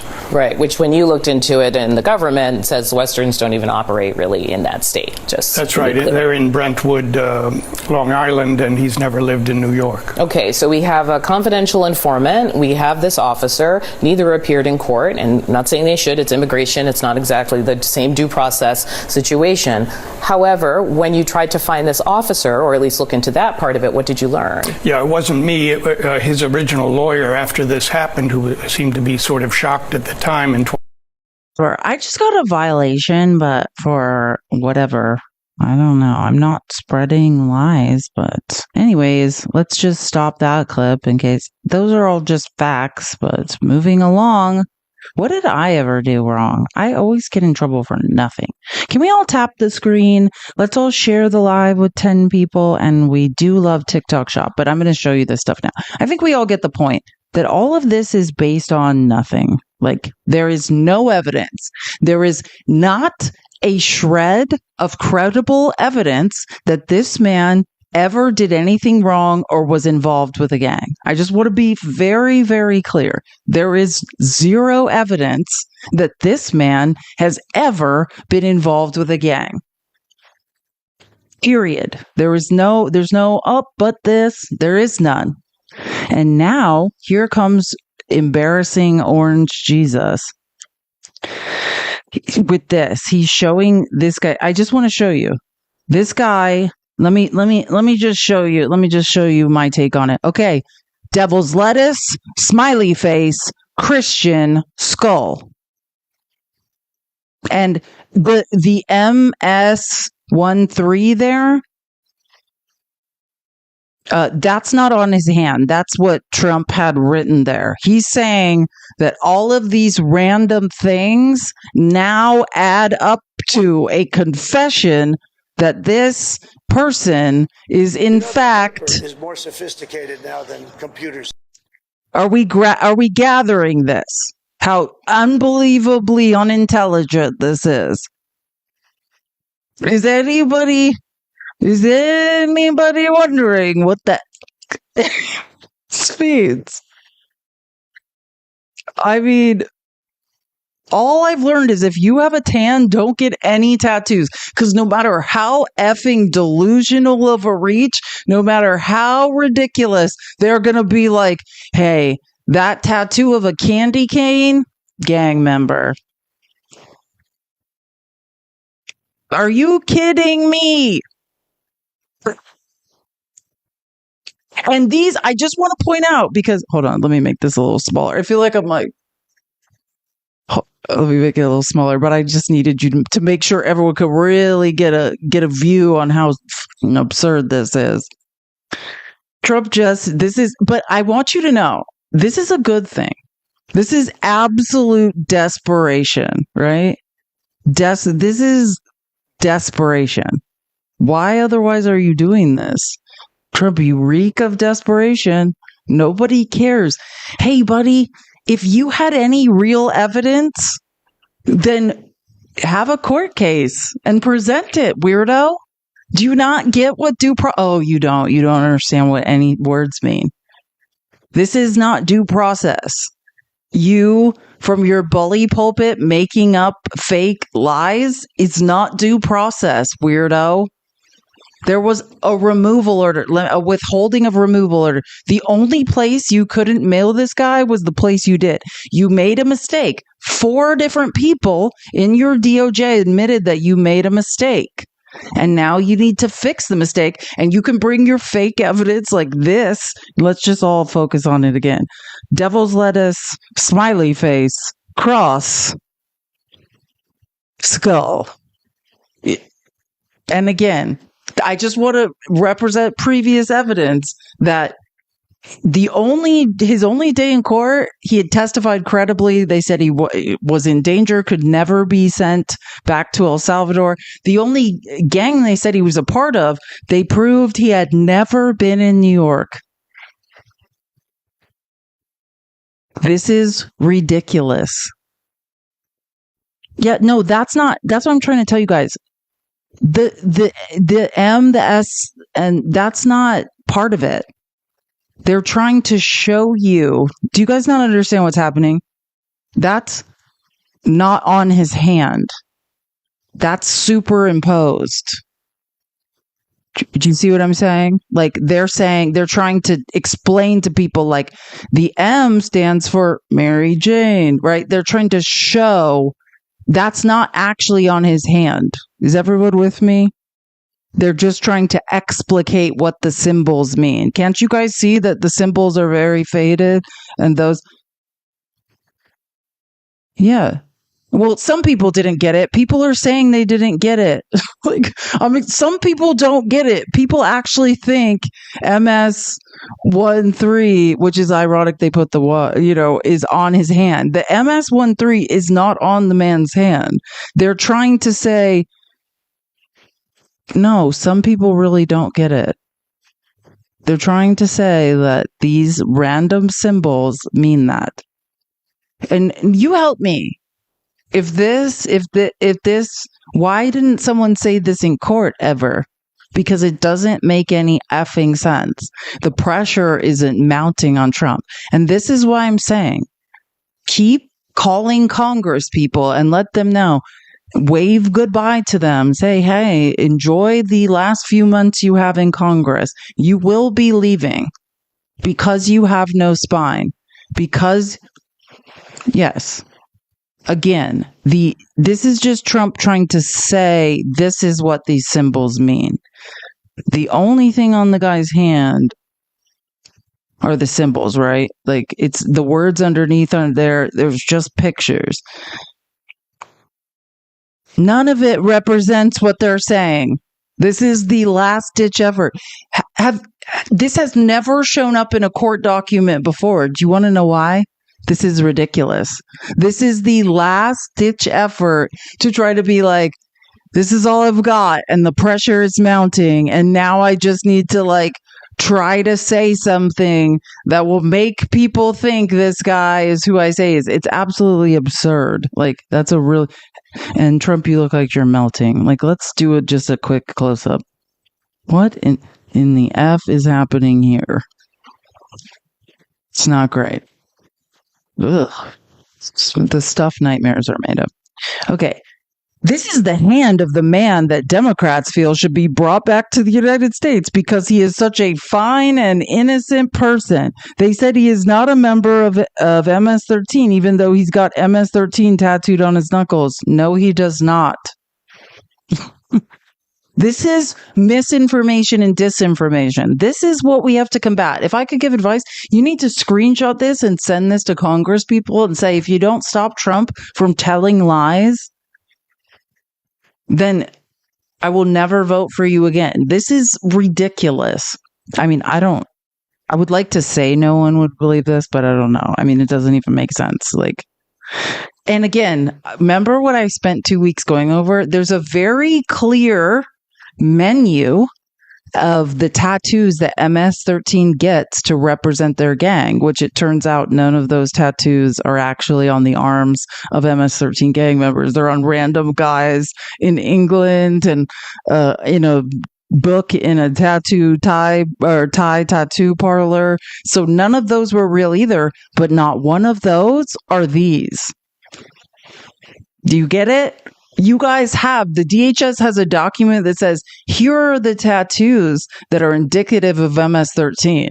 And now all of a sudden, these random other 4 tattoos can't have a devil's lettuce leaf on you?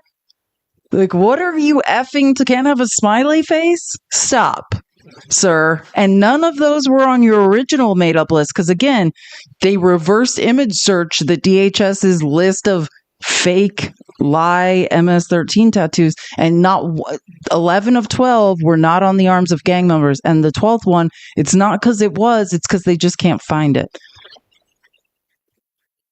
Like, so we can all just use our brains. MAGA can't, they don't have them, but some of us still have brains. Because he is such a fine and innocent person. Absolutely he is. They said he is not a member of MS-13. And by the way, he doesn't need to be the best person. None of us are great people. All of us have committed crimes. None of us are perfect. All of us do shitty things. Like, nobody is perfect. A man is writing this who is a 34-time felon who owes $450 something million to New York for fraud, and he is now deciding who's a fine and innocent person. This man has an active racketeering case against him. It has nothing to do with if you're a good person or not a good person. Nobody can determine. This is literally makes his case invalid. You're spreading lies about a person before their day in court.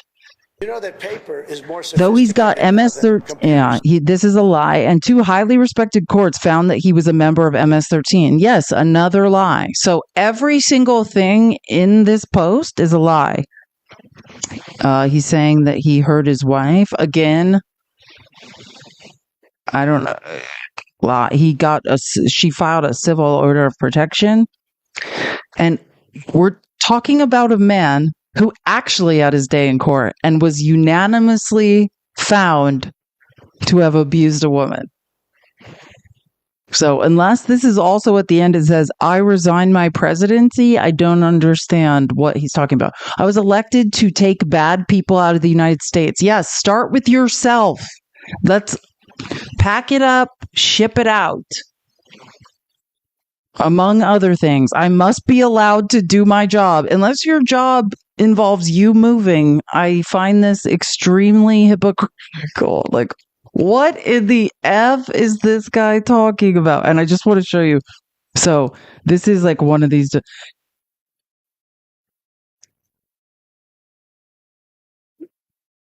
Looks like he tried to cover the 3 with a skull. This is what MAGA. I'm showing you a post that I added to the presentation of a MAGA person trying to. This is the smiley face is an S. The 1 is a cross. The 3 is disguised as a skull. Disguised. It's like he tried to cover the 3 with a skull, but I'm sure it's just another coincidence. This is not even a coincidence. It's delusion. These people are delusional. And look, Aaron Reichlin Melnick responded to this and said, this is so hilarious. You can do any kind of random acronym with this. H for hemp, F for face, C for cross, S for skull, HFCS, man loves high fructose corn syrup. This is where we're at. This is where we're at. Exactly. Where is the decoder ring? Where's the cipher? This is ridiculous. I can't believe I live in this country. I'm so embarrassed to be here. No matter what, if you have a tattoo, I would get it removed. Here's another one, because let me just show you another example of this ridiculousness.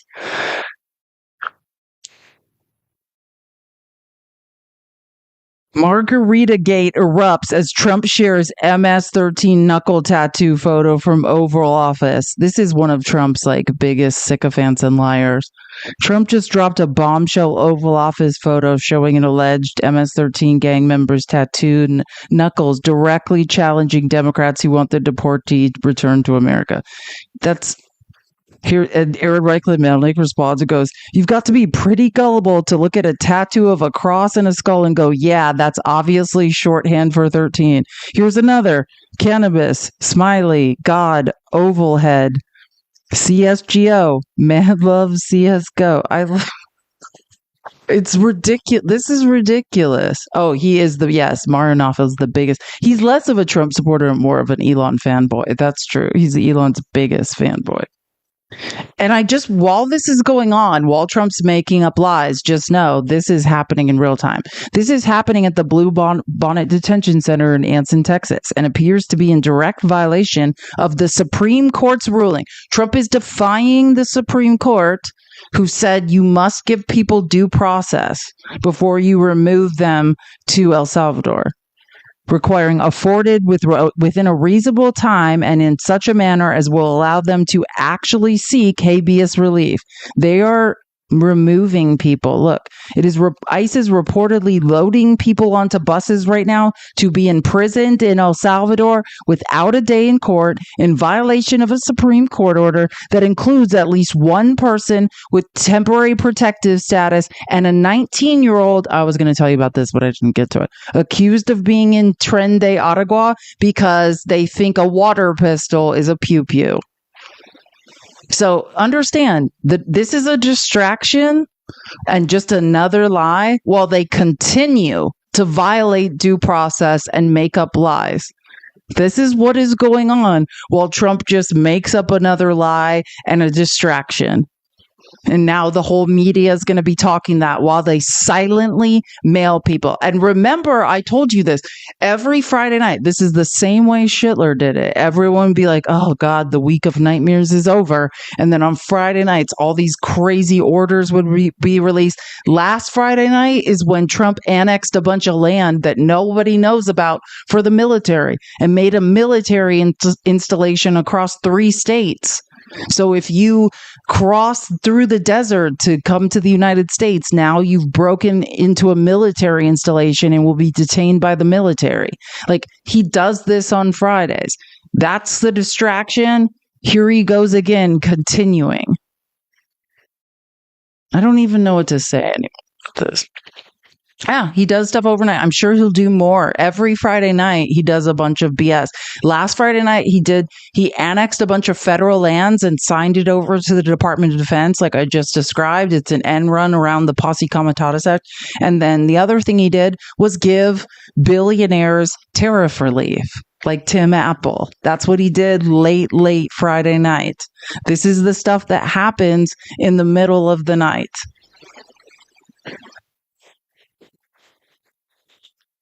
Sorry, I don't have better news for everyone, but this is the reality of the absolute embarrassing S show we live in. I need to show you guys something, and I need to find it. Yeah, okay, wait. I don't think I have the video here, but sorry, I didn't know you guys had to see this. I need to find the video of this woman, because remember when I told you that Trump sent 8 women to Sikot? Now they're being detained in Texas, and they've submitted signed written affidavits of what they witnessed while they were on those El Salvadorian planes. And I have the screenshot of the post, but I need to find the video. I know I have it. It's pretty horrific. But that's what's important. I just since they're mailing more people, which I got that impression this morning. Oh, actually, maybe we should. While I look for this video, well, hold on. I need to locate. Why do I have the screenshot? I know I have this video.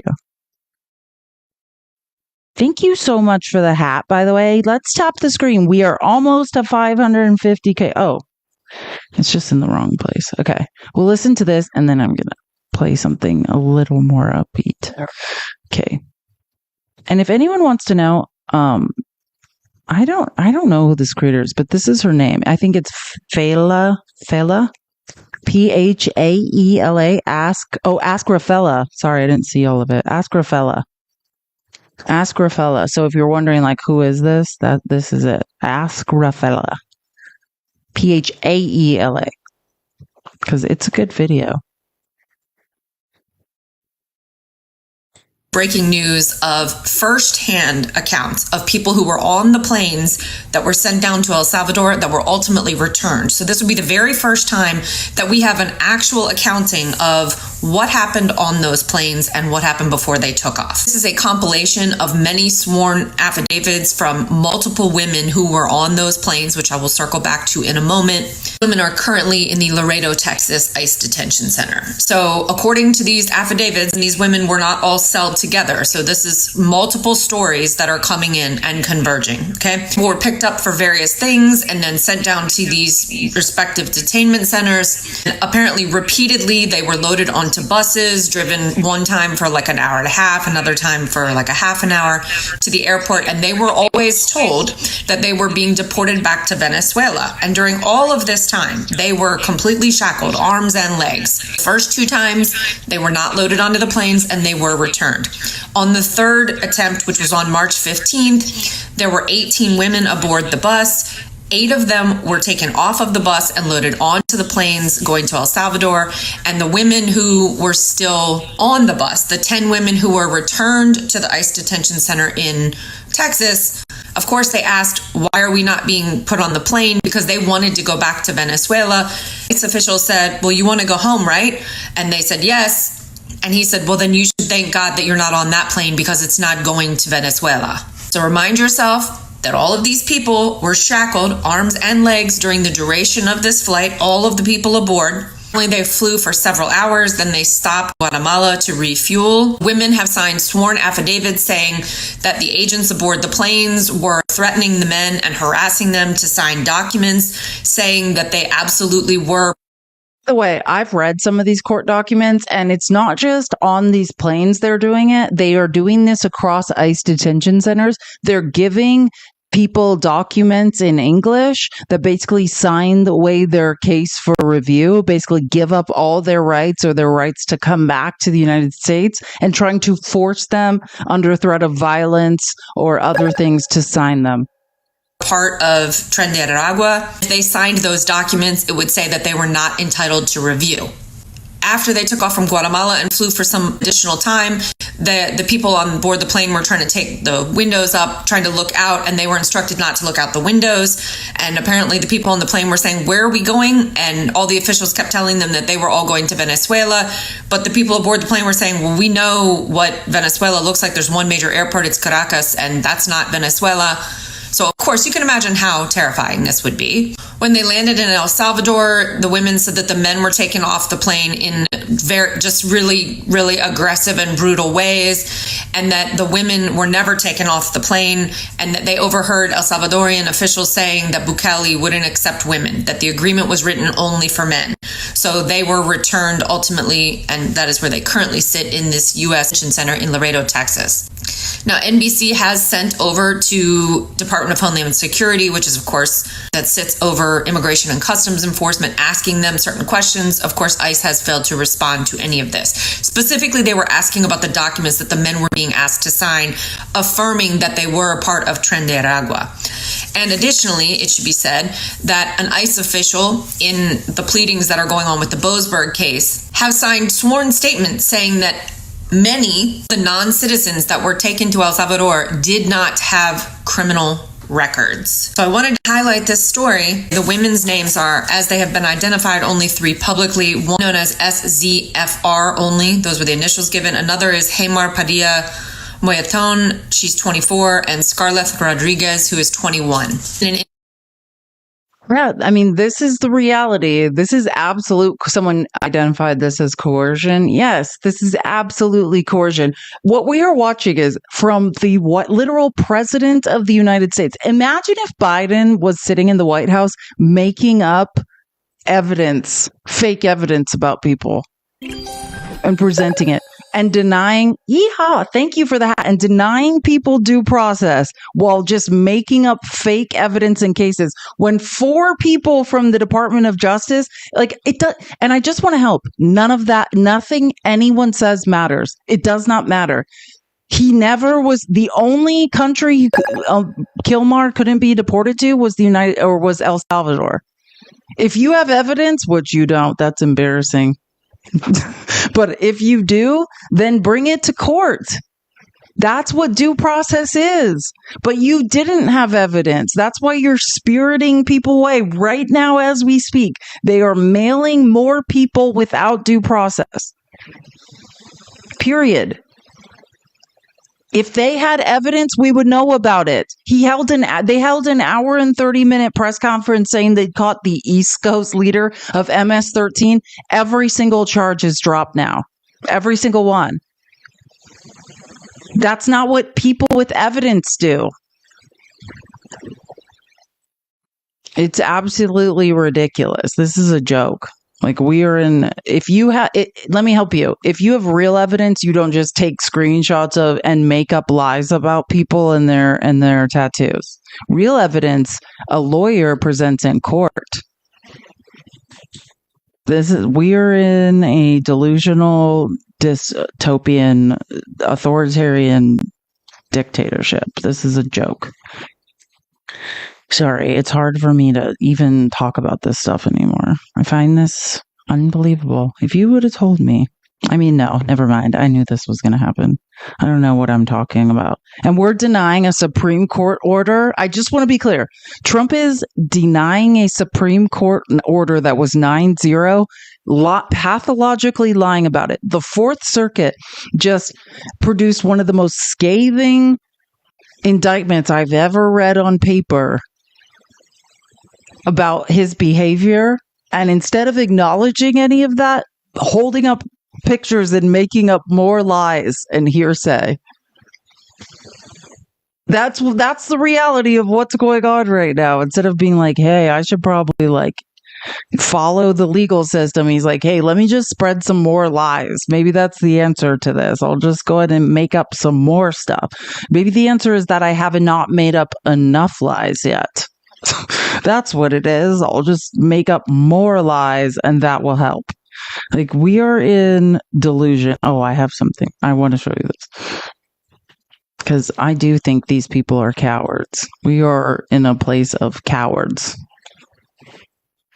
That's not people that are supposed to be speaking out, people that are in the political fray.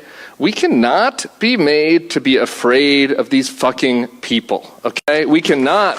I know these people. They are cowards. Okay? Kash Patel would shit his pants if he was in Fallujah, okay? So would I, by the way. But, I know them.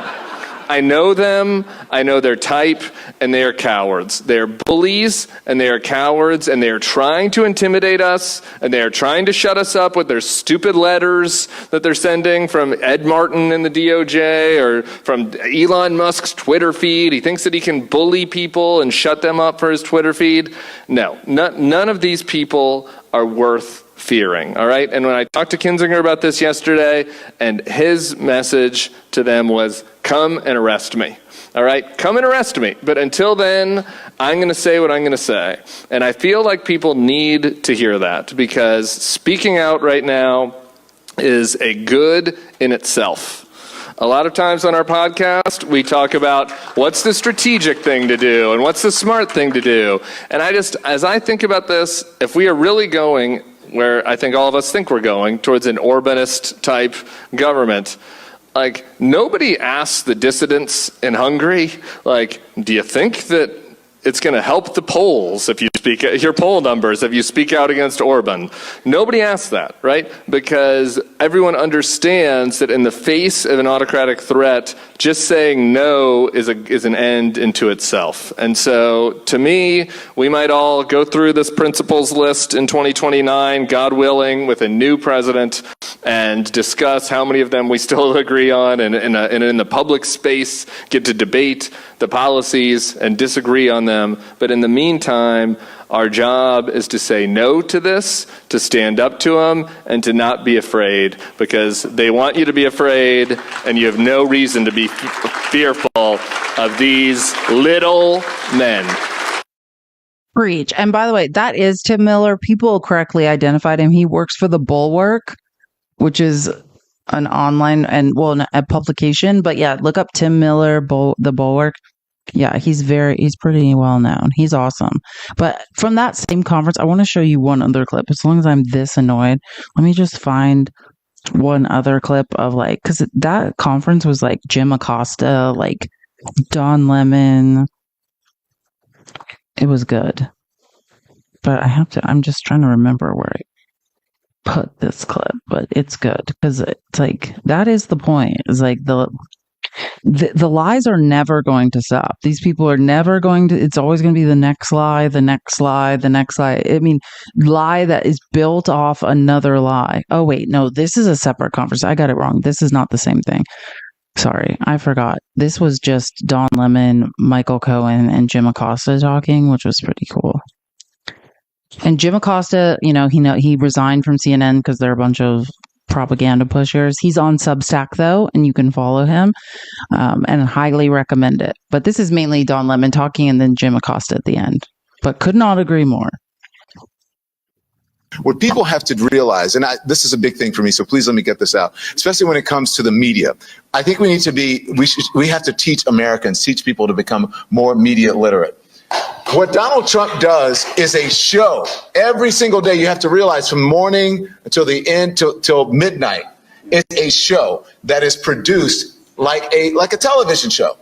Every single day. And so when in the pretty morning, shitty one, but yes, shitty one. In the morning, they give the message on Fox and Friends, and then they carry it all throughout the day on Fox News, and then they carry it on conservative radio throughout the day, saying the same talking points. Then Caroline Leavitt goes into the briefing room. She yells at the reporter. She does something. You guys don't like Caroline Leavitt, is it? They cover it, right? Come on, you don't like bullshit, Barbie. Oh. But real quick, let me finish. They cover it, and then they get to spin the news cycle. What he's doing all day is spinning the news cycle. Then he invites people in for the photo op in the afternoon, which he does not have to do. The news doesn't come from the press briefing room. Usually it comes from reporters who are digging behind the scenes. And so then he yells at a reporter. Then that gets news. So they pick up the superfluous stuff and not the actual shit that they're doing behind the scenes. It is a show, and people have to stop falling for it. And I tell the people at the end of my stream, I'm coming to an end. Yeah. At the end of my streams, I do 2 streams every day on YouTube. One at and I do a couple on Substack. One at 10 a.m. in the morning, one at 5 p.m. And every single time I tell them at the end, the last thing I say is turn the TV off. Yeah. There you go. And that's I love it. I love it. You're right. And I mean, the thing about the TV show that Trump tries to produce every day, he is trying to gain more and more control over it. I don't know if you guys saw the news just as we were coming into this great theater tonight. Trump is not only trying to ban the Associated Press, he wants to ban all wire services from coming into the Oval Office, coming into those small private settings with him where they cover him. What people have to realize, and that's what I'm saying. So, like, I would encourage you, like, when you come in, you're like, did you see what Trump just posted? Did you see what Trump just posted? You are falling victim to Trump's reality show. Do you know what I'm saying? Like, that's what it is. It's like he's putting on a show. Oh, the next thing to distract from the real thing, which is he is deporting more people without due process. Exactly. Trump's just making up another lie. And I encourage you to start thinking of it that way. Oh, Trump's making up another lie about a brown person who has never been granted due process. We cannot be alarmed every time Trump does something. It's the same thing with Liberation Day. Oh, Trump's manipulating the market again? This is all a show. He's about to push through a giant bill that's going to rob not just our future financial futures, but our children's and their children. So it's like whenever he's doing this ridiculous show where he's just telling lies, that's the distraction from the fact he is robbing us all. And MAGA's like, oh, what do you think these tattoos mean? It means we're all being robbed while you sit here and stare at them. That you're unbelievably not smart. Josh, thank you for subscribing or extending to a 3-month subscription. That's what it means. It means like while you're making up weird acronyms for the tattoos, that we're all being robbed still. That's what it always means. Like, oh, Trump's lying again? It is not news. So that's why I say, like, Pete Hegseth's not being fired. Like, and even if he was, who cares? Trump will, then Trump's replacing him with someone worse. That's bad news. PX is an idiot. Like, not that I want an idiot leading the Department of Defense, but I guess my point is that if he's replaced, it's not going to be with someone we want.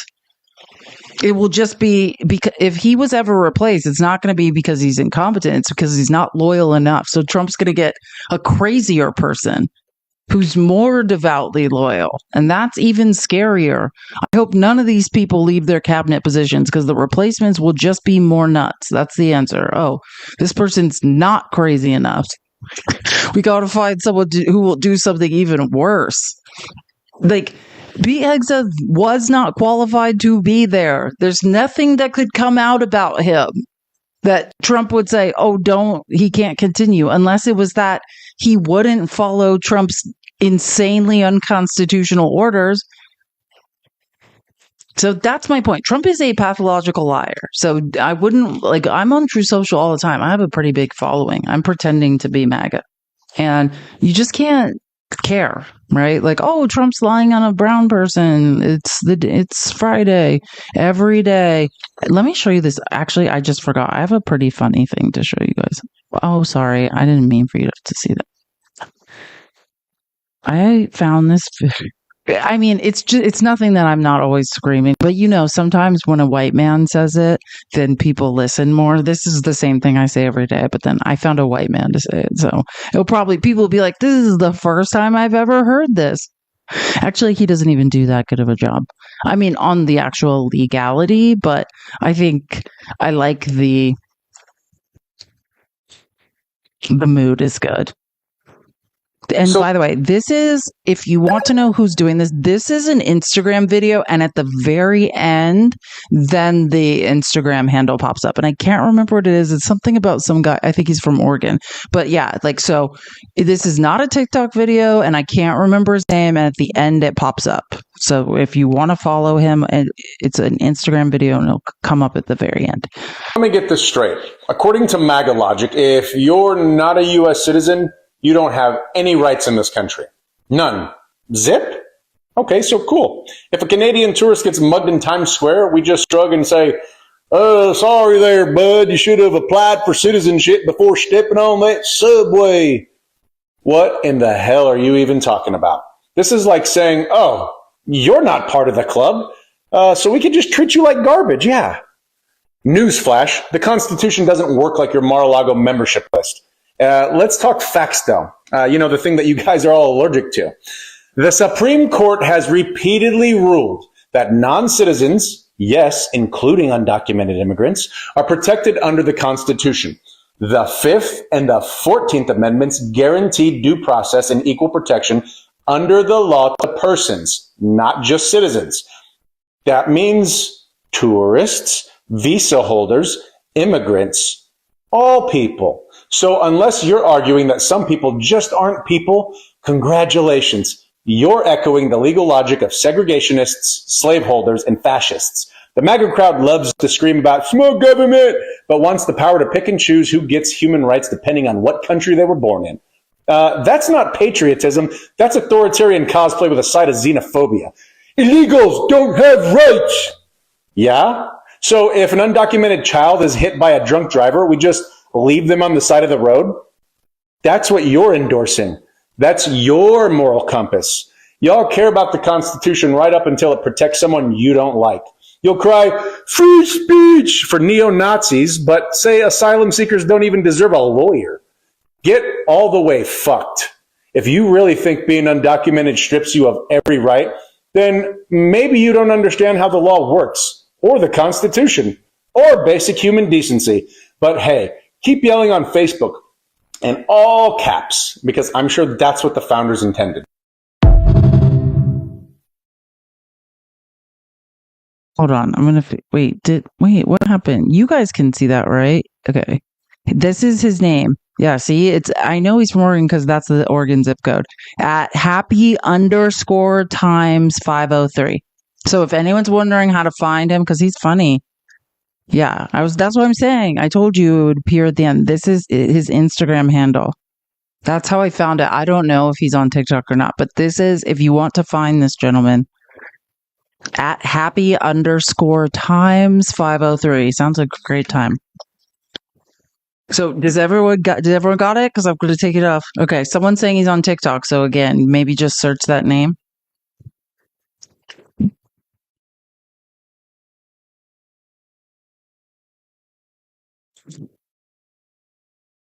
But also, I say that stuff all the time.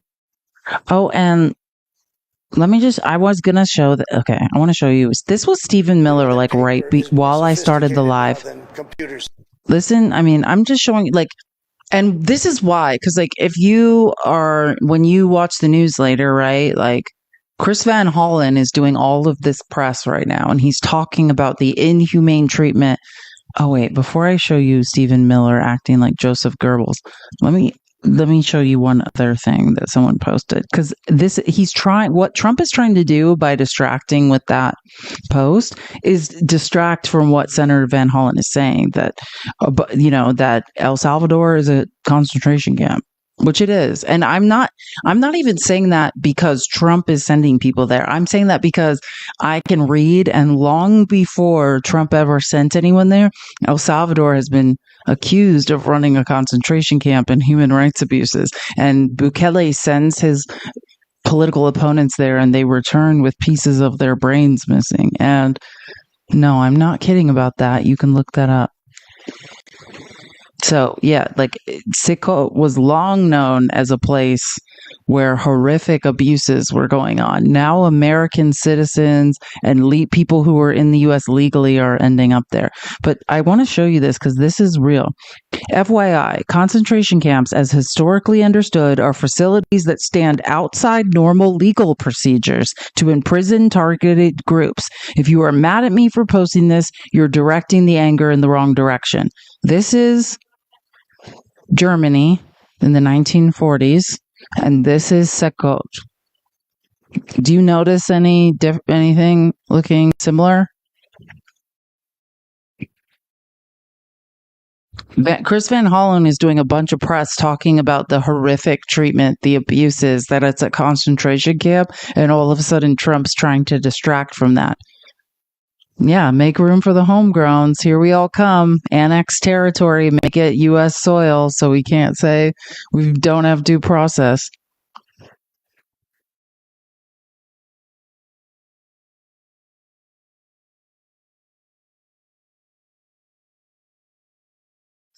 No. Someone said camps were in Poland. Yeah, they weren't just in Poland.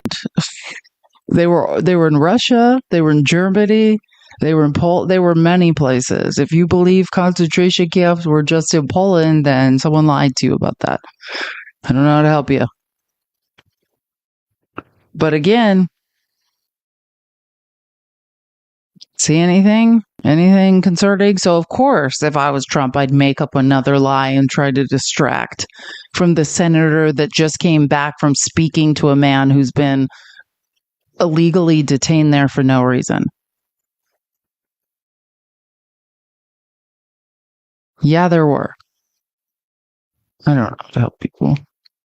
Yeah, like, I don't know why people are arguing with me. I have a history degree. I'm sorry if you don't know where they had concentration camps. Like, whatever. It's very weird.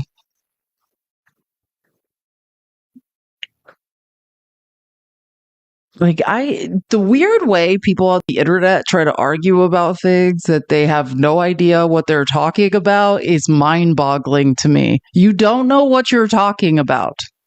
But yet people in the comments will just say things with their full chest, like, 100% sure. Well, you're defiling all the people that died in those places just because you have no idea what you're talking about.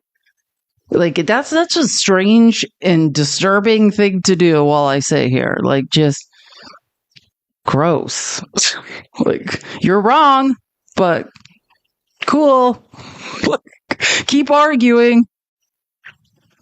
You have a supercomputer. Painfully wrong. Like, just, why? What is the point of that? I am mind boggled by people on the internet all the time and the choices they make. Yeah, well, I mean, yeah, it's just a strange thing to do. Sorry, I'm just trying to go back. I'm trying to get back to this video I was going to show after that.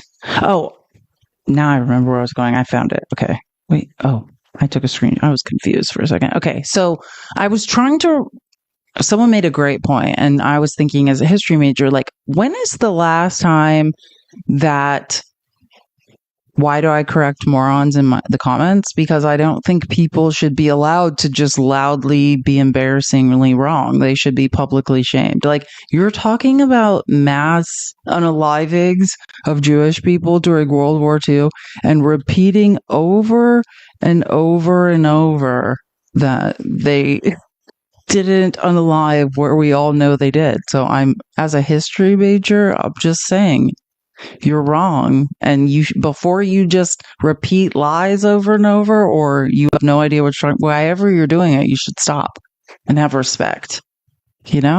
Like I say this, every opinion I have is data driven and fact based, and when I'm wrong about one little thing, I spend the entire night thinking, oh my god, I'm so embarrassed because I said something wrong.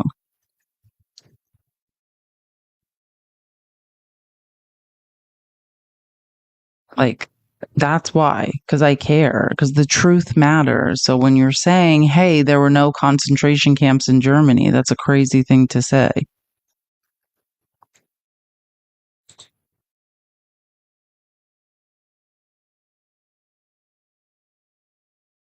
Okay, so this is, I was trying to think of when was the last time the Supreme Court, wait, hold on, I'm saying that wrong.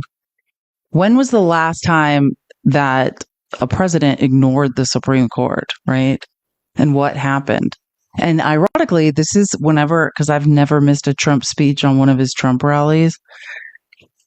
This is one of Trump's favorite presidents, too.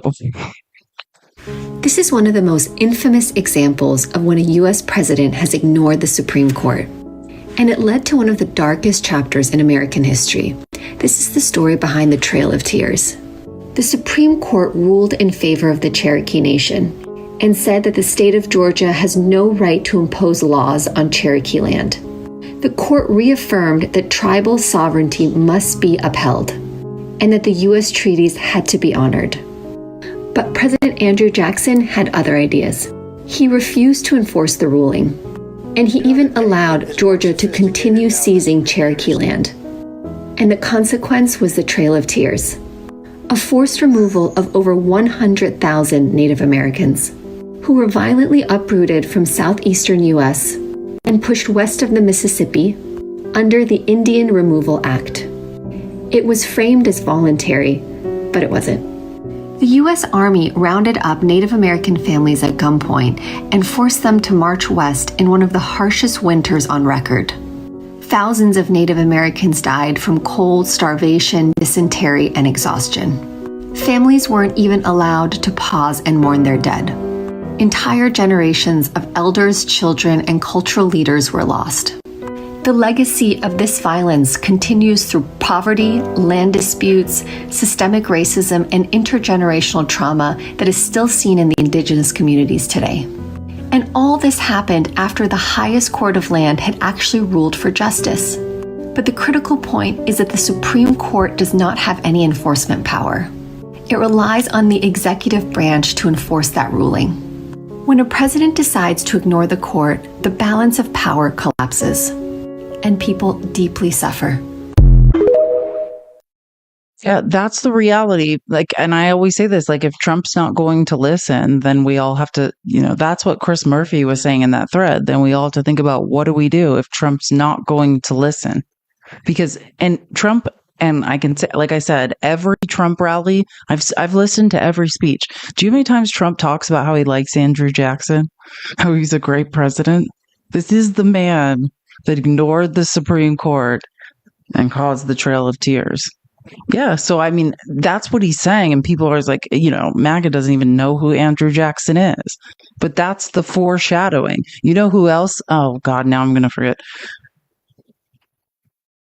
Operation, okay, I'm just going to say the opposite because I don't think I can say the right words. But in history, Eisenhower did something called Operation Dry Front. And if you take the opposites of the word drive front is a slur for Hispanics. Yeah. And Trump also, in all of his rallies leading up to what we're now experiencing, used to talk about how Eisenhower was the last guy that did anything real about immigration and how he was going to bring back what Eisenhower did. And he meant it all. Like, this is a kid who was taken to Triple K meetings as a kid by his dad, and everyone's like, oh, stop exaggerating, he doesn't mean it. Like, none of this has anything. And now Republicans, I showed you a poll, Republicans are like, hey, I don't like the way you're deporting people. Well, he told you over and over. He said, I love Andrew Jackson, I love Eisenhower. Like, he was saying it. He was saying, I don't follow rules and I want to deport people. And sorry, when I hear this video, I get very sad because, as you know, I'm Mexican indigenous, and the Trail of Tears is. Sorry, I don't know how that got down there. Something is wrong with TikTok Studio. It's like, but I just wanted to say, I saw the post, and if someone is saying that nobody was saying there were not, if there was a misunderstanding about what upset me in the comments, then that's fine, as long as it's a misunderstanding. I just have deep respect for history and where, mass extinction events occur. So that's all. And if it's a misunderstanding, it's a misunderstanding. Great. That's great news to me. Love to hear it. Anyways, what a day. Oh yeah, I knew I was going in order. Okay. And now I want to show you Joseph Goebbels reincarnated. This was Stephen Miller, I was a little late starting the live. This is what I was recording. This is him talking about Chris Van Hollen. The whole day, because they follow in authoritarian. That's the beauty. I said it wrong. When I say beauty, what I mean by that is, as someone who worked in advertising and marketing, it's like, because Trump rules with an iron fist, it's like everyone is on the same message every day. And they're terrible, idiotic talking points that most of the time are lies, but everyone's in lockstep, right? And that's how they're indoctrinating people. And when I say, if you have expertise in advertising and marketing, we need people to counter this, because it's hard to overcome that type of lockstep propaganda when on the left it's like herding cats. Like, everyone's saying different things. I would say now more than ever the left is in step, because when you fight a common enemy, it's hard not to be. But it's hard to overcome this type of propaganda. Listen to this. There was a conversation with Roberto Garcia. What's your response? I'm almost at a loss for words for how outrageous it is. Here's an individual, the man who has been deported to his home country of El Salvador, who has been repeatedly documented by multiple federal and state authorities to be a member of MS-13. One of the that's what Trump said in that post he just posted.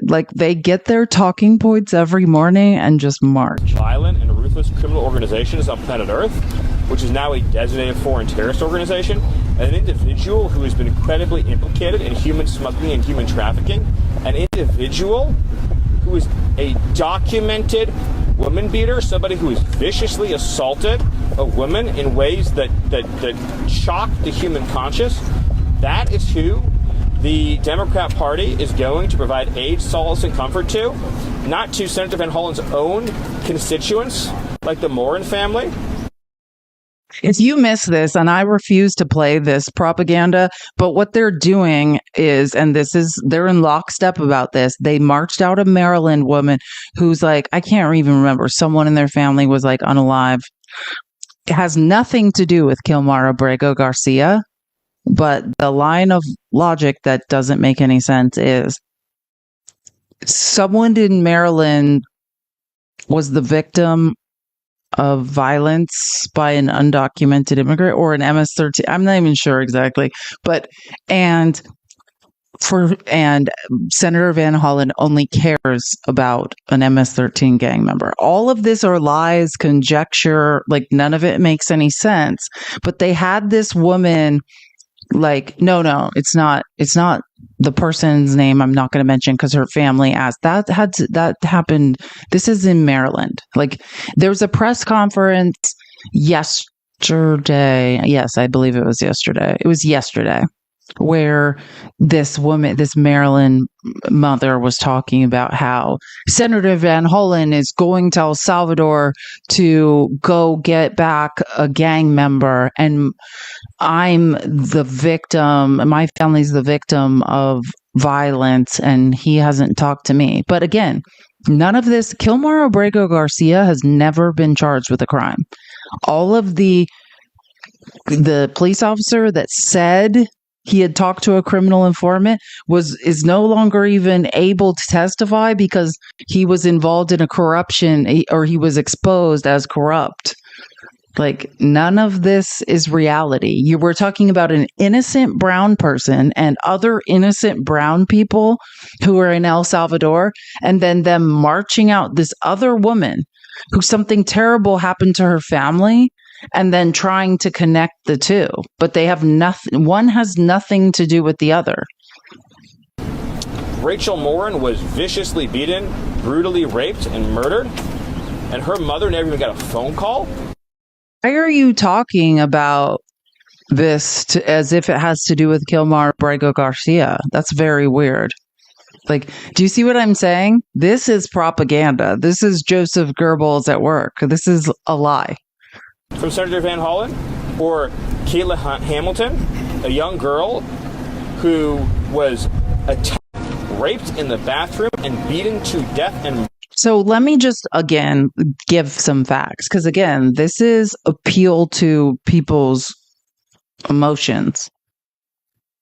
I, as a woman who, by the way, have been essayed and raped, starting as a child, multiple times, right? So I just want to be clear about that. I have deep empathy for every single woman in America who has ever been the victim of any type of violence or assault at the hands of men. I'm still safer. If I want to be safest, I'll move to a neighborhood of undocumented immigrants. Now, again, let me help you. I will never, that doesn't mean no undocumented immigrant will ever commit a crime. We can never, it's whack-a-mole, right? We can't reduce instances of crime to zero. But I know that if I want to be safest, I will move to a neighborhood of undocumented immigrants because I have a higher chance of being safe than I do amongst American citizens. That is the reality. But what you're watching is this appeal to emotion. White males in America do this same thing to women at a higher rate every day, and the Trump administration does not care. You do not care about women and our safety. Stop lying. It's just whenever it's convenient to cast a brown or black man as a bad person, then all of a sudden, we care about women. You have never cared about women. Donald Trump has faced a jury of his peers and been found liable of assaulting a woman, and none of you care. Pete Hegseth, the man running the military, has been credibly accused and paid a woman to not talk about it anymore. A Republican white woman at a Republican conference whose husband and children were in the hotel room. Read that 25-page police report that people continue lying about. You do not care about women. Just when it's convenient, all of a sudden brown men, we should be scared of brown men. No, I am safer amongst undocumented immigrants than I am amongst American citizens, period. That's mathematics. Those are facts. Because they need to remain under the radar, I am less likely of being hurt by them.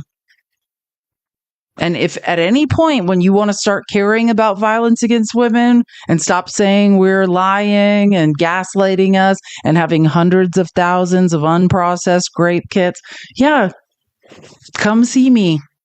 I'll be excited about that. But never have conservatives or Republican men gave an S about women. Never, ever.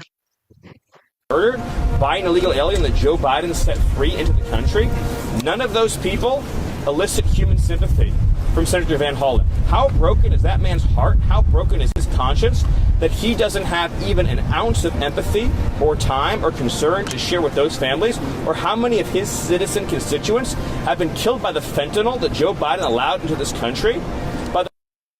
This is, I mean, do you see what I'm saying?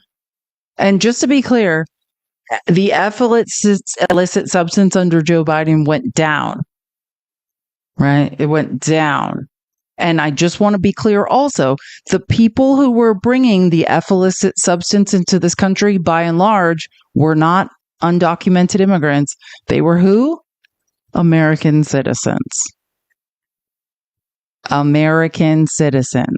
Like, this is, every single word of this is misinformation, disinformation, yes, gaslighting. Thank you. I just read this Psychology Today article about gaslighting, and the entire time, all I could think was Donald Trump. Cartels that made a fortune off of human trafficking and smuggling into this country, or the children in his state that cannot even get a good education or good health care because of the mass migration that has occurred into his state. None of that yeah, actually, that's not true. Concerns him in the least.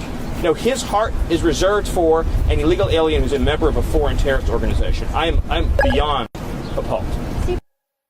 No, you're a pathological liar, which is really weird. And again, I'm sorry, I don't even like playing these things. At least I'm not playing Trump and his lies. I just giving another example of these are lies.